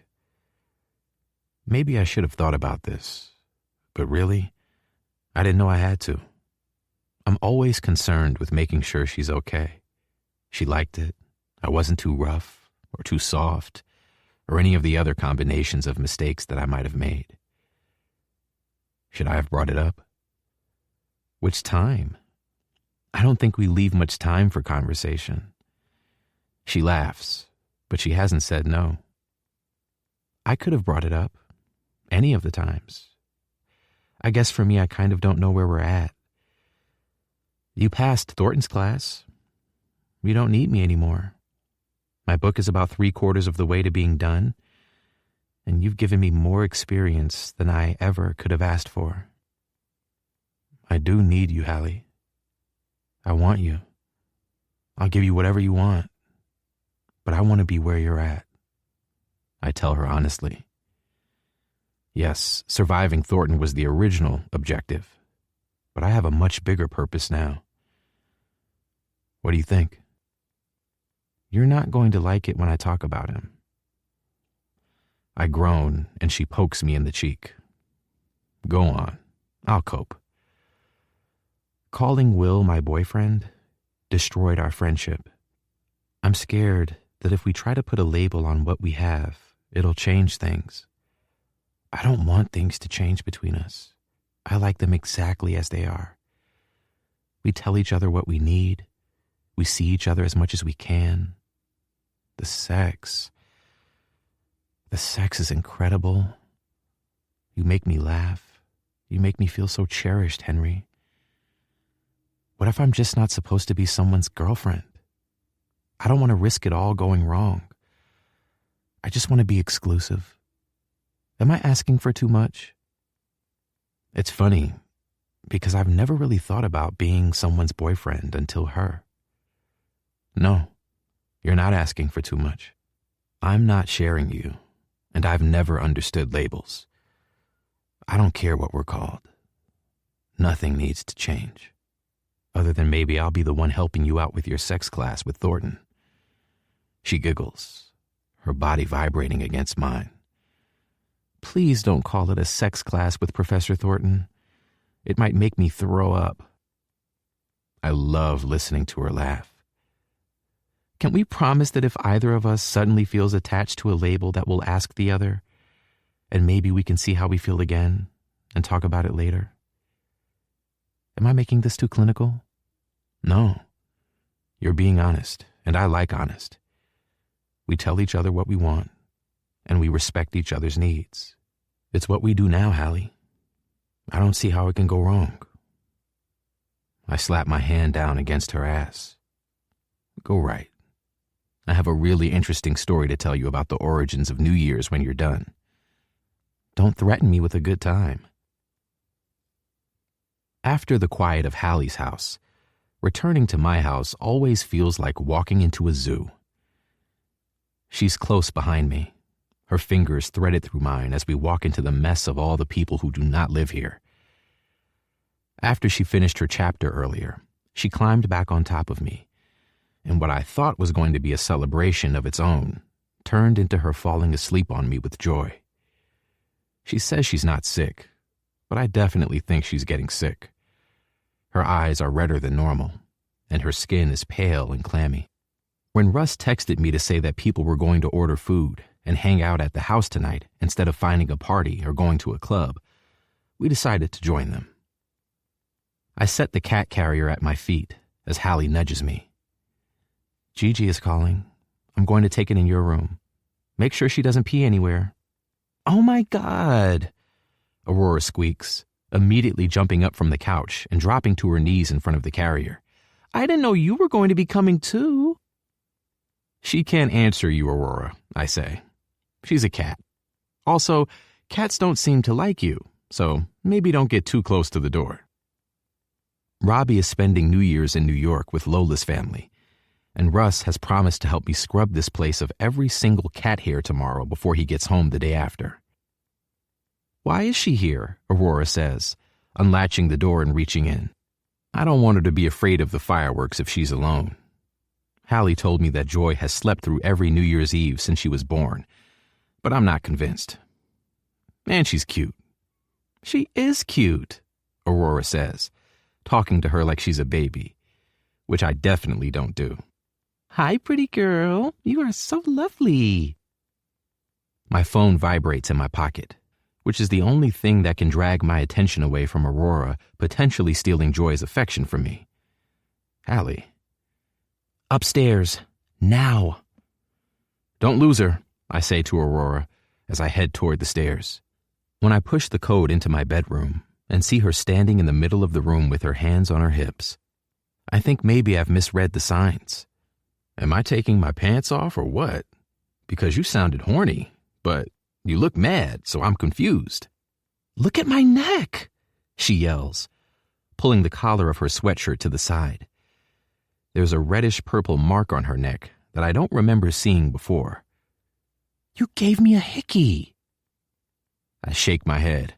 That doesn't sound like something I'd do. She pulls the sweatshirt down farther so I can see the same marks on the top of her breasts. I haven't been letting anyone else put their mouth near my chest, so I'm pretty confident when I blame you. Gigi just spotted the one on my neck, and now I'm never going to hear the end of it. That doesn't quite sound like proof, though, does it? I say, trying not to show the weird kind of pride I'm feeling. I like knowing her enough to know how to joke with her. "Do you have your makeup bag with you?" "I tried concealer and it didn't work," she says with a huff. I kind of like it when she's feisty, too.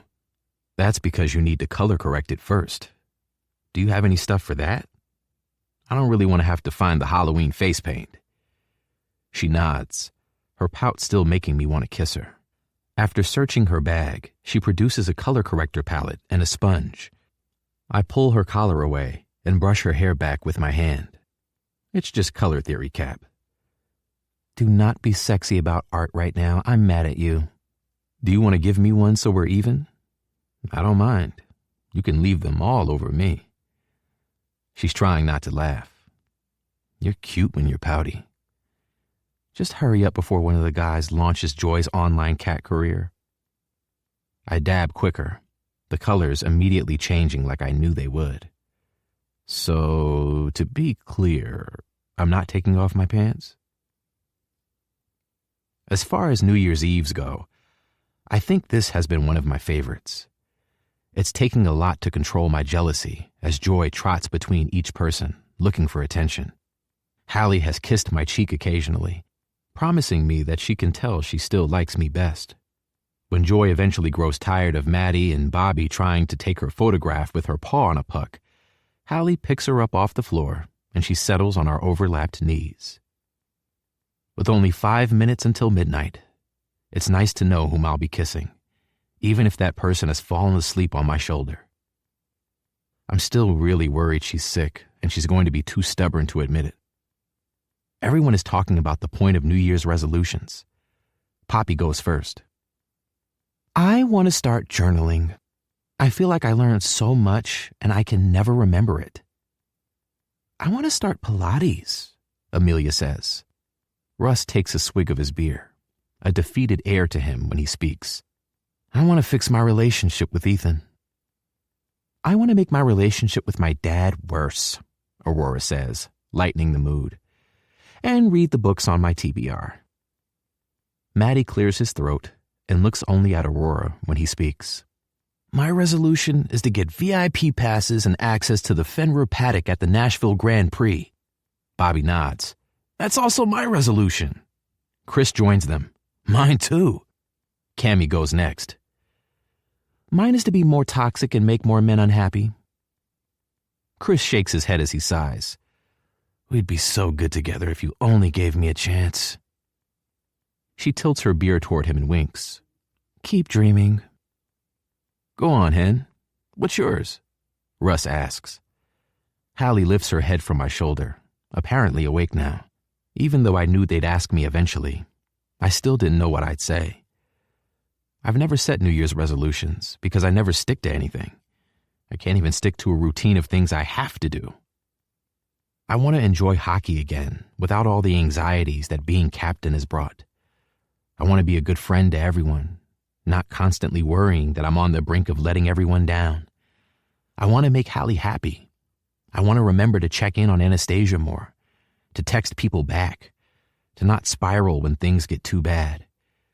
There are so many things I could say, but I don't know how. I want to prove that Robbie is lying about his cat allergy. The room laughs. The dopamine hits me the way it always does when I say the right thing. Go on, Halle. Last one. The TBR was a good one. I can't remember the last time I read a book that wasn't for book club or college. Be distracted less, maybe? Yeah. Be less distracted from my goals. Russ unmutes the rerun on the TV, and the people in Times Square let us know it's only 1 minute until midnight. The countdown begins from 10, and there's one more thing I need to say. Lowering my mouth to Halle's ear, I whisper low enough so only she can hear me. You're the best thing to happen to me this year. That's how I feel about you. She smiles, and the rush is better than everyone laughing at my joke. No question. And when the countdown gets to 0, I kiss her for the first time this year. Chapter 32. Henry. Stop staring at me. Halle doesn't sound like my Halle when she snaps at me for the 10th time today. Her voice is rough, nasally too, congestion making her sound like she's trying to talk with a marshmallow up her nose. When her head tilts up from its normal position of face down in the pillow, the tip of her nose is pink, eyes watery with dark marks under them. You need to go to the doctor, I tell her for the 10th time. One each for every time she's told me to stop staring at her. Why are you being so stubborn? She sniffs loudly. Because you told me I had to start saying no to people. So no. I also said I didn't mean say no to me. I have a little bit of a cold or something. Whatever wiped everyone out 2 weeks ago has clearly finally reached me. I'm fine, Henry. It'll pass, I promise. Did all of your sneezing give you a concussion? You started the epidemic that wiped everyone out. You've been sick all month. It isn't normal. You need to go to the doctor. After telling me I was wrong all day on New Year's Eve, Halle started complaining about feeling unwell on New Year's Day. She said it was because she'd worked so many hours, then stayed up late with me. She said it'd be worth it when she gets paid and can buy new clothes for her vacation. An unfortunate reminder for me that the vacation is still happening. College restarting brought hockey with it, and despite my insisting she stay home to rest, Halle dragged herself to our Saturday game after we lost our first game of the year the day before. I'm pretty sure she slept on Poppy's shoulder the entire time and didn't see 1 second of play. Calling her my lucky charm has made her superstitious, which, as our luck in her presence continues, the team is kind of feeding into as well. We've played away for the past 2 weeks, and instead of using her time without me to sleep, she helped answer a cry for help from Enchanted when their weekend guy called in sick. I pointed out that she probably gave it to him, which was not gratefully received. The doctor will tell me to rest, she mumbles into the crook of her arm, not bothering to look at me. I'm not vomiting anymore, and I'm not pregnant, if that's what you're worried about.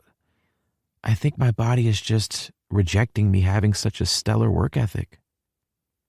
I slow blink at her, even though she can't see me. I hadn't even thought about that. I don't think a symptom of pregnancy is looking like you're on the brink of death. You clearly haven't seen Breaking Dawn. You think I lived with Anastasia and Lola and didn't have to watch Breaking Dawn? Be serious. I'm worried about you. I fell into an information wormhole on WebMD, and I'm struggling to be cool with you not being looked at. She pushes herself up from my bed and sits on her heels facing me. She's so beautiful, even when she's snotty and gross. I'm a vision of health and wellness. Let me take you out then, if you're so healthy and full of energy. The way she looks at me is the most alert she's looked in weeks. Huh? I want to give you a new experience. Let's get ready and go, Cap. Henry, we don't need to do that anymore. You've escaped Thornton, and I haven't written a word in weeks. Forget about it. No, I want to give you an experience. Let's go. Reading body language is not always my strong suit, but Halle's practically writing this one on the wall for me to read. She's tired. She's achy. She low-key hates me for putting her in a situation where she has to admit defeat or do something she doesn't want to do. Breathing out a heavy sigh, she surrenders. Fine, let me get ready. Even if Halle didn't look like she should be painted into the triumph of death, I'd be able to tell she isn't healthy based on one thing alone. She isn't asking me where we're going. By the time we're pulling up in front of my parents' house, she's asleep, which is telling, considering it's not that far from her house. I don't like waking her up when she's sick, but I've overthought every single possibility for the past 3 weeks. I've ended up fixated on every sniff and cough, trying to determine exactly the tone of the cough so I could match it to the chart I found online. Watching her try to act like she was totally fine while she had some kind of stomach virus and threw up repeatedly was the weirdest experience of my life. I don't understand why she won't take care of herself properly. Nobody was going to die if she didn't do the things she'd said she'd do for them. Everyone would have understood. But it's the most impossible task to her just to admit that she needs a break. When I went to Halle's work to deliver her more medicine, Cammie said Halle's scared if she stops doing all the things she normally does, it'll make her mom fly out to try to look after her. Given her mom is still holding out for Halle Ellington, and I exist, more mom time isn't something she wants right now. We're here, sleepy girl, I say, nudging her gently. She frowns, looking around to work out where we are. Rubbing her eyes with the back of her hands, she leans to look out of the window properly. Are you making me join a sorority? I thought about it freshman year and decided it isn't an experience I want. So can we go home now? This isn't a sorority house. Come on, let's go inside. I don't give her a chance to argue with me when I climb out of the car and head up the driveway. I hear the car door shut and her feet hitting the concrete. Henry, wait up. Where are we? Using my keys, I open the door and usher her in. My house. As soon as I step through the threshold, I can smell soup on the stove. I called my mama while Halle was getting ready and asked if she would just take a look at her to make me feel better. We argued about whether this constituted as bringing a girl home, and eventually settled that it doesn't, because I'd never bring a girl home while Mom was at work. Halle grabs my hand, stopping me from progressing farther into the house. You brought me to meet your moms? I haven't even brushed my hair today. That's not my fault. I did tell you to get ready. I thought it was supposed to look like a nest. It's that thing, a messy donut. The color is returning to her cheeks, even if it's from anger. And it's only one mom. The other one is at work. You're seriously doing this to me? Seriously? I'm beginning to think I might have fucked up. I just want her to take a look at you and promise me you're not dying. Because even though logically I know you're not, there's a tiny little voice in my head that tells me that you might be. But you, I lower my voice so it doesn't echo through the house, won't get help. This just gets worse. Okay, I'll do it for you. I'm sorry that you've been worrying about me.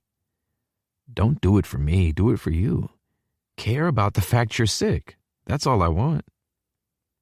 Wrapping her hands around my waist, she buries her head in my chest. I hope her nose isn't running. I kiss the crown of her head, and the nest tickles my nose. I like this, but every day we get closer to your germy ass making me sick. Are y'all coming to say hi? Or are you going to make a run for it? Mama shouts from the kitchen. Your mom has a southern accent, Halle says, looking up at me with big eyes. Do you not listen to me? I told you she's from Texas. She laughs, closing her eyes as she shakes her head. I know, but for some reason I just expected her to sound like you. But, I don't know, more feminine. It's silly, I know. My mom has a Boston accent because she's from Boston, just to clear up any confusion when you meet her. Got it, smarty pants. Okay, if she hates me, you have to convince her to give me a second chance because I'm not at my best, Halle says, buttoning up her cardigan and straightening her dress. She unbuttons her cardigan again. I don't know what I'm doing. I'm too hot and flustered. Come on. She's going to love you, I say, taking her hand. Thankfully, Halle doesn't make me drag her into the kitchen with me, but there's definitely a hint of reluctance in her walk. I keep hold of her hand so she can't run away, and as suspected, Mama is adding herbs to a soup pot next to her work laptop and a glass of wine. Hi, baby. Soup is almost done. She looks up from the pot and straight past me to Halle. Halle, it's so nice to meet you, honey. I'm Maria. She twists one of the knobs on the stove and takes off her apron, rounding the kitchen island quickly with her arms open.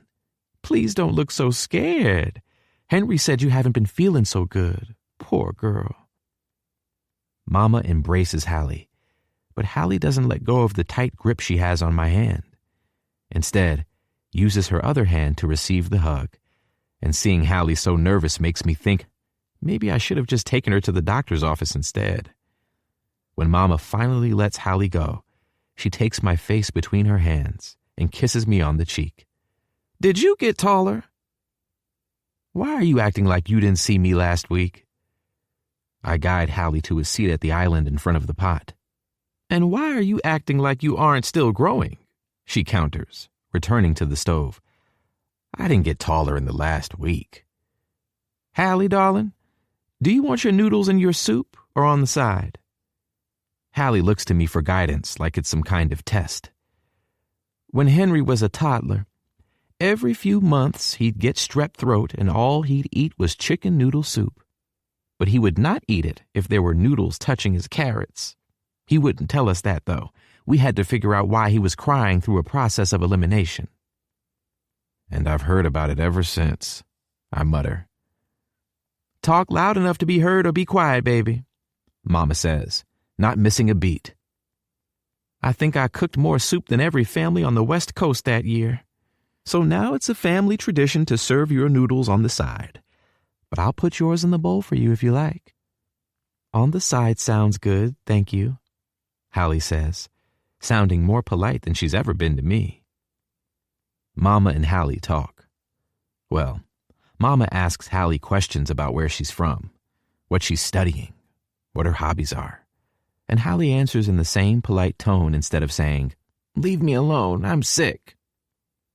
My fingers tap against the marble counter, and my foot bobs up and down as I listen to them go on and on and on. What's got your feathers ruffled?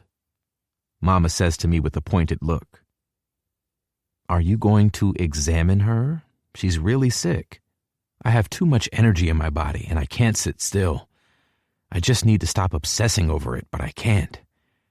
Her expression softens. I thought it would be polite to let the poor girl eat a hot meal before I start poking at her, Henry. I hear you're stubborn, Halle. Halle's mouth opens, but no sound comes out. Which suits my son, who is stubborn as a mule when he wants to be. Isn't that right, baby? Now it's my turn not to have anything to say, because how am I catching strays when Halle is the one in the wrong? Mama laughs to herself, looking like a couple of goldfish. Let me find a thermometer. When she disappears, Halle turns to me. I can't believe you told your mom I'm stubborn. She's going to think I'm difficult and unappreciative now. That's going to be her first impression of me. I'm not even stubborn. I literally agree to do everything for everyone all the time, and that's why I'm sick. If she's annoyed, That I'm more annoyed. Exactly. You do everything for everyone all the time, and you get sick and you don't ever put yourself first. It's never a problem when I'm doing things for you, she says. And I want to argue back, but she's right. I treat it differently when it benefits me. I didn't mean that, Henry. I'm sorry. I'm just grouchy because I'm tired of being sick. You're right. I should have gone to the doctor last week. I don't have an excuse. I'm sorry I made you so worried. I don't want to be top of your priority list. I mean, I want to be second, but I want to be after you. I want you to start prioritizing yourself over everyone else. I hear you, she says. Quickly looking around the room and confirming we're alone, she leans in to kiss my cheek. I don't want to give you my germs. That's okay. We'll make up for lost time when you're better. Mama said Halle has a straightforward, not fatal illness, and with a few days of real rest, hydration, and medicine, she would recover. On the drive home, Halle called her boss and told him she wouldn't be in this week, and also called Anaya to cancel book club. Then she called Mrs. Astor and asked if she'd mind looking after Joy for a few days while she stayed with a friend. For some reason, the way she said friend made me feel unhappy. Maybe it was because I wanted to bring Joy with us, but apparently testing if Robbie is lying about his cat allergy is mean and probably illegal. Mrs. Astor tells me I look like her husband every time I talk to her. I asked to see a picture, and he's an old white guy with no hair, I say to Halle when I get back from taking Joy next door. Halle looks up from packing her bag and laughs. It's the brightest I've heard her sound in weeks. She means future husband. It's a joke she and my Nana used to share. A bit like a, oh, you feel like boyfriend material type thing. Like, oh, you look like my husband. Which one? My next one. She's hitting on you, Hen. Are you going to go fight for me? I ask, watching her immediately roll her eyes. Absolutely not. You answered that quick. Why not? Because I've known that lady since I was a baby, Halle says. And mainly because I know she did martial arts in the 70s. I'd fight for you if Mrs. Astor was a Mr. Astor, may he rest in peace. She adds what I hope is the final thing to her bag, then starts to zip it up. I'd never want you to fight for me with anyone over anything. Fighting is for fools, and you are not a fool. My eyebrow creeps up a little. Fighting is for fools? She laughs, rubbing her fingers against her temple, which tells me she's due more medicine soon. Grayson used to get into fights all the time when we were younger, and it's something my mom said to him. She had it made into one of those motivational cross-stitch quote frame things, like the ones you get about Jesus. I think he still has it. I'll get him to send a picture if he has. Fights about what? She sighs.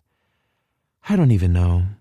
Mom used to say it was just boys being boys, which is a bullshit excuse in my opinion. Grayson wanted to live with Dad when our parents split up, but Dad didn't fight for custody of us. Then we moved to Arizona, which Grayson hated. He was horribly bullied for sounding different, and he was small but really broad when everyone else was having a growth spurt and thinning out. I think it all just made him a super angry kid. Is he still like that now? Angry? No, he's actually pretty chill now, just quiet. It was really hard on Mom because she was pregnant with Maisie. She had Gianna half the time, and she just didn't understand why she suddenly had this woman acting like her mom. So she was a terror. And then every other day, Grayson's school was on the phone saying he was going to get kicked out if he didn't fix his behavior. How did you feel about it? I hated Grayson coming home bruised. It used to really stress me out because it made me think maybe I'd get bullied when I went to high school. I was taller than the other girls in my class, and puberty slammed into me like I was the running back. I've always had bigger boobs, wider hips, thicker thighs, etc., than everyone else, but I didn't get bullied.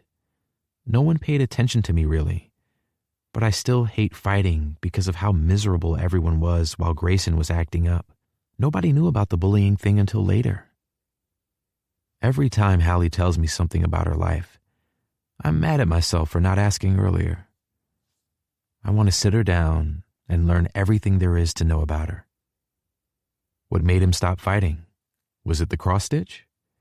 It was not the cross-stitch, I'm afraid. Halle chuckles. But then it turns into a coughing fit, which reminds me to come back to this later. So this sounds like it's been lifted straight out of Forrest Gump, but I swear it's true. He'd pissed off some guy in his class over something, and they were going to fight after school. When Gray turned up, there was this gang of kids there, so he ran. Our high school football coach saw how fast he was, found out who he was, which meant finding out that he was an angry little nightmare on the brink of expulsion. He hauled him in, sat him down, and said if he stopped fighting and giving shit to all his teachers, he'd let him train with the players. If he stuck to it for the rest of the year, no incidents, he'd put him on the team. I take it there were no more incidents? Halle chokes out a laugh again, even though the story isn't very funny. No, there were incidents, and every time there was one, Coach reset the clock to 0. But that stubborn old man never gave up on him, and eventually Grayson made the team. Bullying stopped as soon as he was appreciated for being small and wide. His grades improved, he got into college, and the rest is history. And what was happening to you? Grayson was fighting, Maisie was a baby, Gigi was confused. What were you doing? There's a sad smile that she wears sometimes, one that doesn't meet her eyes, like when she truly smiles at me. Well, we became a football family, so I spent a lot of time sitting on bleachers reading while we supported Grayson. I helped with Maisie's diaper changes and keeping her entertained so Mom could have a break. Then Gigi moved in full time, so that was another adjustment for everyone. I spent a lot of time hiding out at Will's house that summer. Is that how you became friends? Hiding from your family? I wasn't hiding from them. Mom and Paul, Mom especially, just had so much going on that I didn't want to ever add to the stress. It's hard to get yourself into trouble when all you do is read books. Will was very confident, and he just welcomed me with little effort on my part. Why did I ask about Will? Why do I like annoying myself? I guess that makes sense. I just didn't have any responsibilities at Will's house. Nobody asked me to do anything. I never ended up covered in baby spit up. And Will was just so laid back about everything that it was a respite from always trying to keep the peace in my own house. I know I don't talk about him positively now, but I needed him then. He made me feel less lonely. She rubs her temple again, and it's a swift reminder that she needs to rest. And I don't want to hear Will's redeeming qualities when he treated her so badly and she doesn't really see it. I'd like to see the cross-stitch if your brother has it, I say, changing the topic. Are you ready to be taken care of? She nods, looking around the room for any last-minute things. And she clearly spots one because she makes a little squeaking noise. How do you feel about me bringing Quack Efron? Chapter 33. Halle. The fun part about spending so much time with someone who always says what they're thinking is that when they're trying not to say what they're thinking, it's painfully obvious. There's been a nervous energy in the air all week, and I put it down to Henry desperately wanting to make me feel better. I feel bad about making him worry, and if I'd known it was so serious that he was willing to introduce me to his mother, I'd have maybe listened to him a little sooner. It's hard being the person who needs to slow down when you're the one who is always picking up the pieces for everyone else. Henry was right, though, and my pieces were flying all over the place. Now that I'm finally feeling more like myself, it's my turn to convince Henry to prioritize his health. He's been going all out in the gym and doing extra hockey sessions with his teammates for weeks. He claims it's because the best leader is one strong enough to lead his team, which I'm pretty sure is a quote he found online, and that it isn't anything to do with the fact he's playing against Will on Friday. I guess it feels like a long time coming for him, and probably like he's got something to prove. He's dancing around the truth, and I'm letting him, because I know all he's heard from the guys is about how they won't be able to face me if they get beat. I've tried to say I don't care, but nobody seems to be listening to me. The only plus side to Henry's overthinking is his bid to distract himself, which so far has involved bending me over, climbing on top of me, pulling me on top of him on every surface of his house, my house, and, as much as I'm horrified to admit it, my car. My legs wobble when I try to use them, and instead of giving me the sympathy I so clearly deserve, he gave me a detailed breakdown of how lifting weights could help stop it. Then he makes my legs shake all over again. I've read enough romance books to wonder how the leads get anything done when they're constantly pawing at each other. But I honestly get it now. I have little to no interest in ever getting dressed and leaving the house, which means every time I think I should really just ask him outright what's bothering him so I can reassure him again that I don't care about Will, I instead immediately allow him to distract me. The movie we put on has only been on for 5 minutes, but already he's trying to get access to kiss my neck, and his hand is traveling across my stomach. "Are you not tired?" I say, my eyes shutting tight when he begins to kiss down the column of my neck. "Of you? Impossible," he murmurs. My body reacts to him like it hasn't been touched in years, not hours, but I need to exercise some self-control like the adult woman I am. I think. A voice somewhere is telling me that's right. But a much louder, much more turned-on voice is telling me to take off my clothes. "Should we talk about the elephant in the room?" I ask, silently congratulating myself for verbalizing my thoughts and not just giving in. His breath is hot on my throat when he speaks. "I didn't win you an elephant, but we can go to Santa Monica right now if that's what you want." "You're ridiculous." "I mean the reason you're taking all your nervous energy out on my body instead of talking about it." He nudges one of my knees with his and climbs between my legs, pressing himself into me so I can feel how hard he is. "I'm not nervous about the game. I doubt I'll even see your parents." "So you do know what I'm talking about. Henry, get off me. Let's talk about it." He groans as he dramatically climbs from between my legs and throws himself onto the mattress. "There's nothing to talk about. I'm not nervous." It's no accident that my parents booked their annual January trip on the weekend when Will is playing at Maple Hills. I blame me not realizing the dates overlapped on the fact I was so sick when they called to remind me a few weeks ago. I've already made my peace with this weekend being hell. But I hate that it's been weighing on Henry's mind all week. "You know it doesn't matter to me if you win or lose, right? And if you don't want to see my mom and stepdad, that's totally fine with me. I hadn't even considered you would want to, since you'll be so busy with the team, and you also call them annoying every time I speak to them on the phone." "I want to beat him for you," he says. "I want to embarrass him the same way he made you feel embarrassed and belittled. I want him to be miserable every second he's on the ice." "That's all very admirable of you, but I need you to know that I don't care. I'm going to be there for you and you only, well, the guys too, but mainly you. If you win, you win. If you don't, no big deal." "Is this the bit where you copy what they say in the movies, like, 'You'll always be a winner in my eyes,' or something cheesy?" "Is this what you want me to say to you, my little winner?" Henry rolls his eyes at me but slides closer, cupping my cheek with his hand. "You'll always get reassurance from me. We're a team, remember?" "Do you think your parents will always dislike me because I'm not Will?" Henry isn't someone I'm used to sounding uncertain, So the sliver of vulnerability in his voice as he moves his hand from my face to twirl a strand of my hair between his fingers crushes me. They won't dislike you, Henry. They don't even know you. If they knew you, they'd love you. You are a person who makes their daughter infinitely happy. And in the grand scheme of things, that matters more than someone in my past. You sound like you think you're right, but I also don't believe you.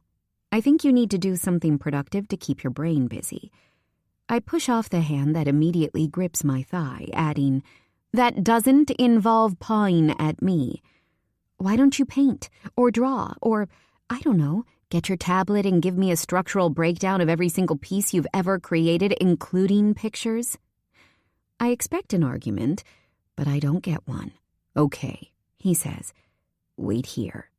Henry disappears from his room, and I'm left on his bed, confused and very skeptical.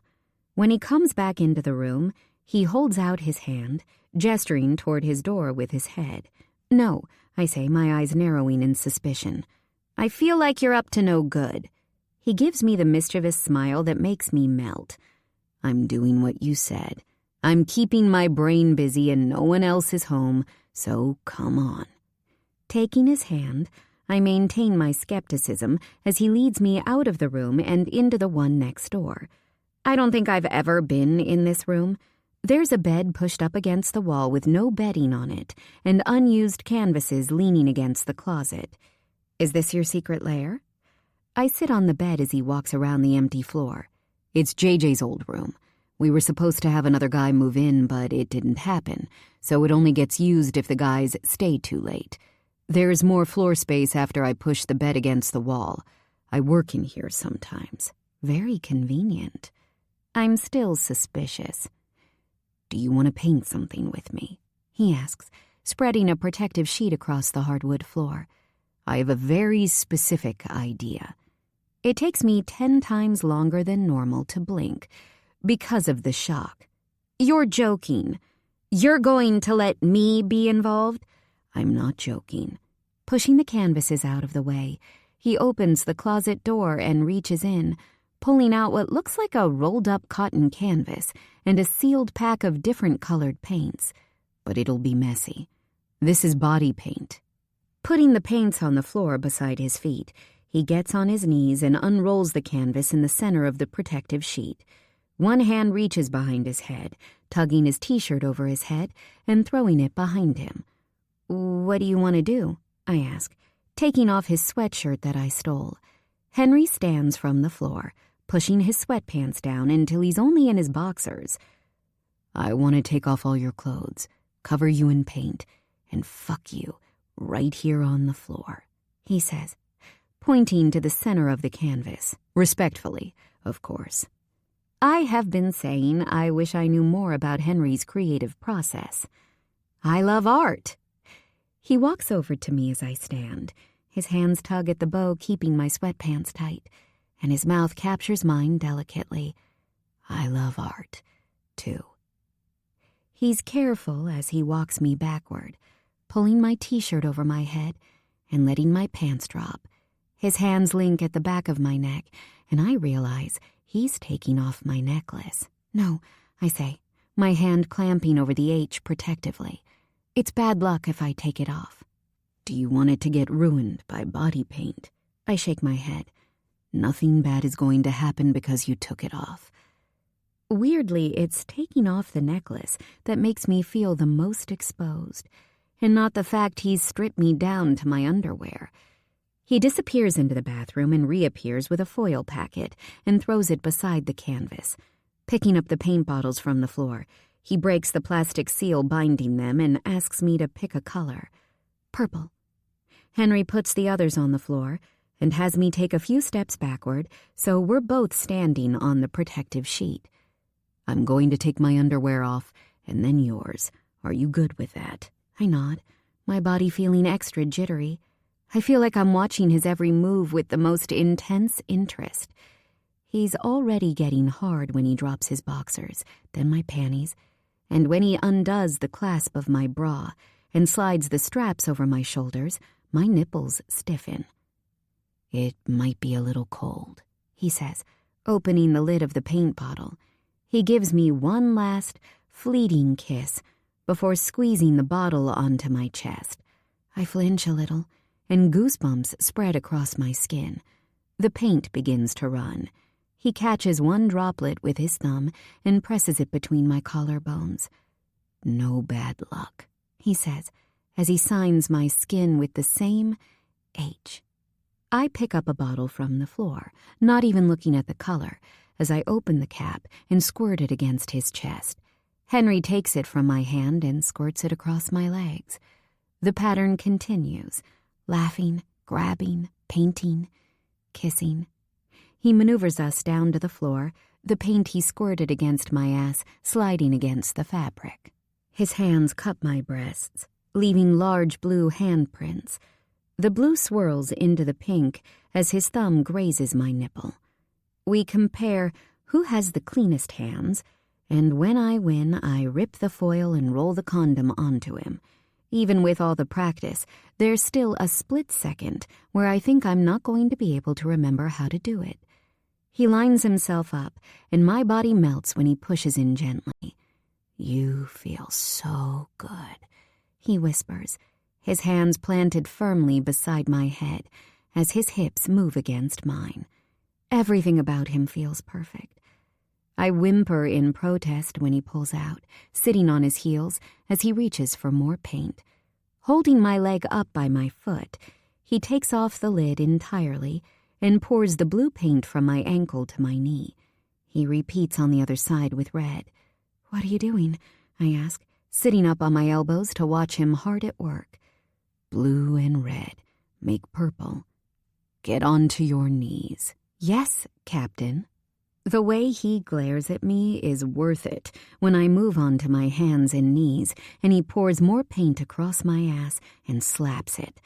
I follow his lead when his hands push my shoulders down until my chest is touching the canvas. Henry takes hold of my hips, moaning loudly when he sinks into me again. The sound of paint splashing as his skin slaps against mine is pushing me toward the edge. Putting my cheek flat on the ground, I reach back for his hand. He's holding it tightly when we both come, collapsing onto the material. There's a period of silence, as there always is with us, while we try to return to Earth from the stars. I didn't realize I could feel like this. "Halle," he says gently. "Yeah?" I respond, my heart hammering in my chest. "You have paint on your cheek." The hammering slows down. "Thanks for letting me know." The shower takes twice as long as the art, because we're so dedicated to making sure no paint is missed.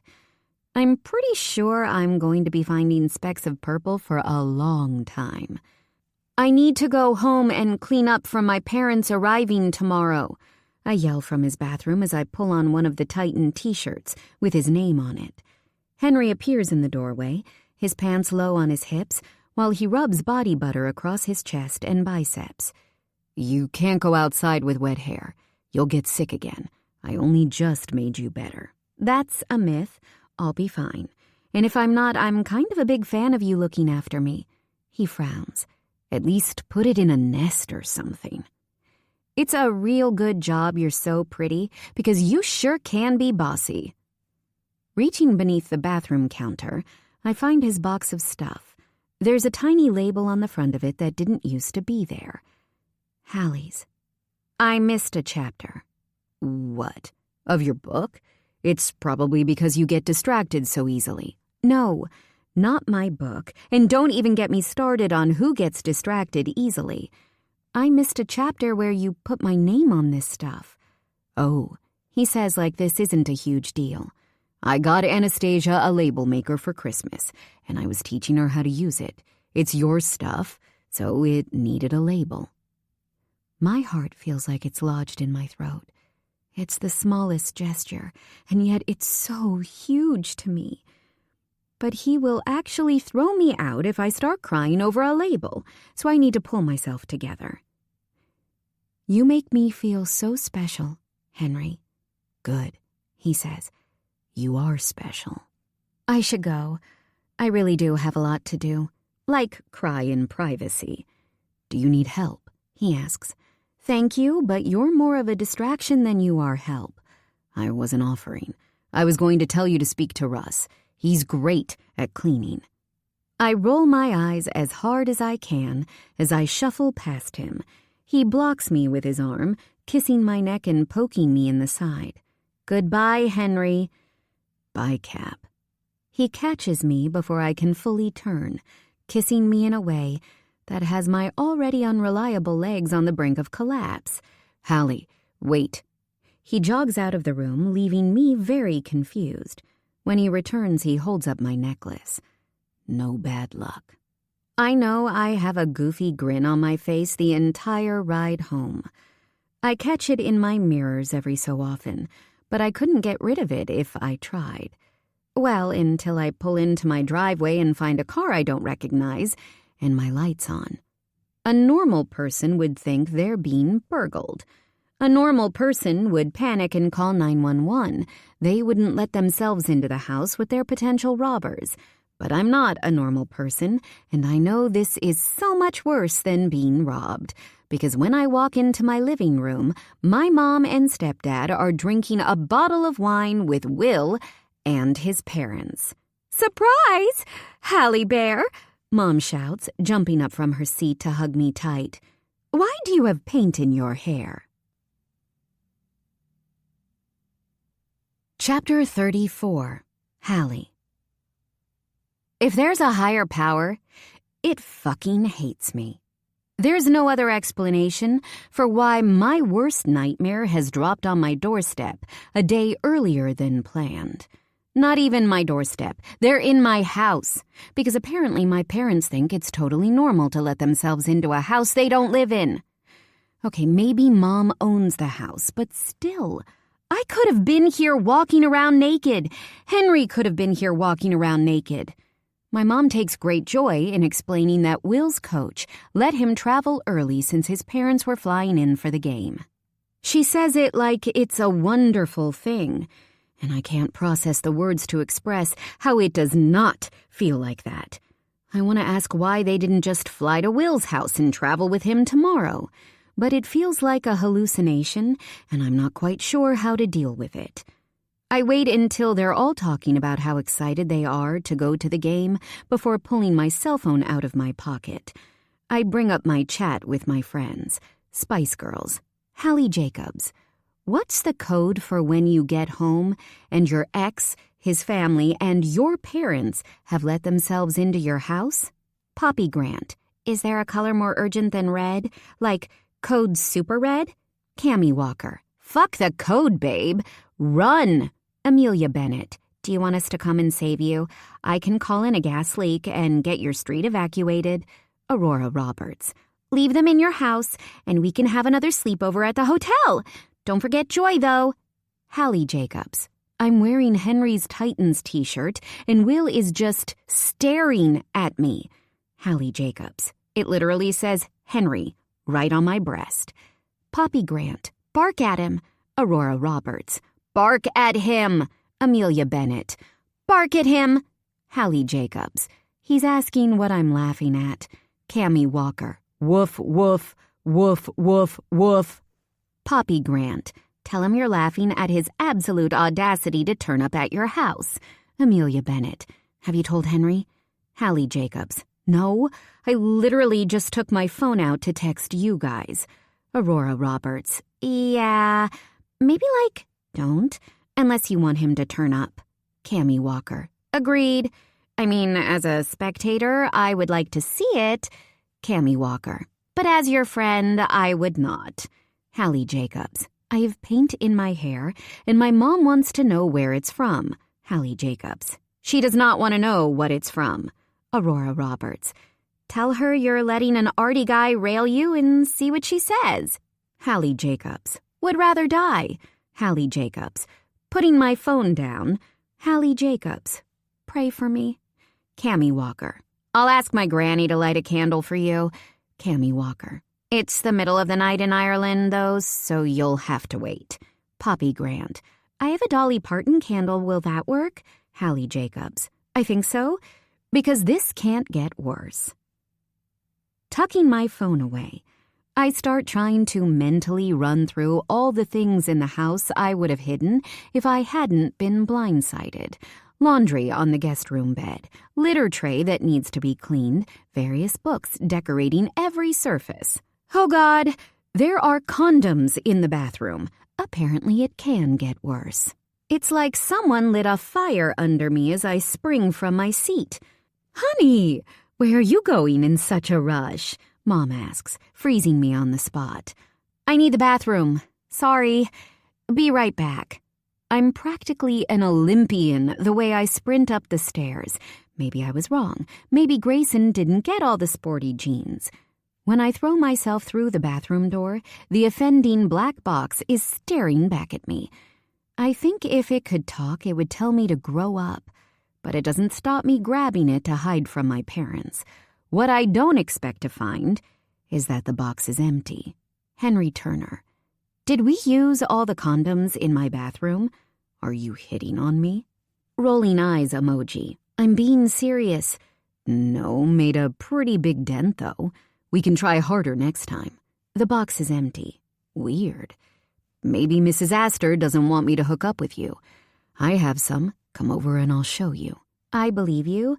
I have the paint in my hair to prove it. And I left like 15 minutes ago. Why leave it all? That's what I want to know. Come back, I miss you. Bring joy. Robbie probably won't die. I can't. Worried face. My mom and stepdad surprised me by coming early. It wasn't them, though. Don't even say it. Don't even think it. Grimacing face emoji. After my Christmas present, I now know that Mrs. Astor uses her emergency key liberally, but I can't imagine she'd steal condoms before the mixing bowl she's been eyeing since Nana got it in the 90s. As I exit the bathroom, box in hand ready to go into my bedroom trash, I decide that I have a ghost, which is what causes me to jump out of my skin when I venture into the hallway, and Will appears from the darkness like a freaking ghoul. Oh my God, you made me jump. He laughs and holds up his hands defensively while I hide the box in my hands behind my back. Sorry, I didn't mean to scare you. I wanted to use the bathroom. Did you not want to use one of the other ones? Will shrugs, looking toward the staircase, then back at me. Let's talk in your bedroom, Hals. Let's talk right here. Or you can just meet me downstairs after you've used your bathroom of choice. I didn't know you didn't know we were coming. Nobody told me it was a surprise for you. I would have given you a heads up if I'd known. I wasn't trying to catch you off guard. The tenseness in my body relaxes a little. My shoulders drop an inch. Oh, don't worry about it. Their intentions were good, and it's nice to see everyone. He nods. Yeah, we missed you a lot at Christmas. Dinner was a disaster without you making everyone stick to the schedule. We ate 2 hours late. I texted you. Didn't get a response, though. I wish I'd barked at him when I first stepped out of the bathroom. Yeah, Gigi told me it was pretty stressful. And sorry, worked double shifts. I must have read it by accident. No worries, no worries. How long have you been with your new boyfriend? It's a funny thing when your gut picks up on something before the rest of you does. This is why I feel so unsettled around him. I don't have a boyfriend. Will. Don't treat me like I was born yesterday, Hals. The condoms and the guy's name on your tits suggest otherwise. Okay, this conversation is over. I step around him to head into my bedroom. He thankfully doesn't follow me in. After disposing of the box, I quietly realize as it stares back at me from the wastebasket that I don't have a ghost, I have an ex. I leave to get downstairs quickly in case he actually did need the bathroom, but he's still in the hallway waiting for me. He is leaning against the wall with his arms folded, only standing up straight again when he spots me. I'm fully intending to ignore him and go downstairs until he speaks. I feel like every time I see you, you're different. The question stops me in my tracks. Excuse me? You cut your long hair? You changed your makeup. You started wearing jewelry. You're obviously having sex now. You even smell different. Did you change your perfume for him, Hals?" My hand closes around the H hanging from my neck. I wanted to do those things. For me. Nobody asked me to. Nobody made me. "I see your stories and you're out all the time. Even when I don't look, I fucking hear about it third hand from my mom. Halle's new friends got her VIP tickets to a concert. Halle's new friends invited her to Europe to go to a Formula One race in the summer. Halle's new friends took her to a fancy restaurant in LA. Halle's new friends took her to an NHL game. Do they even know the real you? Shit, do you even know the real you at this point?" "You don't know what you're talking about. Will, let's go downstairs." I wish I'd stayed at Henry's house. At least if I had, I could have avoided this conversation. "Why am I the only person you wouldn't put first?" It's the softest he's sounded, and yet it makes my blood boil beneath my skin. What are you even talking about? I put you first with everything. I didn't cut my hair when I wanted to. I planned my schedule around you and hockey. I spent hours in the car driving to see you. I worked my ass off trying to be nice to your friends so they'd like me. If I didn't put you first in everything, then we wouldn't even be friends in the first place. Whoa! That's not true or fair. I was your friend when you had zero. Maybe you don't remember that now that you have the Maple Hills friends you always wanted. There's a sliver of hurt in his voice, and that's what tells me something deep down I've always known. He has no idea the type of friend he is. Will, if we weren't neighbors or our parents weren't best friends, and I didn't overcommit myself for other people's benefit, we would have stopped being friends when we were, 12? 13? That's not true, Hals. If I didn't practically do your homework for you for 8 years, let you copy my test answers, be your designated driver, or give you an alibi because your parents thought if you were with me, then you definitely wouldn't be getting into trouble, we would not be friends. Halle, if I didn't help you with every single college application, we would not be friends. If I didn't babysit your siblings with mine so you could go out, you and I would not be friends. Halle, stop. I can keep going. I have a long list of things that I've done for you over the past decade because I didn't know how to say no. If you were my friend, you would have stopped me. You'd have shaken me and told me that I didn't need to do things for you to keep you. You'd have told me to stop letting everyone use me like a doormat. If you were my real friend, Will, you would have told me to make myself my number one priority. You would have told me to say no to people. You think you know me? Because you've known me the longest, when really all you've known is the person I've conformed to make everyone else's life easier. You don't know what you're talking about, Halle. Tell me something you like about me then. Tell me something that isn't directly related to me doing something for you or someone else, and maybe I'll believe that I'm wrong. He doesn't have anything, and the irritation is written all over his face. I don't know what you've been dreaming up, but these new friends of yours, they're going to drop you as soon as Henry Turner gets bored of you. The problem with knowing someone so long is that they know exactly what to say to get beneath your skin. I'm not listening to this.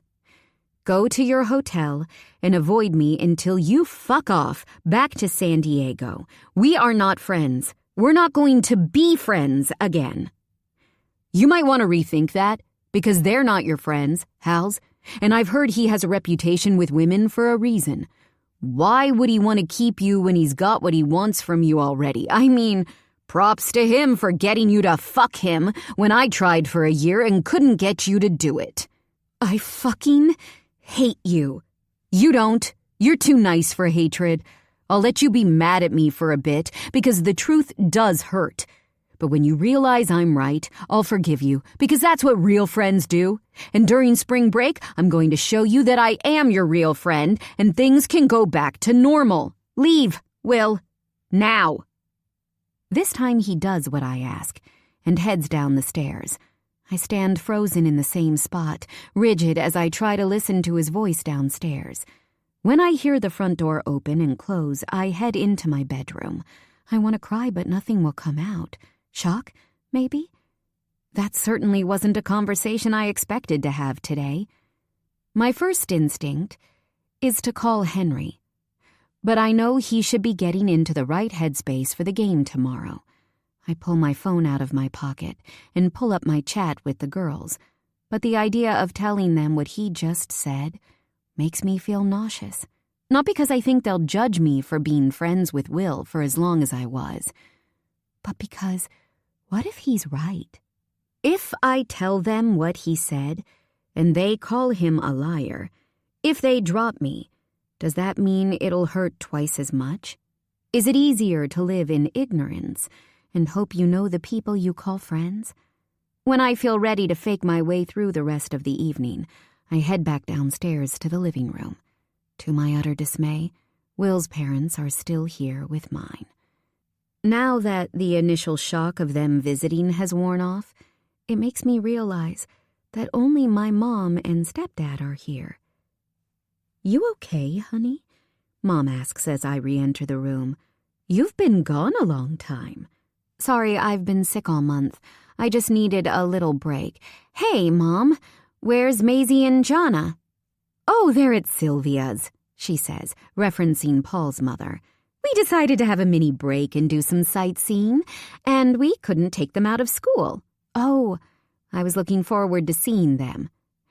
"Well, maybe you could try coming home and you would get to see them," she says, smiling over her wine glass. "You'll see them in a couple of weeks, Hals." "Wait, so you're having a long weekend? Where are you staying?" She looks at me like I just asked her for the nuclear codes as I take a seat in the chair opposite her. "Here, obviously." "You didn't think to check that's okay? I have plans with my friend. She's coming over so I can help her with a group project for a class we have together. Her group is really unhelpful, and she doesn't want to fail, and you can do all those things while we're here, Halle. We will stay out of your way," Mom says, interrupting me. I know that she isn't wrong, but it still rubs me the wrong way that she didn't think to ask. She assumed I'd be okay with it, but I guess she wouldn't think otherwise when I'm always okay with everything. I know it's my argument with Will that's making me irritable, but I know she'd never assume Grayson could house them for a couple more days. She'd always check first. Sure, there's a weird tension in the air, but I don't know how to break it. Will's mom steps up, clearing her throat. She holds up Henry's sketchbook, something I definitely would have hidden away if I hadn't been ambushed. "Did you take up drawing, Halle? They're very good." "They are, but it's not mine. It's a friend's sketchbook. They must have left it here by mistake." "Let me see," Mom says, switching her wine glass to her other hand to reach across and take it. A piece of paper falls out of the side and onto the floor. If I wasn't so anxious, I'd laugh at the prospect of having to explain the lore of Quack Efron and his suit to the room. "They're all of you." "They're not all of me," I say, pulling my knees up to my chest and clinging to the H on my necklace, hoping she doesn't notice it exactly matches the H Henry signs his work with.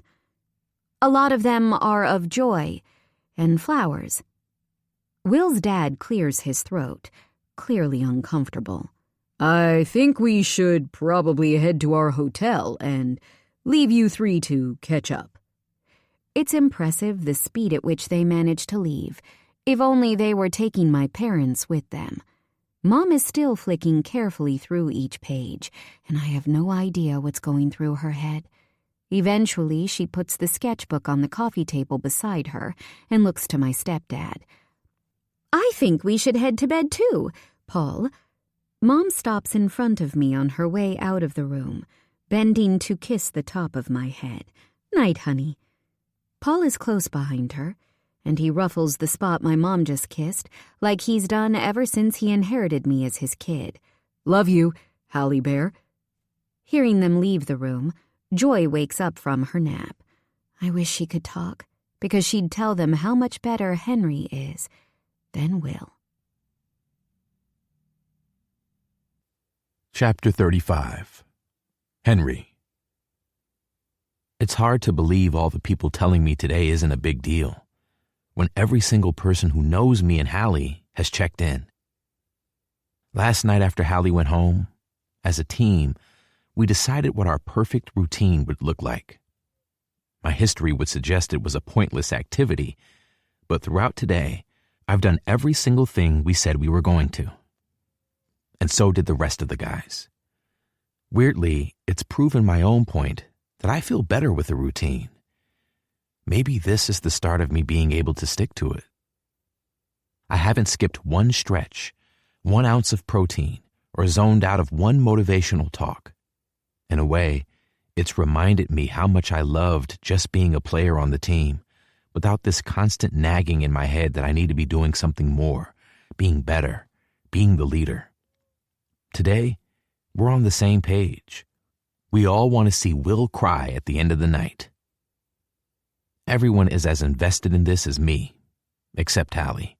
Every silly superstition my friends have has been stuck to, even as far as JJ wearing his lucky pants up in San Jose, Nate only listening to rock music, Joe always putting his right shoe on first and getting his grandma to do her special prayer she used to do on game days. It sounds extreme, paranoid definitely, but everyone knows how much Halle means to me. Will is arrogant on the ice, and I know from Halle he's had his ass kissed his whole life. There's nothing I can say to him that'll hurt him more than beating him this weekend. I'm the last off the ice when our warm-up is done. I've been getting my head in the zone all day. I feel good. The team feels good. All that's left for me to do is survive Faulkner's motivational speech. I'm about to pass no man's land, a small stretch created by a planning error that connects our hallway to the visitor's hallway. When I hear my name being called, I know immediately I should ignore Will. But when I hear him call me a fucking coward, I can't help but stop. The guys in front of me making their way into the locker room do the same, turning around to see what's happening. "Looking slow out there," he says, in the most pathetic attempt to goad me. I'm in the best shape I've been in. It's the most effort I've put in. Pulling off my helmet and tucking it under my arm, I ruffle my hair to unflatten it and scoff. "Thanks for the feedback. Show me where I asked." I don't understand what Will is hoping to achieve. Everyone who has ever played here knows this area is out of bounds. We don't mess with each other off the ice. It dates back to when the Titans were known for pranks and people would use this spot to get into the other locker room. There isn't anything he can say to shake me. I think he can tell he isn't going to psych me out because he starts smiling. "How are you liking my leftovers? If you don't think you can beat me out there, just say that." I turn to head back to the locker room with my teammates, who are still standing by, but he just doesn't know when to stop. "Have you seen all Halle's scars yet? She has a few. Always saving Maisie from falling over and hurting herself instead. Or the birthmark on the inside of her thigh. I like discovering that one. Fuck off, Ellington," I call over my shoulder. "Don't walk away from me," he yells. I turn to face him again, taking a few steps toward him. I'm bigger than he is, and the difference is I don't need to fight him. I don't want to fight him. Halle laughing her way through saying, "Fighting is for fools and you're not a fool," plays in my head like a song. She hates fighting, and she'd hate me fighting. And I have her, and he doesn't. See, we can talk like adults. We should be best friends, actually. We have a lot in common. I should be thanking you for keeping my side of the bed warm. I already have a best friend, thanks. Her name is Halle. That isn't something you can say anymore, though, is it? I know I've hit a nerve. Bulldozed the nerve, in fact. Do you like the things I taught her? I don't feel like you're very grateful for me making her less of a frigid bitch.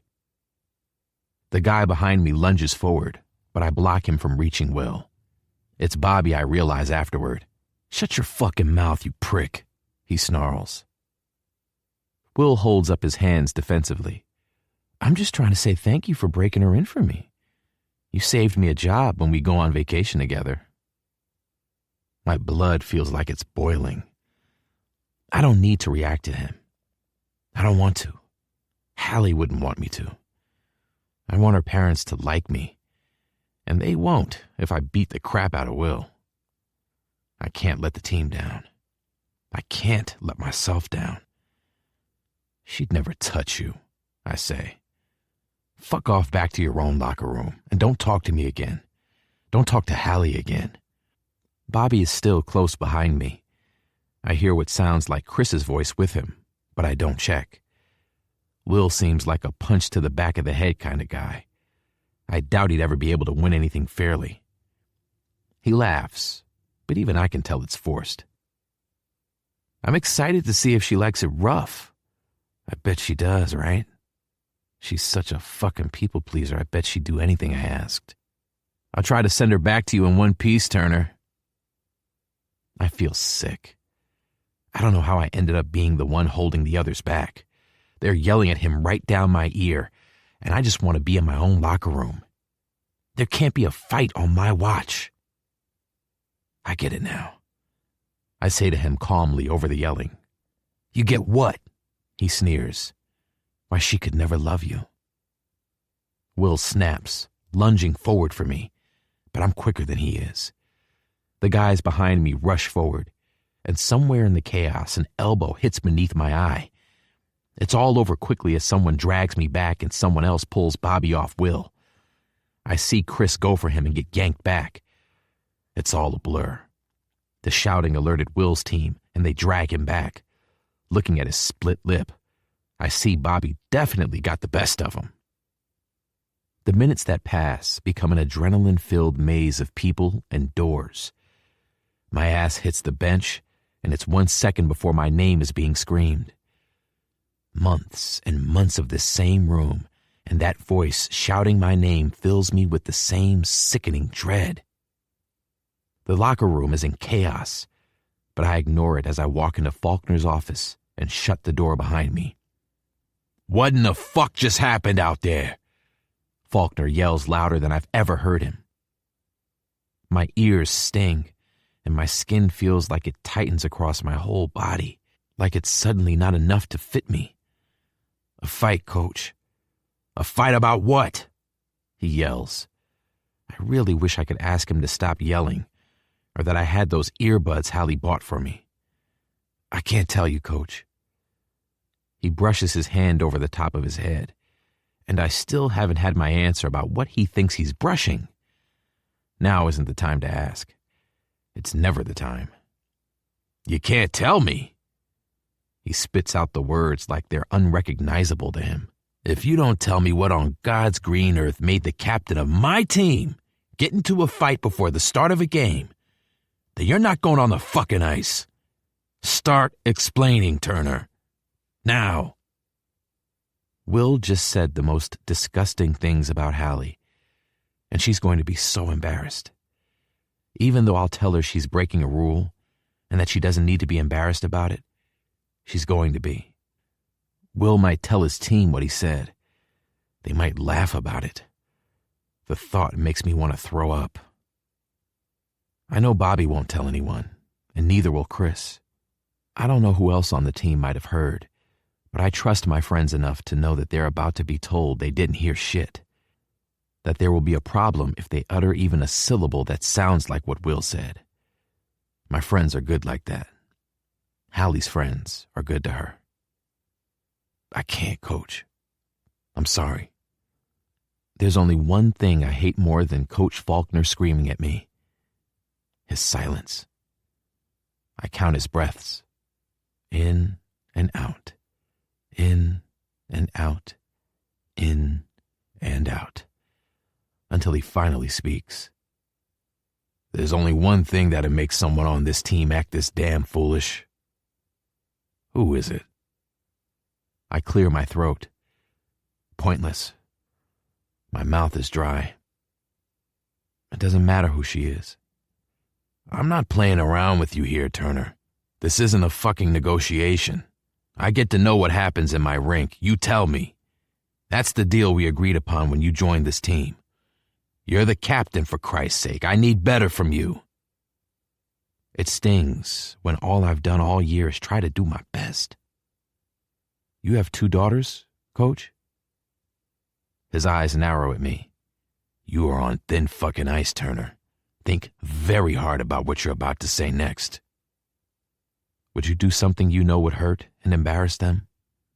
For hockey? I'm not running hypothetical situations with you. You fucked up.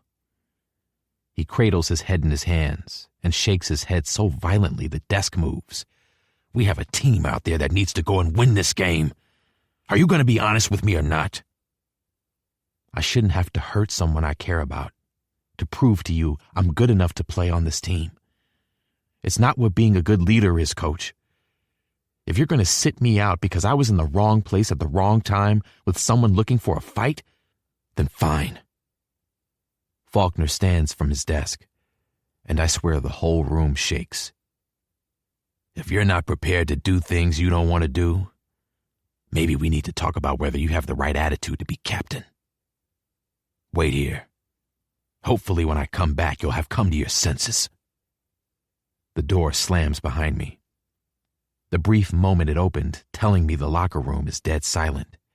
Something I'd have previously called impossible if I didn't know they'd all be trying to listen to what's going on in here. I hear Faulkner scream that he doesn't want to fucking hear it, and for everyone to get their head out of their asses and into the game. I rest my head against the desk and breathe out a sigh. The idea of having my title taken away feels a lot like relief. And I honestly don't know how to process that. Sometimes it feels like I have too many emotions, and other times it feels like I have none. Sometimes I feel like I understand everything going on around me, and other times I feel like I'm surrounded by people who speak a language that I don't speak. Hockey and art have always been great equalizers for me, when it didn't matter so much about what I said, and there was a guideline for how I acted, rules I could follow, mistakes that could be easily identified and fixed. It's almost the opposite of the fluidity of art, where there isn't a way for me to get wrong what I'm trying to create. It has the structure I craved, coupled with the this could go anywhere I love when I create something new. I love being on the team, and when I'm honest with myself, I don't love having the team look up to me. Becoming captain took away my great equalizer and overcomplicated my emotions that had previously been sound. How can I be honest about how I'm feeling when I know it'll let my friends down? How do I let go of the thing I've clung to so tightly all year? Something that has always felt like I'm seconds away from being stung by wasps. What if Faulkner tells me I haven't been doing a good job, and it's all been for nothing? I hear the familiar sound of the guys cheering, hyped up to get out there and win. Faulkner wants me to wait here, but I can't. I can't tell him to his face that I'm as relieved as much as I am. I wait until I know they're gone. Then I leave Coach's office. I get changed as quickly as I can, shoving my things into my bag and getting out of the locker room. As I approach the door out into the foyer, I can hear people screaming at each other. Leaning against the wall beside the door, I open it the slightest amount to listen. And that's when I realize one of the voices is Halle's. Chapter 36. Halle. The whole arena is buzzing, and I can't get myself to feel anything beyond pure nausea. Cammy hands me a giant soda cup that she previously suggested I use as a weapon against Will's parents if I need to. She also offered to add a splash of vodka for courage. Courage I desperately need with my mom sitting on my right, wearing Will's name on the back of her jersey. But I politely declined. There's only one thing that's going to make me an anxious wreck this weekend. He has blonde hair and a bad attitude and will be getting on the ice at any moment. I've always desperately wanted close friends, but I never truly understood what it meant to have them until the moment Aurora bribed the students beside us to switch seats. Also, I didn't have to sit with my family on my own.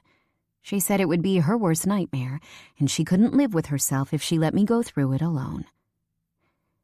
As soon as the first player steps onto the ice, I take a deep breath and shrug off my jacket, the UCMH logo bright and bold in the middle of my chest with Turner running across my shoulders. "Halle!" Mom groans as soon as she sees the orange. "I thought you'd wear Will's jersey. This isn't very supportive of you." I take a big sip. "I'm making a point to support my school and my friends." "You're making a very insensitive point. It's not fair to rub Will's nose in it, knowing you have a new friend. I think you should wear Will's jersey tomorrow." I feel like I'm going to be sick, and nothing's even happened yet. One by one, the team steps onto the ice. I count them. There's something wrong. I turn to Aurora in the seat beside me. Where's Henry? And Will? I watch as every other player arrives, except for the two of them. I can hear Will's parents start to mutter, then my stepdad's voice. I wait, counting to 60 in my head, like maybe there's just a little delay and they'll be out any second. They're not coming. Something's wrong. Standing, I'm immediately stopped by a hand on my wrist. "Where are you going?" "I'll be right back," I say to Mom, handing my drink to Aurora. "Do you want me to come with you?" Amelia asks as I pass her. "No, I'll be right back." I fight through the lines on the stairs as people try to get to their seats to watch the game begin. It's like trying to run through sand, and every person stepping into my way is just frustrating me more and more. My mind is jumping through every possibility, and none of them are nice. Adrenaline is fueling me as I stride toward the no-access door, praying I find Henry somewhere on the other side of it. "Halle!" my mom shouts behind me. "For God's sake, slow down." "Mom, it's fine. Go back to Paul. I just need to see what's happened." "That door says no entry. You can't go in there," she says as my hand meets the metal. I turn to face her, frustrated that I'm so close. "I know. But it's fine, it's to the locker rooms. We use it all the time and—" "What is going on with you?" Her hands are gripping her waist as she shakes her head. "Is this why you aren't visiting? Hardly call anymore? Stopped showing any enthusiasm toward your real family and friends because you're busy with a new man and what? You want to make Will jealous?" I can name at least 100 reasons why I do not want to have this conversation with my mother, but I can't think of any of them right now, because all I want to do is check that Henry is okay. I don't care what Will feels, Mom. I'm so beyond worrying about what he's thinking, and I wish you were too. I feel like you're not the same person you were the last time I saw you. What will the Ellingtons think? I don't know where my caring, loving daughter has gone, she says, her voice getting louder with every word until she's shouting at me from 6 feet away. "Good!" I yell back, the stress ricocheting around my body finally spilling over. I take a few steps toward her. "Because that Halle was miserable, and she was lonely, and she was stuck in a relationship with someone who pressured her to do things she wasn't ready to do and made her feel like there was something wrong with her. I'm tired of worrying about your reaction to decisions I make about my own life." My mom might be imperfect, but I know she'd never want that for me. "Honey, I'm tired of having to think about everyone else before myself. I'm tired of putting everyone else's needs before my own. I'm tired of feeling like the only way I can make people like me is by doing something for them." "Halle, that isn't true. We love you so much," she says, her voice softer than before. But it's too late. I can't put a lid on it. Unconditionally. I stopped visiting because when Will broke up with me, we agreed that he could go home and I wouldn't, so you guys didn't pressure us to get back together. And I hardly call because every time I do, you put something on me. I have to speak to someone, or organize something, or tutor someone, or listen to you talk about everyone else without asking how I'm doing. I'm trying to write a book for a competition, and you don't even know because you don't ask me about my aspirations. But you've never missed a second of Grayson holding a football. I can hear myself ranting, but I can't make it stop. Even with Mom standing in front of me stunned, I can't stop the words from tumbling out of my mouth. I hate being the family manager. I hate that the only time anyone ever thinks of me is because they want something from me. I hate feeling like I'm everyone's mom when all I ever want when I call is my own mom. Being the eldest daughter is a curse, and I'm sick of it. Her face sinks. Halle, you're understandably very emotional right now, and I think we should discuss how you're feeling back at the house. I am emotional because something bad has probably happened to someone I really care about. And instead of finding him, we're arguing about Will freaking Ellington and the fact I haven't had a minute of peace since birth. We are not arguing.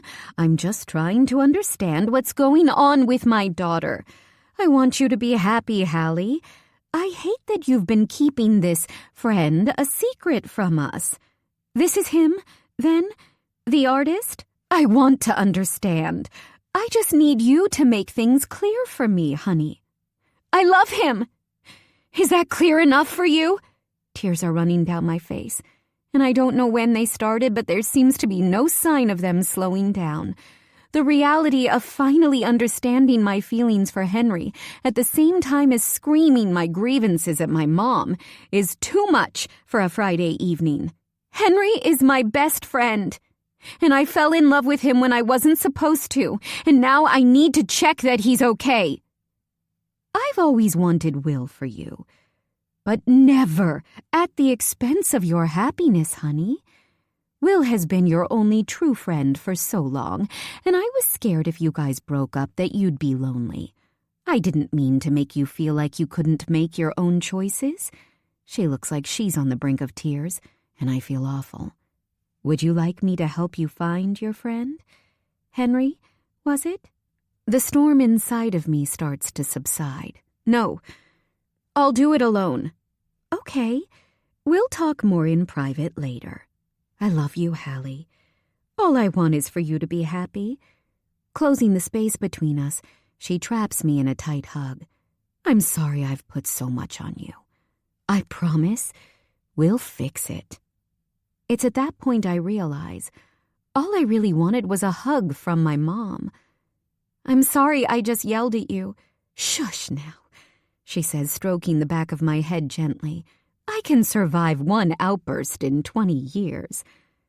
After kissing me on the forehead, she heads back the way she came toward the seating. I don't move at first. I just watch her walk away while wiping the tears with the back of my hand. I jump when hands land on my shoulders, but immediately relax as soon as I hear him murmur my name. Spinning around, I find Henry standing behind me, dressed in his normal gym clothes, his bag slung over his shoulder. His face is calm, but there's something missing, a spark. I don't know. I know my instincts are right, and something has happened. What happened? Why aren't you playing? He hears the murmurs of people hanging around behind us at the same time I do. He nods toward the rink exit. Can we talk outside? Or in your car? Do you want me to give you a ride somewhere? I ask. You're in your clothes and you're leaving with your bag, so I'm guessing something has happened, right? Do you not want to watch the game? He says, voice steady in a way that makes me want to shake him and find out what's happened. I feel like I'm losing my mind a little as I shake my head. If you're not playing in it, absolutely not. Okay, let's go home. I'd love to say that the car journey from the rink to Henry's house is filled with a very detailed and interesting conversation about what the hell happened. But the reality is Henry doesn't say one word until we're walking into his house. "Do you want a drink?" he asks, dropping his bag next to the couch and walking toward the fridge. "Do I want a drink? No! I want to know what the fuck is going on before I actually lose it." He sighs, dropping onto the couch. I immediately take the spot beside him, not touching him as much as I want to, because there's something about him that's off, and I don't want to do something to push him over. When I'm finally close to him, I see the top of his cheekbone is starting to swell. "Is that swelling? Did you get into a fight?" "Fighting is for fools, and I'm not a fool," he says, smiling at first, then grimacing when he rubs his hand against the growing bruise. "He fought. I just got in the way of it." My hand covers my mouth, because if I don't, I feel like I'm going to scream this house down from frustration. Lowering my voice to a whisper, I give him a look that hopefully shows that I'm pleading with him. "Please give me a straight answer and just tell me what happened." "There's a small area between the home and away hallways that meets before it goes into our respective tunnels. It's because they confused the designs when they were building the arenas, because of the other rink, and they'd already started constructing and—" "Henry, please?" "Sorry. We call it no man's land, but it's basically just a short hallway that links us to the visitors. Under no circumstances do we stray into it and mess with the other team. Faulkner would have our heads." Will didn't get the memo and had some shit to say. I said some stuff. He said some stuff. I said some stuff back. He was being aggressive. I'm not playing. I feel like I'm a sim, and someone is canceling the action where you give me a full explanation. He was being aggressive? I'm not playing doesn't help ease how sick with anxiety I feel right now. I'm sorry, I'm not trying to be hard work, but give me something. What's so bad that you're avoiding telling me? His face tells me I'm right immediately. He reaches for one of my hands and brings it to his mouth, kissing the back of it.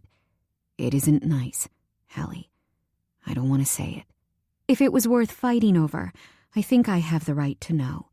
I didn't fight. He fought. I know you don't like fighting, so I didn't," he says seriously. I'm confused beyond words. So if you didn't fight, how come you're not playing? Henry rubs his jaw and looks everywhere but me. When I don't look away, he kisses the back of my hand again. "Because I wouldn't tell Faulkner what Will said. He said if I wasn't going to be honest with him, then I wasn't going to play. I said fine.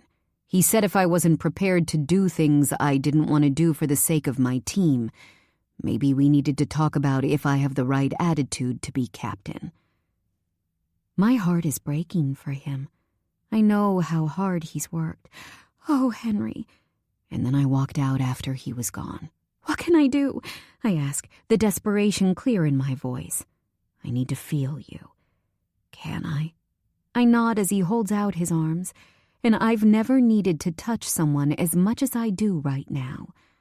I think he feels the same, because he tugs on my leg to pull it over his until I'm straddling his hips. He keeps my head to his chest, breathing deeply as he kisses my forehead. His mouth works down the bridge of my nose gently until he kisses my mouth, hesitant at first, until it deepens. We don't talk as we begin to pull at each other's clothes. I have this frantic need to feel close to him, to keep him near me, almost like somehow deep down it feels like he's slipping away when he's right in front of me. I can't explain it, but I think he feels it too. Henry holds me close as he lowers me onto the floor.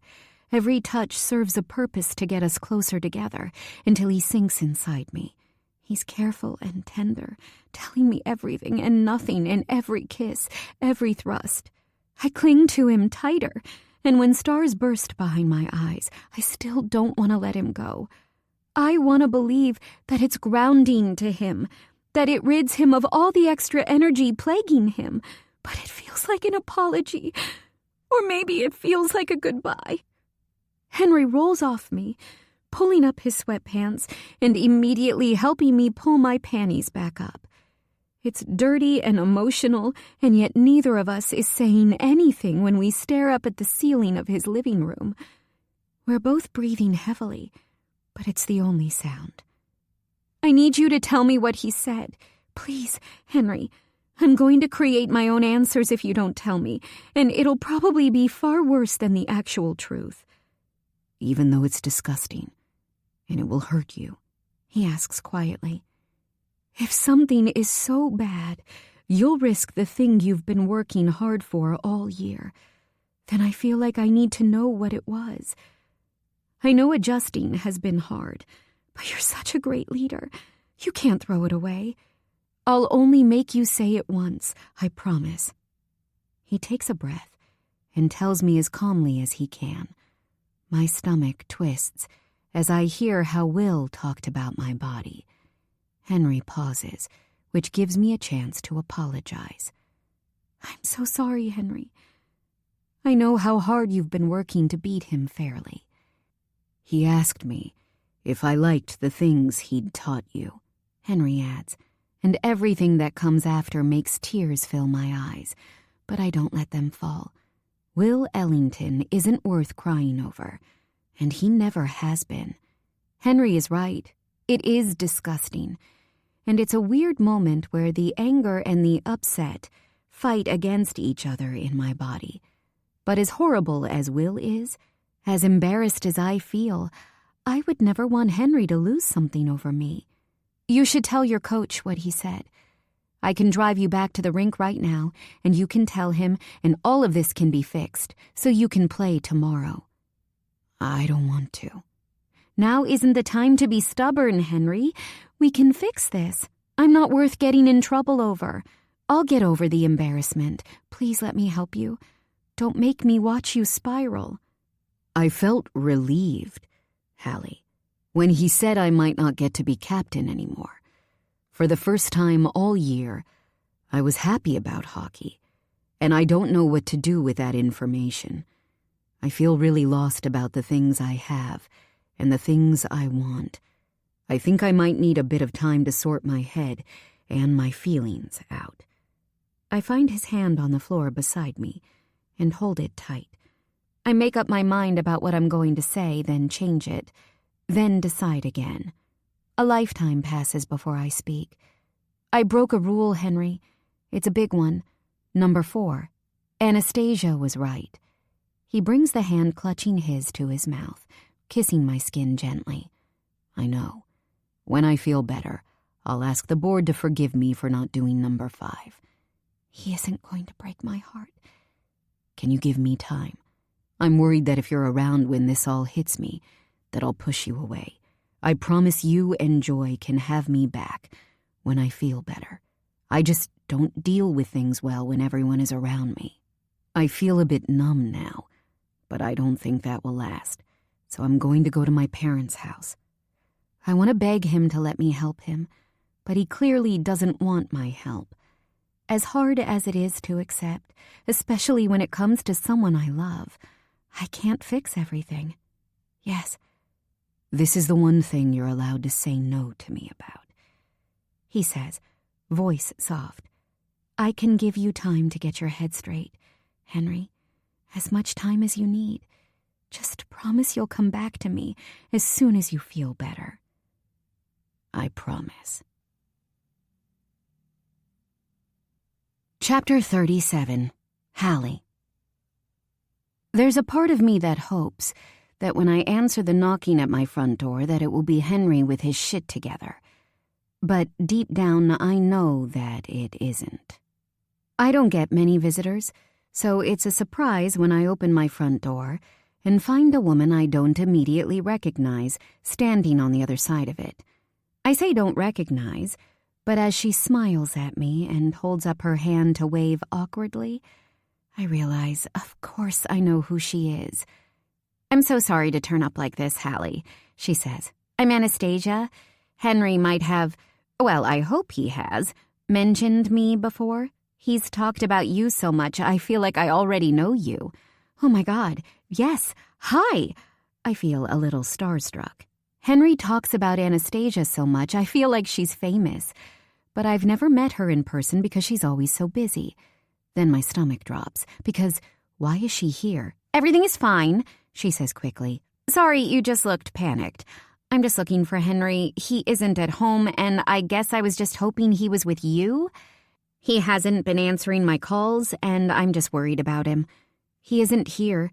He told me he was going to his parents' house, I say, quickly putting her out of her misery. We haven't talked either. He said he wanted time to himself. Anastasia nods, folding her arms to hug herself. I've been really wrapped up in myself this year.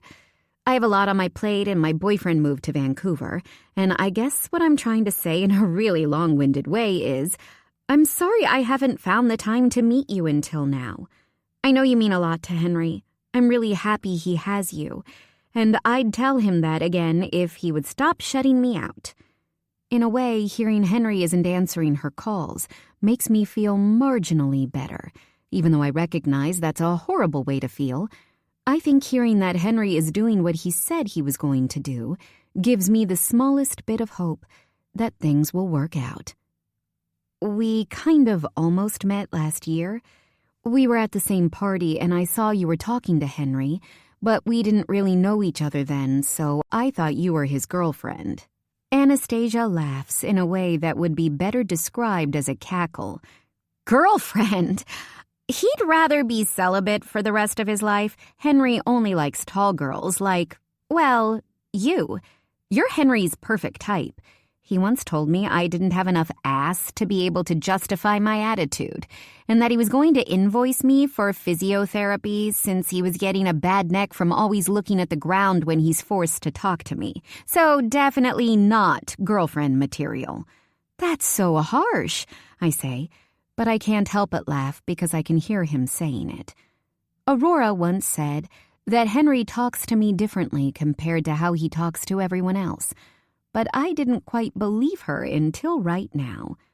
But to be fair, not unexpected. He told Lola she needed to finish growing if she wanted to be able to talk down to him, so it checks out. He once had a very serious conversation with Chris about the medical logistics of height enhancements. When I told them they were ridiculous, he asked me hypothetically, if it guaranteed I stopped falling on my ass during practice, would I do it? Because he counted, and he thinks I'm above average on the ass-to-ice ratio. Not gonna lie, thought about it for a hot second. That is so random. Why would Chris be doing medical experiments? Because he's pre-med, she says, looking at me funny. Didn't you know? I'm not judging you. The idea of human life being in Chris's hands terrifies me. I thought everyone was pranking me when they first told me. I forced Chris to show me his class schedule. That is terrifying. Joy circles my feet, so I immediately pick her up to prevent her from escaping. Sorry, do you want to come in? I'm good. I'm sorry to randomly drop in on you. I'm just worried about him, and I could trade ridiculous stories about all of them all day. I think I'm projecting, because I feel guilty about not spending a lot of time with people this year, she says. If you speak to him, could you get him to return my calls? I just want to know that he isn't spiraling. If you text him and tell him you're about to show up at his parents' house, I'm sure he'll text you back. Her hands go to her waist, her demeanor switching into something more awkward. He'll know I'm lying. I've never been, and I don't even know where it is. Do you have the address? I shake my head. I only went once, and I slept in the car because I was sick. I'm sorry. Should I be more worried? Honestly? He promised me he'd get in touch with me when he felt better, and I've just kind of told myself that I'm not going to have a total emotional breakdown over a man who says he's coming back. Mainly because if he turns up here and I'm crying over him, he'll call me dramatic. Has he done this before? She shakes her head frantically. No, please don't stress yourself out because of me. Do you have siblings? Yeah, I have 3. I'm an only child, but Henry feels like what I imagine having a brother is like. He isn't great at working out when he's on a downward spiral, but he's learned that if he removes himself from the situation, he can basically, process it all better. I'm still going to stress about him. I can't help it. But like I said, it's mostly guilt. I get the sister guilt, so I know exactly what you mean. I struggled with it a lot the first year living away from home. I'll make sure he checks in when I next hear from him. I really hope we get more chances to hang out properly before I graduate. I really want to know you, Halle. I watch as Anastasia climbs into her car and drives off, leaving me analyzing if she meant what she said, because she thinks I'll still be around, or if she was just being polite. When I was leaving Henry's house after agreeing to give him as much time as he needs, I told him there was no pressure to keep me updated. I know that the simplest of tasks can feel like a heavy weight to him, and he will ruminate for hours over completing it when he isn't in a great frame of mind. I told him I'd rather he concentrates on feeling better than trying to keep me up to date with how he feels when he might not be able to explain it. It was the right thing for me to say, but I still miss him. I'm wondering if Anastasia found him, and if I should have been the one trying to track him down instead of sticking to what I said. I feel foolish more than anything. Maybe his other friends are what he needs right now, and I'm not. I'm ashamed to admit that the idea that he could be out with his friends having dinner or something while I'm at home worrying makes me sad, especially because I'm not supposed to be worrying. Not sad because I don't want him to feel better, and a genuine part of that might be to get out with his hockey friends, but because Will's arrogant voice is playing on a loop in my head, and I can't get it to stop. I promised myself I wasn't going to do this. I'm not going to sink the ship because the waters are rough. I am too good at fixing everyone else's problems to fail when I have my own. I'm making my own rule book, and the first thing on the list is that I'm not going to make myself upset over hypothetical situations. Will told me that Henry would get bored of me. He told me that they were always going to be his friends, and I'd lose them like I lost his, when Henry decided he didn't want me anymore. It's that thought that's been plaguing me, even though it went against rule number 2, which was never thinking about Will. But it's the reason I'm so surprised when I answer the knock at my front door, and Aurora, Amelia, Poppy, and Cammie are standing on my doorstep.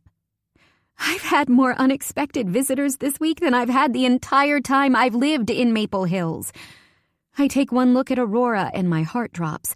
Oh my God, Aurora, I'm so sorry I forgot about your group project. She looks stunned. What? No, I don't care about that. That's not why I'm here. This is an ambush, Poppy says, immediately lunging forward to give me a hug.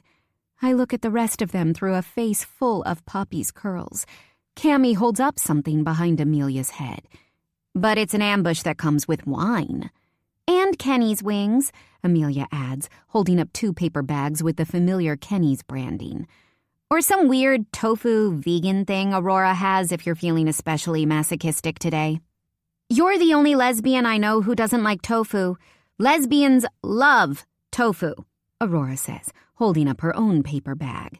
I'm not sure you're qualified to make such sweeping statements, Roar, Amelia says, side-eyeing her. Especially when your data pool is me and Poppy. If this is a safe space to speak my truth, love is too big a statement to make. I can tolerate tofu. Guys, Cammie says, the ambush? We want to check that you're okay.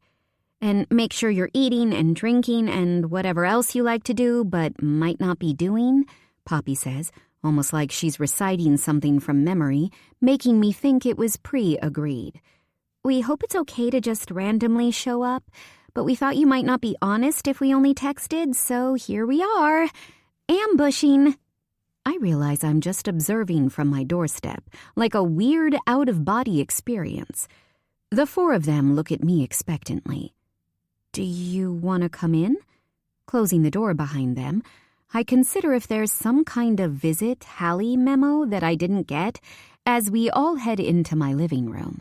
I follow them into the kitchen and watch like some kind of lingering ghost as they work to get 5 plates, 5 glasses, napkins, and ranch dressing. "This is the cutest kitchen I've ever seen in my life," Aurora says. "I'm obsessed." "So fun, right?" Cammy says, running her hand along the window curtains. I want to tell them that I've thought about changing it so many times, but can't bring myself to say goodbye to something so quintessentially part of my Nana and who she was. She would have loved the idea of the 4 of them plating up wings and pouring wine while admiring her handiwork. This is what she imagined when we planned for me to move in with her, and she was so excited to be one of the girls. What wasn't part of her vision, or mine actually, was for me to start randomly crying because I have the thing I've always wanted, but it feels like sand escaping through my fingers. I'm not sure who is the first to hug me, or the last, but one by one the 4 of them wrap their arms around me. "Oh, Halle," Cammy says softly. "I'm sorry things are weird right now." They let go of me and take a step back, giving me space to wipe beneath my eyes. "Do you guys know something I don't?" "No, but let's go sit down. Here, take your wine," she says, handing me a very full glass. We take seats in the living room, Aurora and me on chairs opposite each other, and the other 3 on the couch with Joy. "I saw Stassi in the library this morning, and she said she stopped by yesterday. I won't sugarcoat it, Hals. She said that you looked really fucking sad. Henry told Russ and Robbie he was going to stay somewhere else for a while to feel better, so we all assumed he was here with you." It's almost funny that Anastasia said I looked sad when I definitely thought I was holding it together. "That's why we didn't check in sooner," Cammy adds. "We thought you guys were just hiding out together." "No, we agreed on a little bit of space," I explain. "I'm sorry for crying. Will just got into my head saying that I'd lose all of you as soon as Henry got bored with me, and that he would get bored with me, and disrespectfully, fuck Will," Cammy says harshly. "That guy is a jerk, and he has no idea what he's talking about." "You know I adore Henry, Halle. He's Russ's closest friend, and he's done so much for him. So you know when I say this, it comes from a place of love." My stomach sinks at Aurora's words because I feel the but coming. "But I'm your friend. I don't care if you guys are married or never going to talk again. I am in your corner. But Henry isn't bored with you. I don't even know what's going on with him because nobody tells me anything. I'm not in their inner circle, and I'm cool with that. I have my own inner circle, and so do you. It's us. We're the circle." "If I bow out of having to listen to your problems, does the circle become a square?" Amelia asks Aurora. "I bet the real Spice Girls never had to put up with this bullshit. Serious question. Why do men—" Cammy says, taking a long sip from her wine glass. Amelia and Poppy fist bump, and their closeness makes me miss Henry even more. "Why am I so bad at keeping the promises I make to myself? I swore I wasn't going to be upset over this. After my mom and stepdad left early, I cleaned this entire place. I did all my homework, and I did all the prep work for book club for the next 2 months. I was handling it. And now I'm being pathetic." "You're not pathetic," Poppy says immediately. "You're just probably a tiny little bit in love with him." I feel pathetic missing someone because of a few days without talking after this was only supposed to be a short-term arrangement anyway, I say, taking a sip from my own glass. As someone who misses someone they have no business missing, I feel qualified to tell you that you don't get to control how you feel about stuff like that, Cammy says. If you're pathetic, I'm pathetic. I honestly believe we're too hot to be considered pathetic, but who cares if we are? Maybe we're just cursed with big emotions. It's okay to feel things. "What do you mean, arrangement?" Aurora says, and I have a split second to decide whether to trust my friends or lie. Given they've turned up here to look out for me, it feels unfair not to tell the truth. When Will broke up with me, I promised myself I'd put myself first because I had to sacrifice a lot of my time and happiness when we were together. There's this fiction competition I wanted to enter to win a place in a writing course during the summer. But because I've been so sheltered, my lack of life experience was just so clear in everything I wrote. Oh, I saw that on the bulletin board. The one in New York, right? I nod. Henry felt sorry for me, I guess, and he was struggling with Professor Thornton's class, so we agreed that I'd help him if he helped give me life experiences. It sounds so silly now when I say it out loud to other people. It isn't silly, Poppy says, trying to reassure me. It kind of makes perfect sense. The only thing that doesn't is you thinking it was because Henry felt sorry for you. He obviously liked you from the start. You wrote a book and didn't tell me? When you know I love reading? Aurora says, practically jumping out of her seat. Did you submit already? Can I read it? Amelia tisks, and I watch her roll her eyes. Way to not make this about you, Roar. An uncomfortable heat prickles up my neck. No and no. I haven't finished the third act, and the rest is basically a whole-ass mess that needs to be heavily edited. I didn't prioritize it. I got distracted with Henry and you guys and being unwell, and yeah, it wouldn't have won anyway, so no big deal. When does the competition close? Poppy asks. Like, just over 3 weeks. It's the Sunday before spring break week starts, but I would need to be done the week before because there's an author bio and a cover letter I'd need to write, and I'd need to submit on Thursday because I fly back to Phoenix to go on vacation with my family and Will's family on Friday. You're still going on vacation with him? It's like a cartoon as I watch all 4 of their jaws drop at the same time. I'm not going to talk to him, but I miss my family. I miss my little sisters so much, and the alternative is staying here and being lonely. It isn't. Aurora shakes her head, rubbing her temple with her fingers. Let's deal with one blazing wildfire at a time. Halle, you have to submit this book, even if it's totally rubbish, which it won't be because I don't believe you're capable of that, Cammie says. Even your system notes at work are beautifully crafted. But the point is, you owe it to yourself. You can finish this book. I believe in you. But I don't even know how to end it, I admit. I've had an idea this whole time, and now it just doesn't feel right, so I don't know what to do. Go with your heart, Aurora says. I want to tell her my heart is kind of busy being bruised at the moment. Just start typing and see what happens. That'll be the story you want to tell, and send me what you have so far. I can start editing it while you finish the rest. Me too, Amelia says. I love being a grammar nerd.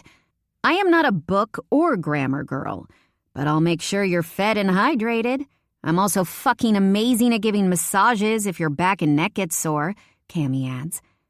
I've been writing emails for my mom since I learned to spell, Poppy says, laughing, and that task feels so familiar to me. I can do the bones of your cover letter if you let me know what you want to say. Then you can just edit it to suit your style. We can do this, Halle. I don't want to waste anyone's time just for me not to win, I say honestly. Girl, shut up, Cammie says, shooting me a look that tells me she's saying it with love. We're finishing this book. My instincts are telling me to say I don't need their help, that I'll do it all on my own, but in reality, that isn't what I want. I need help and I need support, and having a group of friends who offer that is what I've always wanted. This whole time I've craved more superficial experiences like shopping and getting ready together. I've called it girlhood because to me, it represented what I missed growing up, what younger Halle desperately wanted. But as we've grown closer and our lives have intertwined, I know I was so wrong. This is sisterhood. This is women supporting other women to meet their goals. This is what I've yearned for. And I didn't even know. I nod enthusiastically, which somehow snowballs into me laughing kind of chaotically. Okay, let's do it. But we're going to need more wine. Chapter 38. Henry. When I left my house for my parents' house, I told myself when I got there, I'd give myself a day to spiral, and then I'd sort my shit out. Like every other plan I've ever created, it didn't happen like that. I'm not sure how much further there is for me to fall mentally, because moving away and changing my name started to seem appealing for about 5 minutes last night. It really took feeling like my entire life is falling apart for me to finally empty the clean laundry out of the basket from the holidays.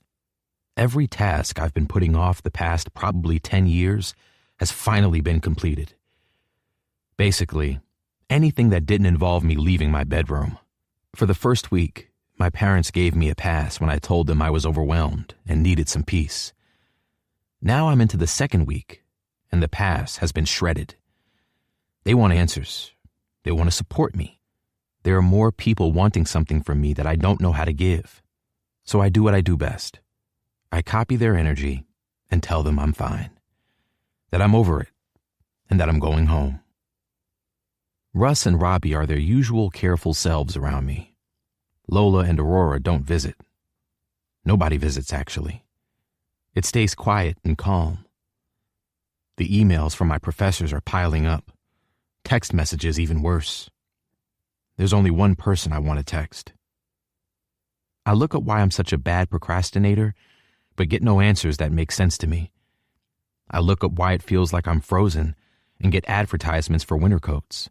I look up how you know you're in love with someone, but close the tab before I get more answers that I can't understand. I know I owe everyone answers, but I don't know what the answer is. I pull up Halle's name, typing quickly before I can put it off.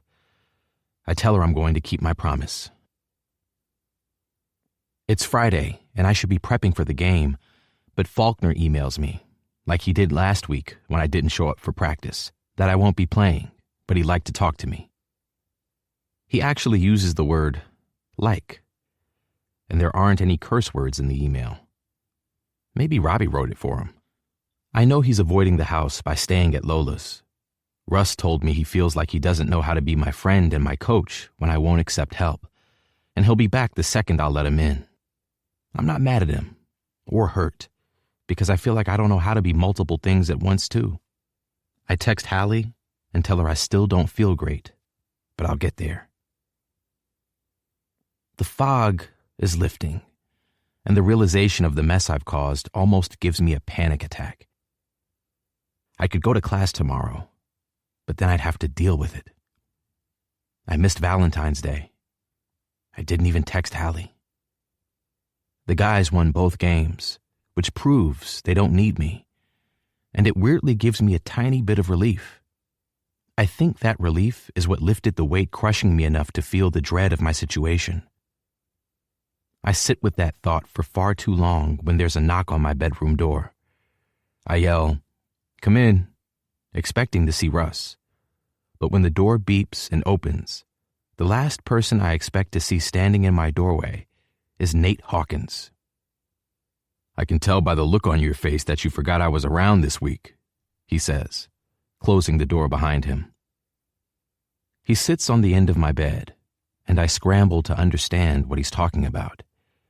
Right until I realize how long I've been hiding out, and that his schedule has a cluster of games in and not too far from LA.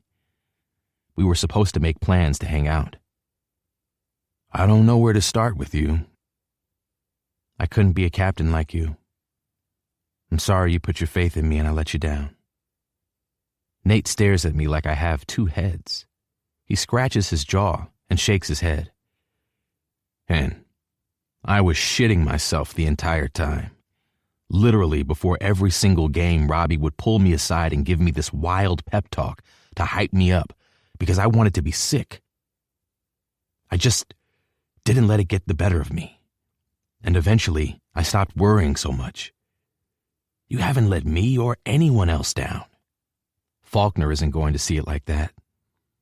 I walked out on him. I've missed so many classes my grades are going to be ass. I've ruined everything, Nate. I know it feels like it. Honestly, I get it. And I'm not telling you that your feelings aren't valid, but you can fix it. Faulkner's the way he is because he loves the team, and he loves his players. He would not want you to hide away over fucking ice hockey. I don't know what to say to him. To say to everyone I've been avoiding. I feel like shit. And I can't even explain why I react the way I do. It's not fucking normal to just shut down like this, but I can't stop it. Nate listens to me rant, saying nothing until I'm done. Everyone knows that you haven't done anything to upset anyone. They want you to be okay, Hen. They miss you. Fuck, Stassi misses you. And I bet if I looked at my phone right now, I'd have 1,000 messages from her. But she stayed away, like you wanted, because you know how to handle yourself the best. They just all want you back, feeling good, whatever that looks like. Do you practice giving speeches just in case you ever have an opportunity to give one? Nate bursts out laughing, and it's the light in the dark of the past few weeks. I laugh too, rubbing my palms against my eyes. Yeah, every morning before I leave my place. He drags his hand through his hair. You don't need me to swoop in and fix things for you, I know that. But if you need a friend to be with you while you fix things yourself, I can do that. I want that. Thanks. Sasha is with Stas right now. She's decided to piss off my dad by claiming she wants to go to Maple Hills. So we've been tasked with keeping an eye on her until she goes on a college tour tomorrow. I have a game tomorrow night, but I can find an hour around lunchtime to see Faulkner with you, even if I just sit quietly. Thanks, Nate. I think you need to get out of this room, buddy. Come for dinner with us tonight. The guys need to see you alive and kicking. Stassi needs to see you alive and kicking. I haven't been a good friend to her this year. I hardly see her anymore, and she never comes around. But I guess I never invite her, and you know she cried and said the exact same thing about you. That she'd failed you by not being around. That somehow she could have prevented this if she'd seen you more. You'll both survive this. You've got that weird pseudo-sibling thing going on. I always think I should call Sash more, and she only calls me when she wants something. It's normal. Did you know Stas met Halle? That makes me sit up a little straighter. No. When? What did she say? Not a lot. She was at Halle's looking for you before she found out you were at your parents' house. She said Halle clearly missed you, and that she was very sweet, and even prettier than she was expecting. Something about a type of cat someone else has that's apparently a big deal. I can't remember. I miss her too. I want to call her, but I know that she'll drop everything to help me sort my mess out. She drops everything for everyone. She never puts herself first, and I know if she finds out I have assignments and studying to do, she'll prioritize me. I told her I needed space, and I'd fix everything, and right now it doesn't feel like it could get worse. Come for dinner. The guys can help. But don't worry too much about it, Henry. You didn't ghost her. You didn't just disappear with no explanation. It sounds like you told her how you were feeling, and you set her expectations. Maybe don't feel like you need to apologize to her, and feel more like you need to thank her for letting you take the time you need. I don't remember you being this wise when you lived here. Nate laughs again, and the cloud truly feels like it's lifting. I don't remember your room being this tidy. I feel like the weird family member turning up at a wedding with the way everyone stares at me when I walk into the restaurant with Nate. I take the seat next to Sasha, who is the least likely person to give me a headache. But then I remember that people can talk across tables. It's giving Nate is your favorite energy, Maddie says as I put my napkin across my lap. I said I'd be able to coax you out of your depression pit, but Russ wouldn't let me try. Golden retriever to guard dog like that, Chris says, snapping his fingers. Bobby is unusually quiet, but it doesn't last long. Can't help but feel like I fucked up your life, dude. Sorry about that. He was just saying all that stuff and I could tell you were trying not to rise to it, but he went too far and I just thought fuck it.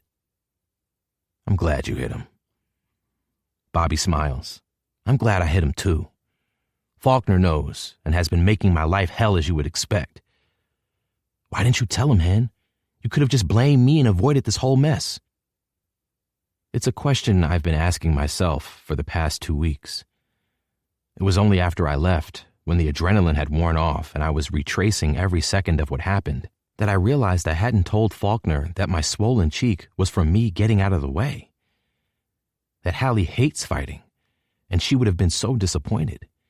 That I don't need to fight someone like Will, because I've already beaten him in every way by getting to be loved by Halle. It was all too late, though, and rehashing the events with Faulkner felt like the least of my problems. I honestly don't know. I wouldn't tell him what Will said because I didn't want to embarrass Halle. And he said something about maybe I shouldn't be captain, and I felt relieved. I take a deep breath. I don't like being captain. A silence spreads across the guys, and Russ is the first one to speak. I notice Aurora isn't beside him. Then why do it? Why not just step down? I shrug. I didn't want to let you all down. You all believed in me. Fucking hell, Henry, Chris groans, rubbing his forehead with his hand. We believe in you because we love you, you fool. You could tell us you wanted to start, I don't know, fucking show jumping and we'd believe in you. You don't need to be something that makes you unhappy for us. What he said, Maddie says. Bobby frowns a little. My eyebrows pinch together. I'll be honest. I'd have my doubts about a future equestrian career because I've seen how much you fuck around on leg day. But yeah, don't do something just for us, or whatever Chris said. Anastasia is unusually quiet, and when I look to her, she shakes her head. I just love you and want you to be happy, whatever that looks like. The doors open, and JJ walks in, looking nothing like the weird relative at a wedding. I heard we were holding an intervention. Has Nate made some corny speech yet? Not yet, Robbie says. He's at the end of the table beside Lola, also staying quiet. I'm sure it's coming. You're looking at me, Hen, but I don't have anything to say. I've got your back whatever you do. I've always got your back. JJ takes the empty chair on the other side of Sasha and leans forward. Let's talk about how you unfuck up your relationship with the love of your life. Everyone groans, including me. What? He's going to need something big. I don't know who goes first, but at least 3 people say, That's what she said. Anastasia and I have argued many times about the idea of manifesting. I know for certain that it's absolute bullshit, because I asked the universe to give us flat tires so I can't get to Faulkner's office, and nothing happens. It's good to see you, Henry, he says when I sit in his office. He looks at Nate. I thought I'd gotten rid of you, Hawkins. I don't think Faulkner has ever called me by my first name, which is an immediate red flag. I think of the speech that Nate and I practiced on the way over here. I figured if I was going to make one, I may as well run it by an expert. I'm sorry for going MIA, Coach. Sometimes I get really overwhelmed, and it makes it difficult for me to process all my emotions, and I sort of shut down. I don't know why I do it. I don't know how to stop it, but I really want to. I love hockey, but I don't love being a leader. I feel responsible for everyone and everything, and I can't see outside of my own head sometimes. I didn't want to let down the people who believed I could do it, and I didn't want to let myself down. But I also need to admit when something isn't the right choice for me. Faulkner doesn't interrupt. He doesn't yell. He doesn't slam his fist on the table. You know we could have avoided all this upset if you'd have just explained that you didn't hit anyone. I know. Why didn't you tell me that Ellington attacked you? You were the victim, Henry. I should have been looking out for you, not berating you. Your team's mistakes are your own when you're the leader. Faulkner looks at Nate, his eyes narrowing. Did you teach him this fall on your sword bullshit? You're good at that too. What? Nate says, losing his cool slightly. No. I read it in a book by Harold Oscar. I was reading it to learn how to be a better captain. But it feels pointless now, because then you said maybe I shouldn't be captain, and I felt relieved. And I don't know. It's hard for me to remember. Coach laughs, and I've never been more confused. I turn to Nate for guidance, but nope. He looks confused, too. Harold Oscar? Have you ever looked up Harold Oscar? Or met him? Because I have. The guy is an asshole. He couldn't lead ducks to a pond. He was injured for most of the seasons his team won. Why the fuck would you listen to his advice? I wanted to do a good job? You were, for what it's worth. We can fix this. No more, though, Henry. I accept that you've had a rough time mentally, and your recent conduct is an exception. You pull this shit again, it's going to end very differently. I understand. Coach grabs a pen from the pot on his desk and a piece of paper. Here's what you're going to do. You're going to make up every workout and every skate you missed while you were gone. You're going to email all your professors and ask them what you need to do to catch up. Plus, you're going to talk to someone about shutting down when you're overwhelmed. When you've done that, and you're caught up, and you've made up all your training, you can play. We can decide on a new captain. I can help, Nate says, nudging my shoulder. Faulkner frowns at him. Why would I want your help? I took your advice last year and look where it fucking got me. He gestures to me. A captain who hates captaincy. I accept the to-do list from Faulkner and tuck it into my pocket. Yeah, he's got you there, Nate. You did drop the ball by believing in me. Nate pinches his nose between his fingers. I'm getting a migraine. 1 hour later, and my life feels like it's back on track. It's ridiculous when I think about it like that. Russ is hanging out in the living room reading a textbook and working on his tablet when I get home. All good? I have a lot of work to catch up on, but yeah, all good. I think Coach was having a moment. He called me Henry. Russ's nose scrunches. That's weird. You can tell Aurora to stop avoiding the place now. It's weirdly quiet without her here. It will also help me determine if she hates me. She isn't avoiding it. She's helping Halle with the writing project or something. She said it was a secret. She only told me because she needed to use my laptop when she left hers at home by accident. I've been thinking of ways to show Halle how much she means to me since JJ brought it up last night. I need you to show me. He looks like I just asked him for a kidney. Roar will kill me, Henry. I don't think I was even allowed to tell you.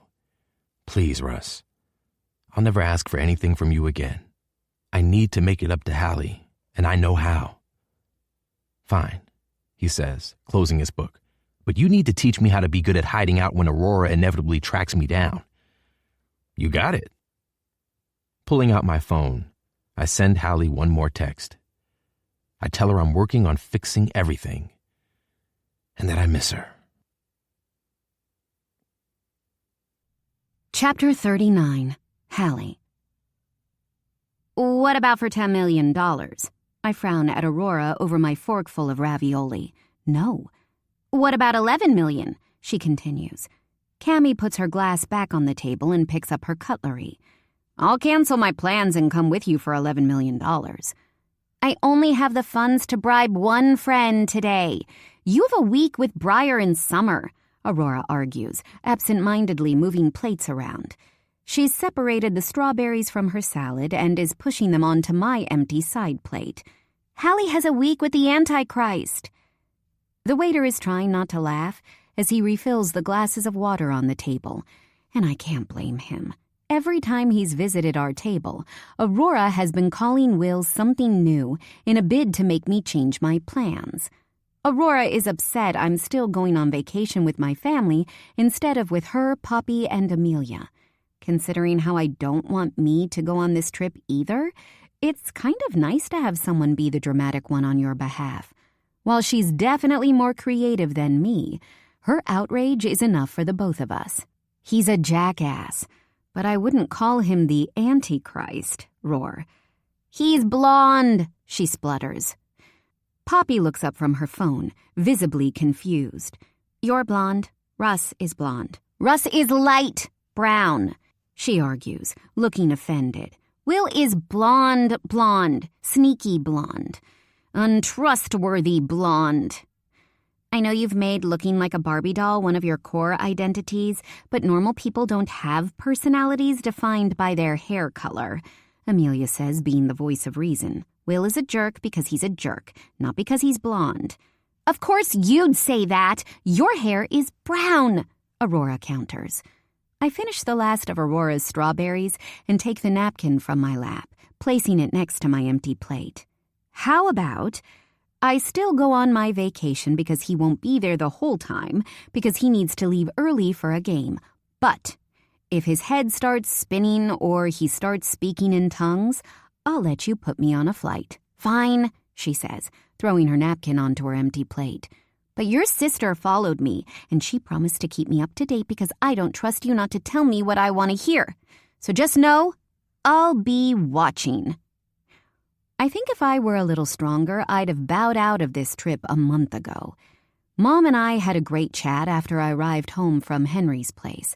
If I stank of sex and sadness, she didn't mention it as she cuddled me on the couch. I didn't tell her what Will had said, but I let her know that it was horrible enough that I was never speaking to him ever again. She apologized for not realizing how much she put on me.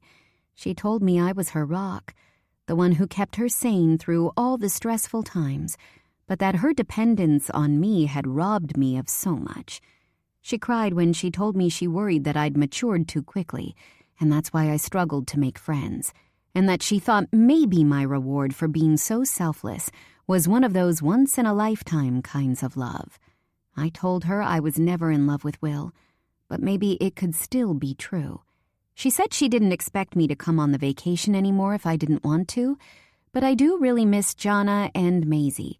I already miss the holidays with them.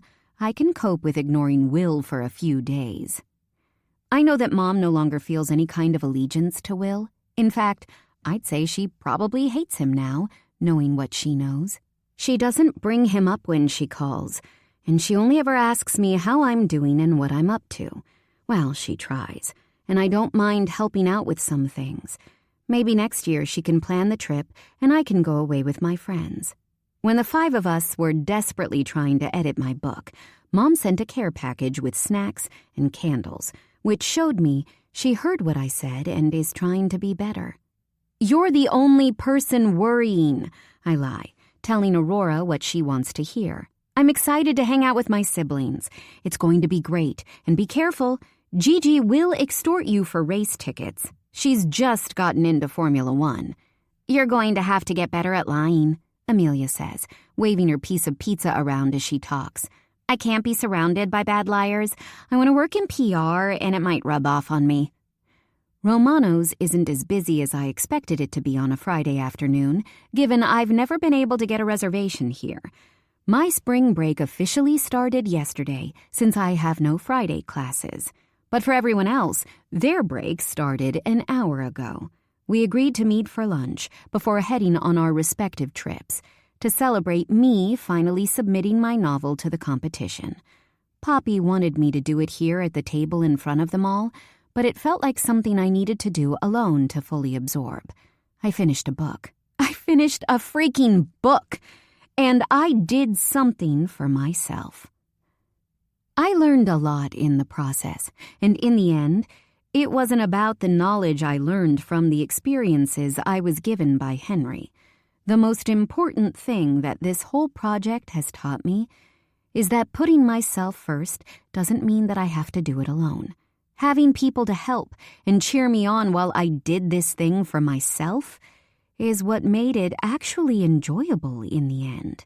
Even if I don't win, and I don't get to go to New York this summer, writing the book has given me more than I ever imagined it could anyway. Lunch runs over, leaving me rushing to get back home to grab my bags in time for my scheduled Uber. The drive past Maple Avenue makes my heart ache.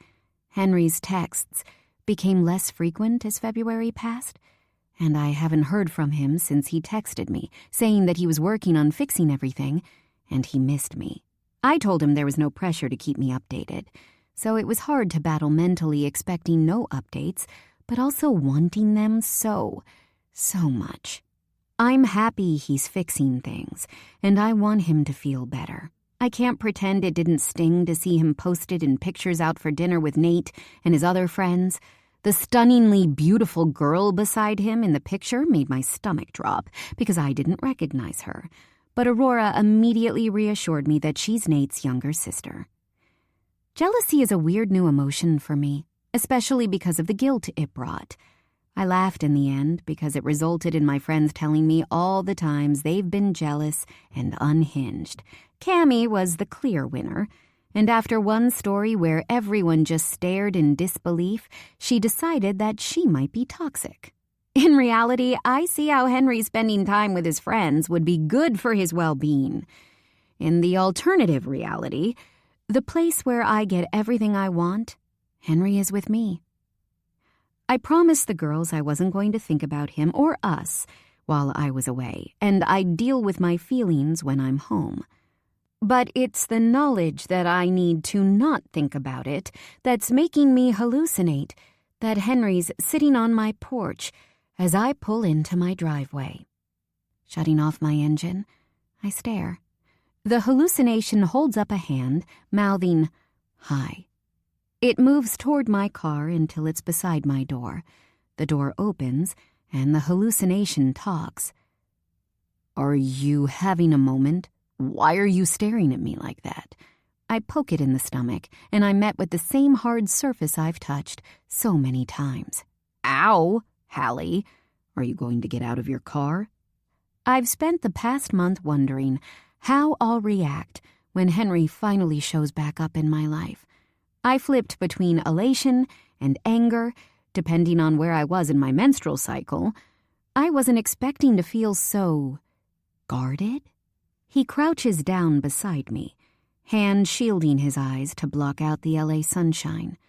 "You're not a hallucination. You changed your hair and you have a beard. You look different." Henry's auburn curls are braided into cornrows.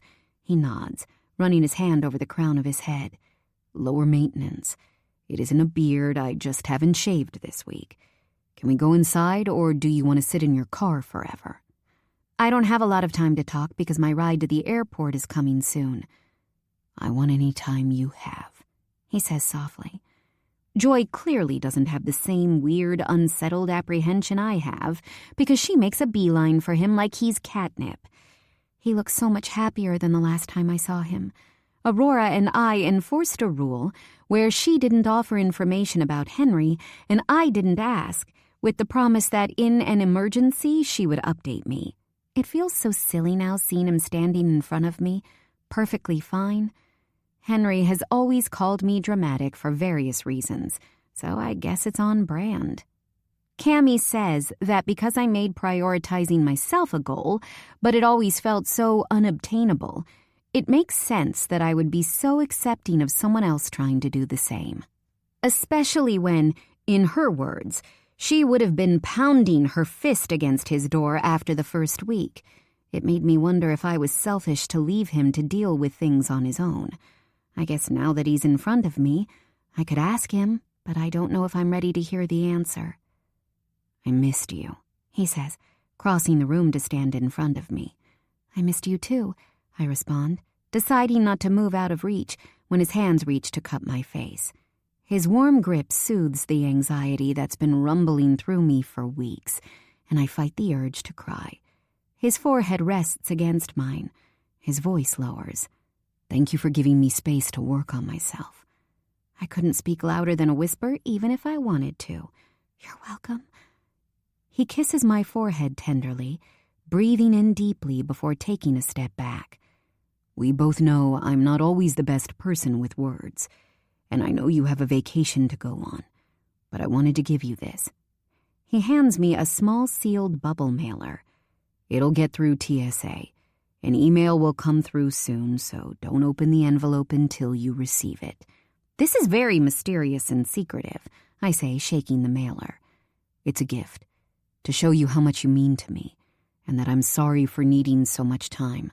I'm scared you think it's because you're not important to me, when, in reality, it took so long because you do mean so much to me." "So it's my fault that you couldn't feel better?" "No," he says harshly. "Just that I wasn't in a good place, and I wanted to get out of it so I didn't make you the anchor. I don't want to be a person who relies on you to fix everything. I can explain everything when you get home from vacation, if you have questions. I'll tell you anything you want to know." "Okay, I'd like that." The arrival notification on my phone rings, and looking out my living room window confirms my ride is here. I have to go. I'm sorry, I don't want to miss my flight. The driver beeps twice before I decide I need to touch Henry before I leave. His arms wrap around me tightly when I step toward him for a hug. His lips press against the crown of my head. "Bye, Cap. See you in a week." To the absolute horror of my Uber driver, I cry the whole way to LAX. I don't even know why I'm crying, and neither does he, given he thinks the best thing to do is turn up the radio and blast rock music. I rate him 5 stars and leave him a nice tip as an apology, and drag my suitcase through the airport to the check-in counter while promising myself this will be the last time I cry this week. If I turn up to this vacation emotional, it'll be like blood in the water for the Ellingtons, and I won't know a second of peace. They maintain that their beautiful baby boy was a victim in the disagreement that caused so much trouble for Henry. I maintain that they suck. I decide to label the emotion causing my outburst in the car as relief. Relief he's okay. Relief I've seen him with my own eyes. Relief that he thinks he was gone too long as well. Relief that he wants to see me when I'm home. The check-in line is moving slowly as the airport's normal busy nature is increased exponentially by the number of people leaving for the week. My phone buzzes in my hand to notify me of an email. Even though Henry told me to expect it, it still catches me by surprise. Digging through my carry-on bag, I retrieve the mailer that's managed to sink its way to the bottom and click on the notification. From Henry M. Turner at ucmh.ac.com to Halle N. Jacobs at ucmh.ac.com. Subject: Put your headphones on. I broke rule number 4 too. Don't tell the board. H. Henry Turner has sent you a file. Click here to retrieve it. Password: Open the package. I fish my headphones out of my bag, slowly nudging forward closer to the front of the line, and slide them over my ears. I'm holding my breath when I click the link, not knowing what to expect when it takes me to an online folder with a huge audio file in it. My hands shake while I enter the password and click play, then immediately reach for the mailer. Nothing happens at first. The sound of rustling and a bed frame squeak until I finally hear Henry's voice. Halle Jacobs knew she wanted to be an author the first time she attended a library-run author reading. Always daydreaming about people she imagined, Halle credits her mom for getting her her first library card and fueling her love of books, and a childhood obsession with The Sims for her overactive imagination. Jacobs is an English major at the University of California, Maple Hills, and lives in Maple Hills with her beloved cat, Joy.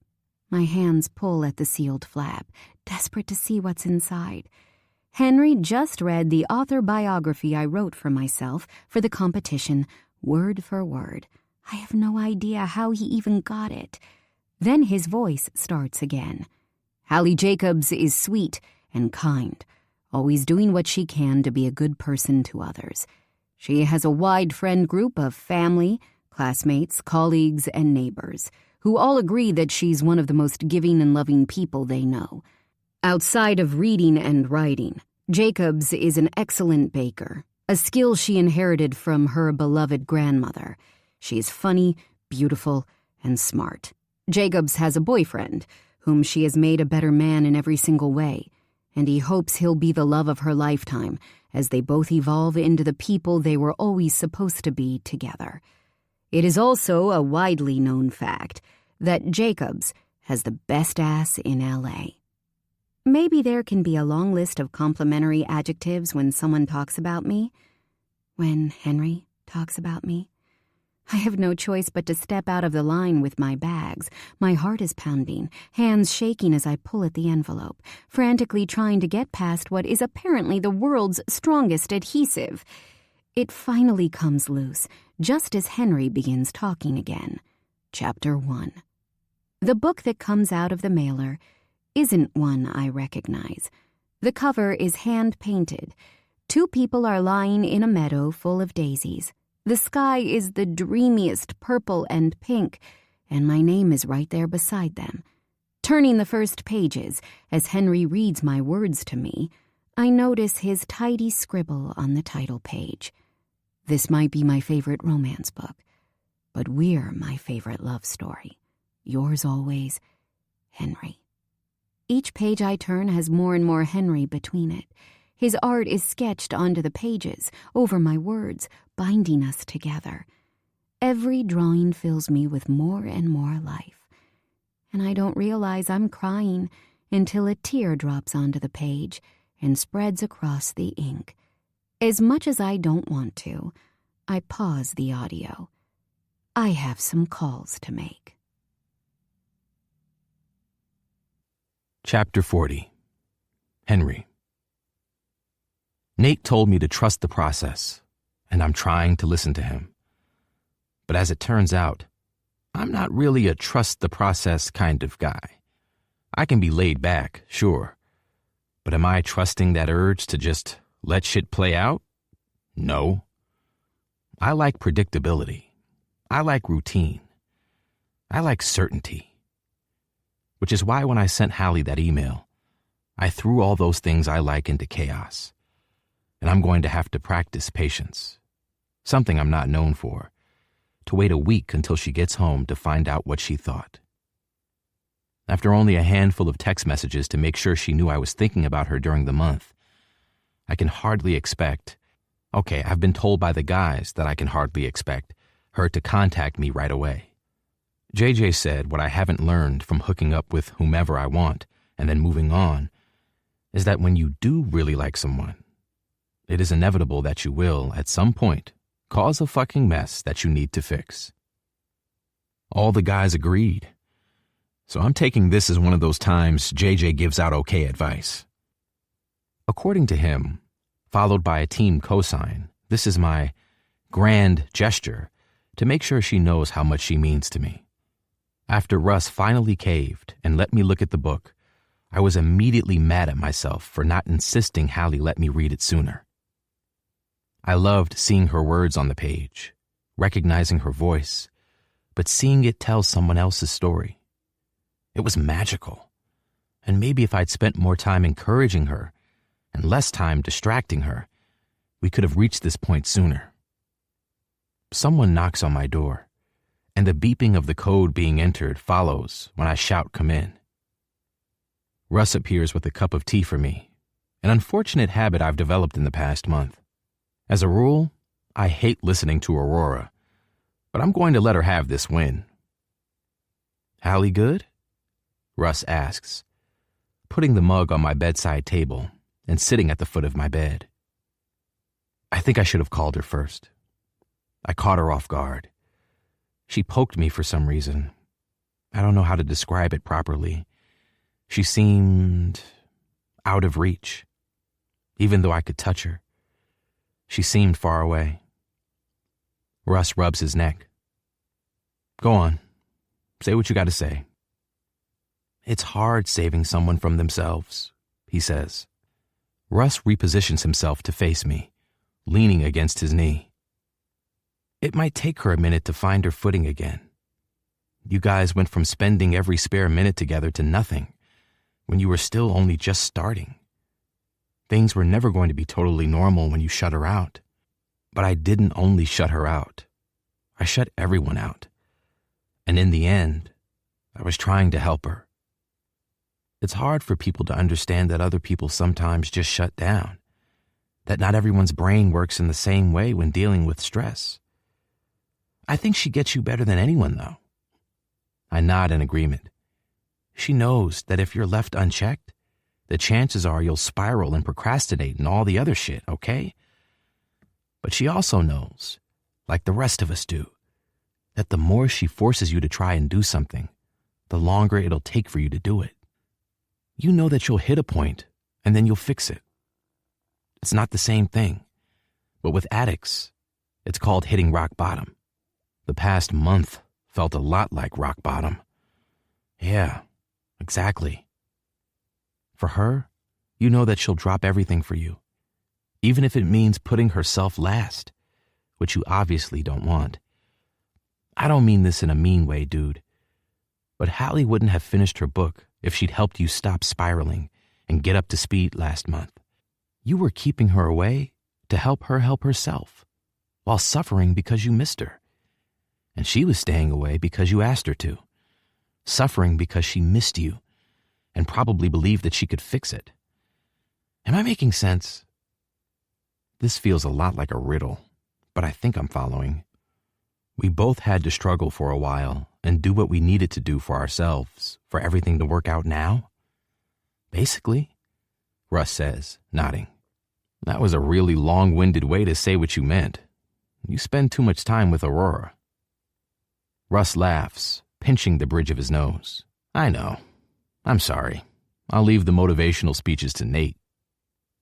Is Aurora mad at me? The question's been playing on my mind because Aurora, who normally spends a lot of time at this house, has hardly been here. I'd understand if she was. He thinks about it for a minute, mouth pinching while he considers what he wants to say. No, is the easy answer. Rory gets that how we would deal with something together is not how everyone else would. I think she just feels very protective of Halle, and maybe a bit guilty. They've been in the same classes for 2 years, and it took you befriending her for her to realize that she called her a friend, but she wasn't really her friend, I guess. Halle didn't think she had friends when we met. She told me, I say, thinking back to when I asked her why she lived alone. Yeah, acquaintances was probably a better word. But Rory borrowed her notes and went to her book club and sat next to her in class, and that's as far as it went. So yeah, I don't know if guilt is the right word, but I think she thinks she could have done more before now. So she isn't mad at you. She just wants the best for Halle. And you, obviously. Is it weird that I miss her? Who, Halle? I grimace. No, Aurora. Russ laughs so hard the bed shakes beneath him. I'm not telling her you said that. She'll be unbearable. She's leaving for her girls' trip in an hour, but I'll get her to come over when she comes back next week. As I reach for my cup of tea, Russ stands from the bed and heads toward the door. I'm glad you're feeling better. Not sure what I'd do without you on the team. You made it weird, he sighs. Get over it. I'm going to watch TV downstairs if you want to hang out. I'll come down after I've finished the sketch. Hey, Russ. Russ stops, holding my bedroom door open. Not sure what I'd do without you either. Am I interrupting a special moment? We both look into the hallway outside my room. I can leave if you two need privacy. Halle's smiling face is the last thing I was expecting to see today. I think we're all special momented out, actually. It's really good to see you, Halle, Russ says, immediately moving out of her way so she can walk into my bedroom. The door closes behind her, and I climb off the bed. Her eyes are bright, but puffy. I see the black marks beneath them where her eye makeup has smudged. What are you doing here? Why do you look like a panda? Of all the things I want to say to her and to ask, that's the first one that comes out of my mouth. I'm here for the board meeting. Her hand reaches into her bag and pulls out the book that I spent hours working on. I think we need to discuss all the rule breaking that's been happening. You read my book. There wasn't a rule about not reading your book, I say, taking a step toward her. But I would have broken it if there was. I want to read every word you ever write from now on. There was a huge mistake in the book. Massive one, in fact. My heart sinks. I checked it so many times. What was it? She grins. It said I have a boyfriend. And as far as I can remember, nobody has asked me to be their girlfriend. You sure? I can't believe you made my book a book, Henry. She holds up the bound novel, taking a small step in my direction. And you made me an audiobook. I nod, because yeah, I fucking did, and it was hard as hell. It's given me a whole new appreciation for all the narrators Halle listens to.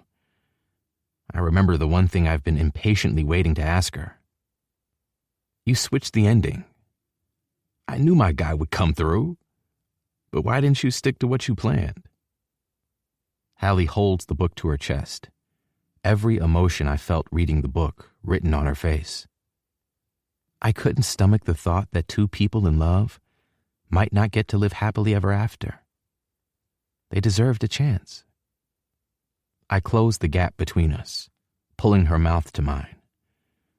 It's crazed and desperate, the excitement tainted by how long it's been since we last kissed. Breaking us apart, I rest my forehead against hers while she directs me backward toward the bed, climbing into my lap as my ass hits the mattress. I love you, Halle. I love you too. Please don't break my heart. Relief is my dominant emotion right now. Because after a month apart, I worried if she'd still feel the same way about me. Never. I drag her mouth back to mine, slow and controlled, patient, as much as I don't want to be anything close to patient. I want to enjoy that she's here with me when I thought I wouldn't see her for a week. Wait. Leaning back, I furrow my brows. What about your flight? I called my mom and told her I don't want to go. She thought something might have happened, but I was honest and said being there with the Ellingtons will really impact me negatively, and I'm choosing not to put myself through it just to make everyone else happy. Pride. And what did she say? Halle's beaming. That she was, of course, disappointed. She wouldn't get to spend time with me. But if I wanted to go on vacation with them next year, we could do it just as a family. No Ellingtons. She's glad I'm setting boundaries for my well-being, and she's going to bring my sisters to visit at Easter. That's incredible, Halle. I'm so happy for you. She nods, and she's clearly happy for herself, too. Yeah, she's been trying really hard. Her arms loop around my neck as mine go around her waist, and we just hold each other. Does this mean I get you this week? No. I actually need to leave in like 2 minutes. I move so quickly to look at her face to judge if she's joking that she almost falls off my lap. Where are you going? She's smiling so hard, and I know whatever answer she gives me I'll be okay with, just to see her this happy. I'm going on my first girls' trip. I called Aurora when I left LAX, and she said I could still go with them. I just need to hurry up and get there with my passport. I'm so nervous, but excited, although I have no clue about the race cars. And Aurora said we have to support a team and that their colors will really suit me, but I swear it's not her family's team. And I'm rambling because I'm excited, but I really do need to go. Yeah, it's a whole thing. I'm sure she'll tell you on the plane. Will you video call me while you're gone? I miss you when I don't see your face. I've spent a lot of time looking at pictures of you on my phone recently. She kisses me once, twice. Of course, I miss you too. I'll be back in a week. She climbs off me, and I really have to stop myself from clinging on to her. In reality, I'm happy she's doing something for herself. I guess I can cope with sharing her with Aurora occasionally. I watch her ass as she walks away, which reminds me of something else I need to say before she leaves. Cap? Halle turns to look back at me. Yeah? I clear my throat. Can I be your boyfriend? I'll never get over being the person to make her smile so big. She moves toward me quickly, throwing herself into my open arms as I fall flat on the bed. She kisses me before answering. Yes. She rolls off me onto the bed beside me, cuddling into my side before sitting up, frowning. You have a painting above your bed. She gets to her feet to study the canvas properly, and I stand to look at it next to her. How the hell did I not notice that totally huge painting when I walked in here 5 minutes ago? Too distracted by how good-looking I am, probably. What happened? What other art did I miss? She asks, looking around the room. She won't find anything. There's only this one. Finally found something I wanted to look at every day. She leans forward. Wait, is this the one where on the canvas? It's the canvas we fucked on, yeah. Her mouth is wide open. It looks so good. I was expecting it to be total trash, if I'm honest. Like, I know you're talented, but there's only so much talent you can control in that kind of setting. You underestimate me. I can feel the seconds until she has to leave, even though I'm thankful she's here at all. What do you feel when you look at it? She asks. Wrapping my arm across her shoulders, I kiss her temple. Love. Epilogue. Halle. 3 months later. This really feels like a "can I copy your homework if I change it a bit" moment. I have serious concerns that the contents of that letter are exactly the same as the contents of my letter. Cammy smiles in a way that tells me I'm absolutely right. Has anyone ever told you you worry too much? Yes, everyone, all the time. Pete's going to think we're bullying him if we both quit on the same day. I say, maybe we should space it out. Maybe Pete deserves to be bullied a little after he upgraded that woman who called you the bitch in the cardigan, she says, applying her lipstick clearly without a care in the world. Have you considered that? I'm feeling a little sensitive when it comes to quitting on people.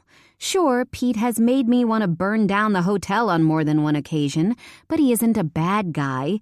You quit. I'll wait a week, I say. Halle Jacobs. We are quitting this shitty job and moving on to greener pastures. Those pastures being wine and books. Come on, let's rip the Band-Aid off together. Climbing out of my car in the parking lot of the Huntington, Cammy and I find Pete in his office and deliver what I imagine are identically worded letters after Cammy asked to look at mine for inspiration. By the time we're heading back to the car, unemployed with no notice period after Pete told us to never come back, I'm in agreement that maybe he deserved to be bullied a little. Enchanted Bookstore is thriving, so much so that Inaya needed to take on someone to help during the week. She asked me if I wanted the position before she advertised it to the general public. After being heavily influenced by all my friends, I said yes. Tired of being verbally abused and hit on by snotty rich businessmen, sometimes in the same conversation, Cammy decided that if I was jumping, so was she. That jump happened to land in the wine bar next door. I feel lighter now that I've lost some of the responsibilities that don't make me happy, and every time I put myself first, Henry treats me like I just saved the world. I kind of like that bit the most. I don't think it's normal for you all to be this invested in something that doesn't have anything to do with you.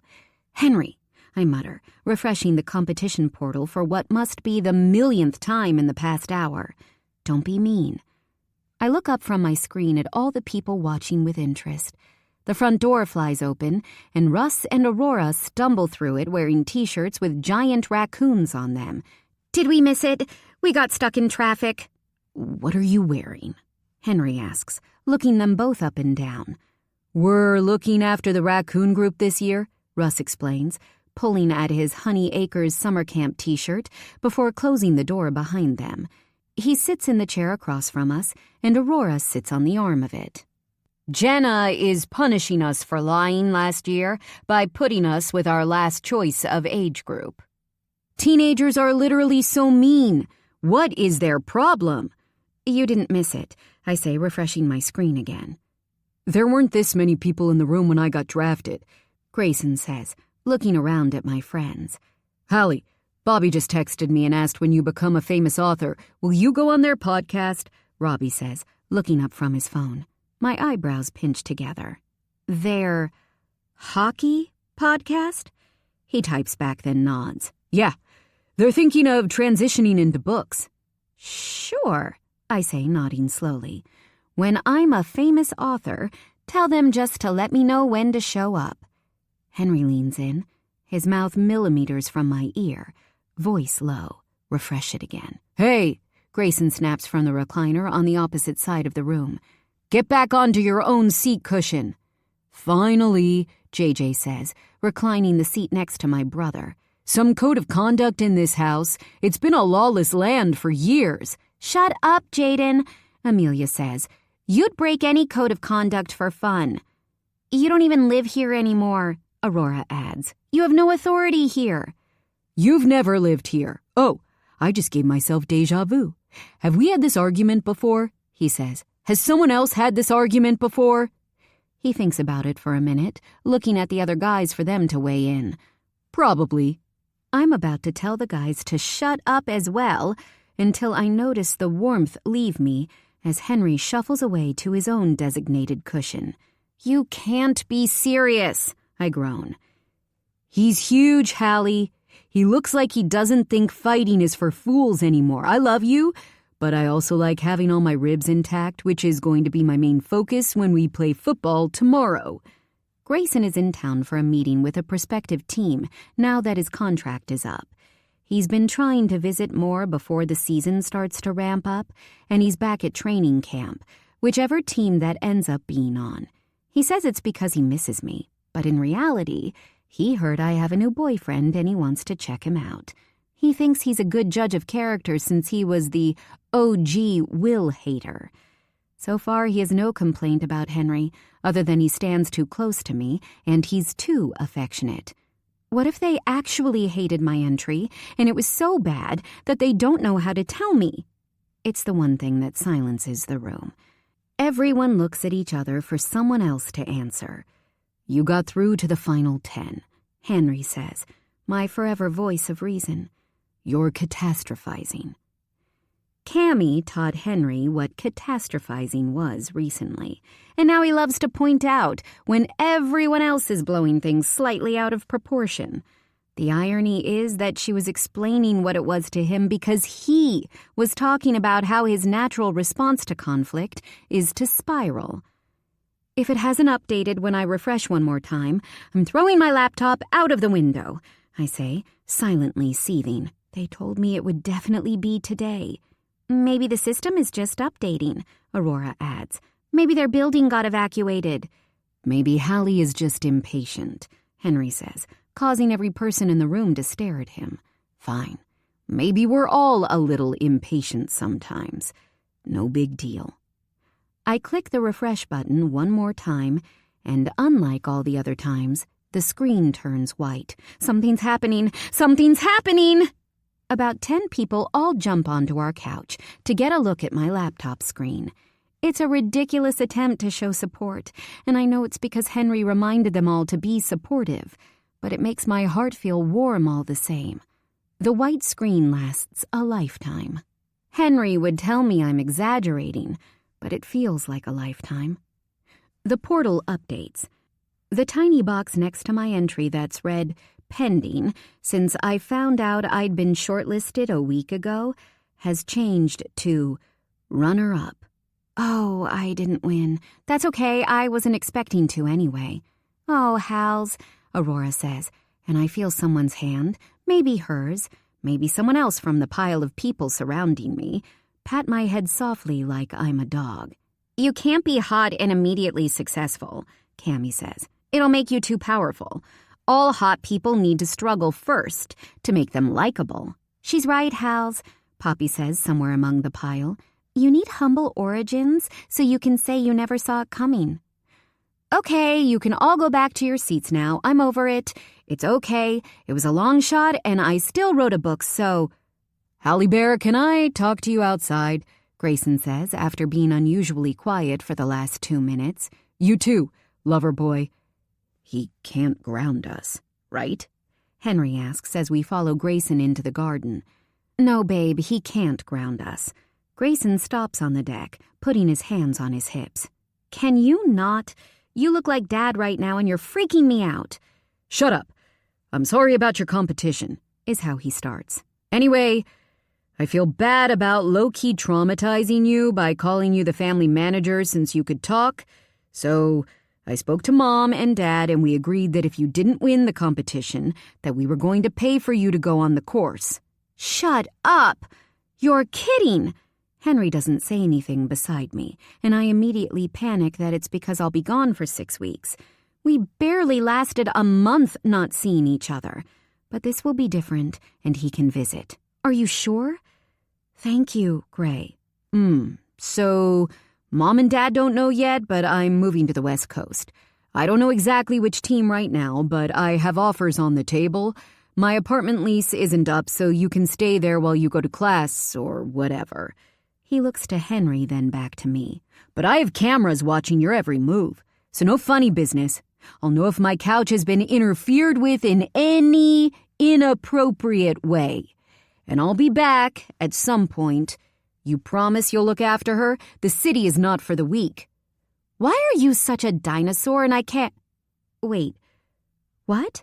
I'm coming with you, Henry says calmly, like it isn't the most exciting thing I've heard all year.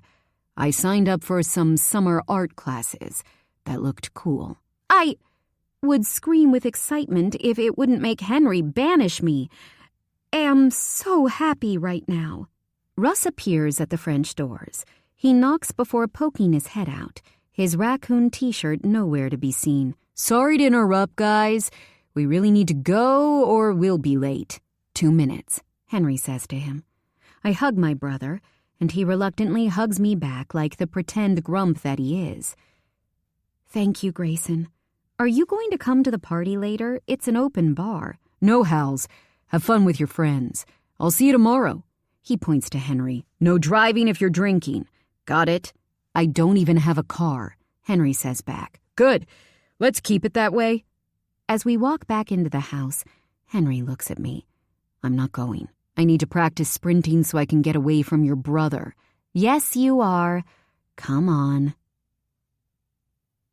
I love what you're wearing, Henry says to me loudly. You look so beautiful.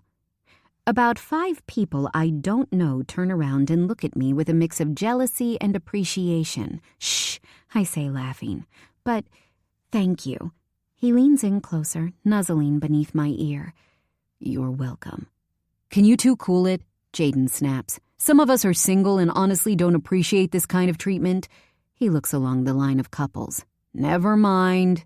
I try to cool myself with the paper fan I was given when we walked onto the hotel terrace. It was more gratefully received than the spritzy fruit drink they handed me. They're coming! Aurora yells, followed by an apology when Henry asks if yelling was necessary. A round of applause starts as the patio doors to the terrace open and Stassi, Lola, Maddie, Bobby, and Chris walk through in their graduation cap and gowns. Christ, that was long, Bobby groans, making a beeline for an ice bucket filled with beer bottles. Not doing that again, Maddie adds. That's what she said, Chris yells, following them closely toward the beer. Both times. Will you 3 ever mature? Like, genuine question, Stassi says, putting her cap on the table. I can see the long story short. I graduated design we did together with a hot glue gun, and too much supervision from Henry stood the test of the day.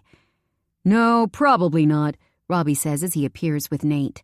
More friends and family start to arrive, and the terrace fills up quickly. I keep myself stuck to Henry's side so I can run interference when it gets a bit too much for him.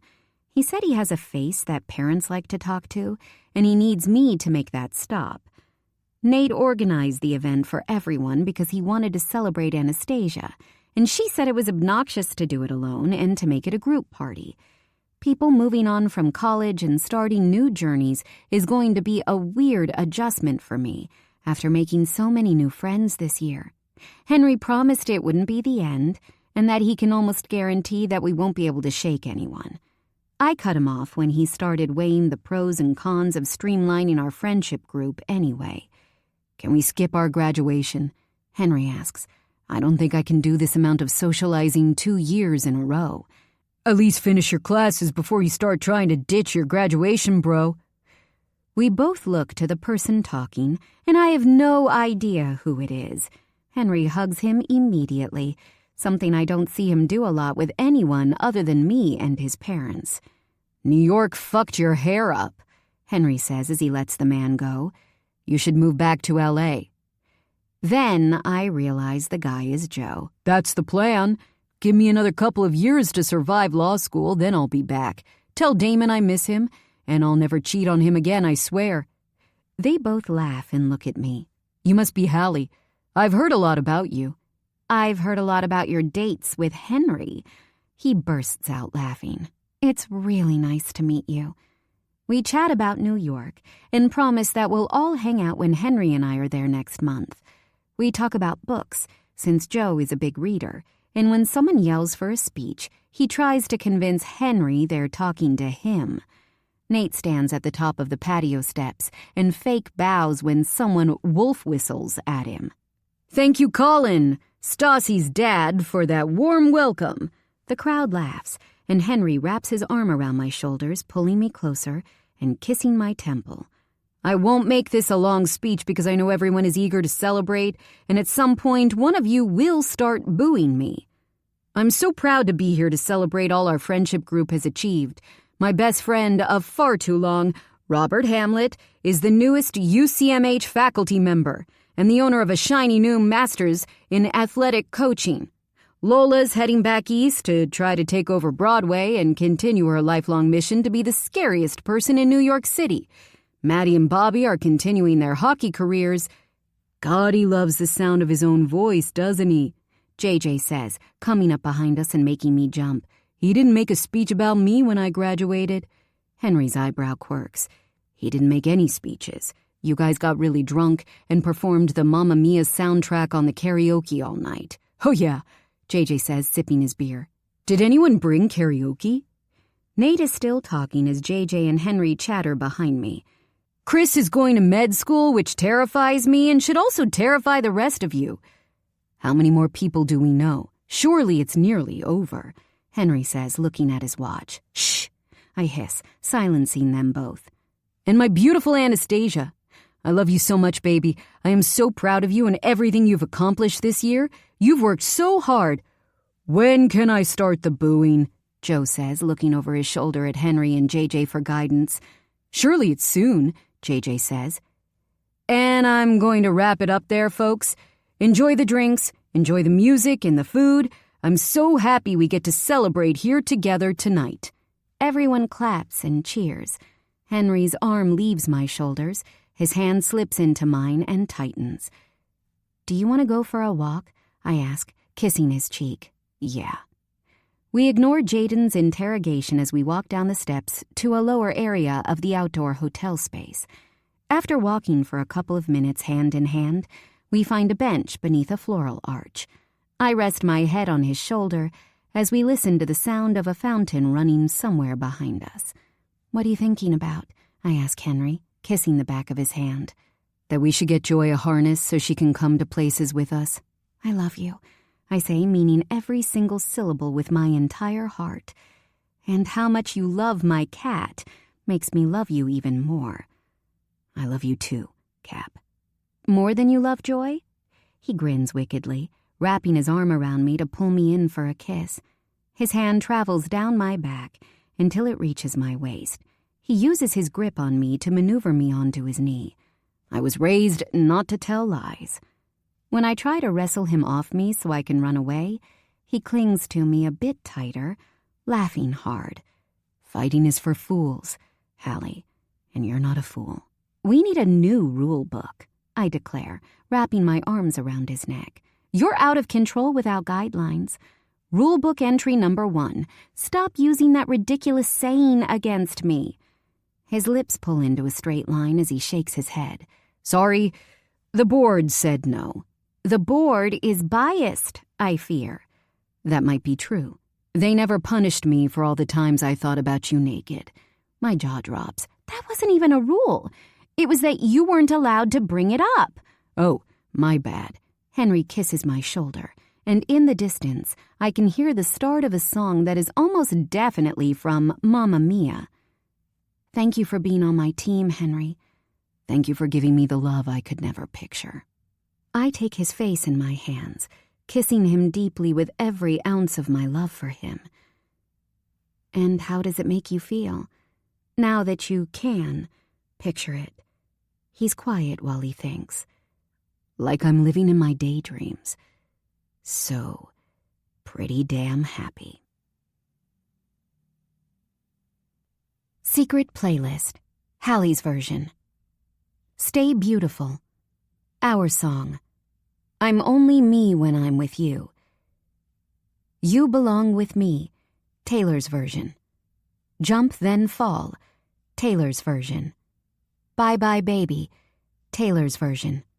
Enchanted, Taylor's version. Haunted, Taylor's version. Long live, Taylor's version. I knew you were trouble, Taylor's version. I almost do, Taylor's version. Holy ground, Taylor's version. Blank space, Taylor's version. Style, Taylor's version. You are in love, Taylor's version. King of my heart, dress. Call it what you want. I think he knows. Paper rings. False god. Cardigan. Mirror ball. Invisible string. Willow. No body, no crime, featuring Haim. Long story short. Vigilante shit. Sweet nothing. Paris. I can do it with a broken heart. The alchemy. So high school.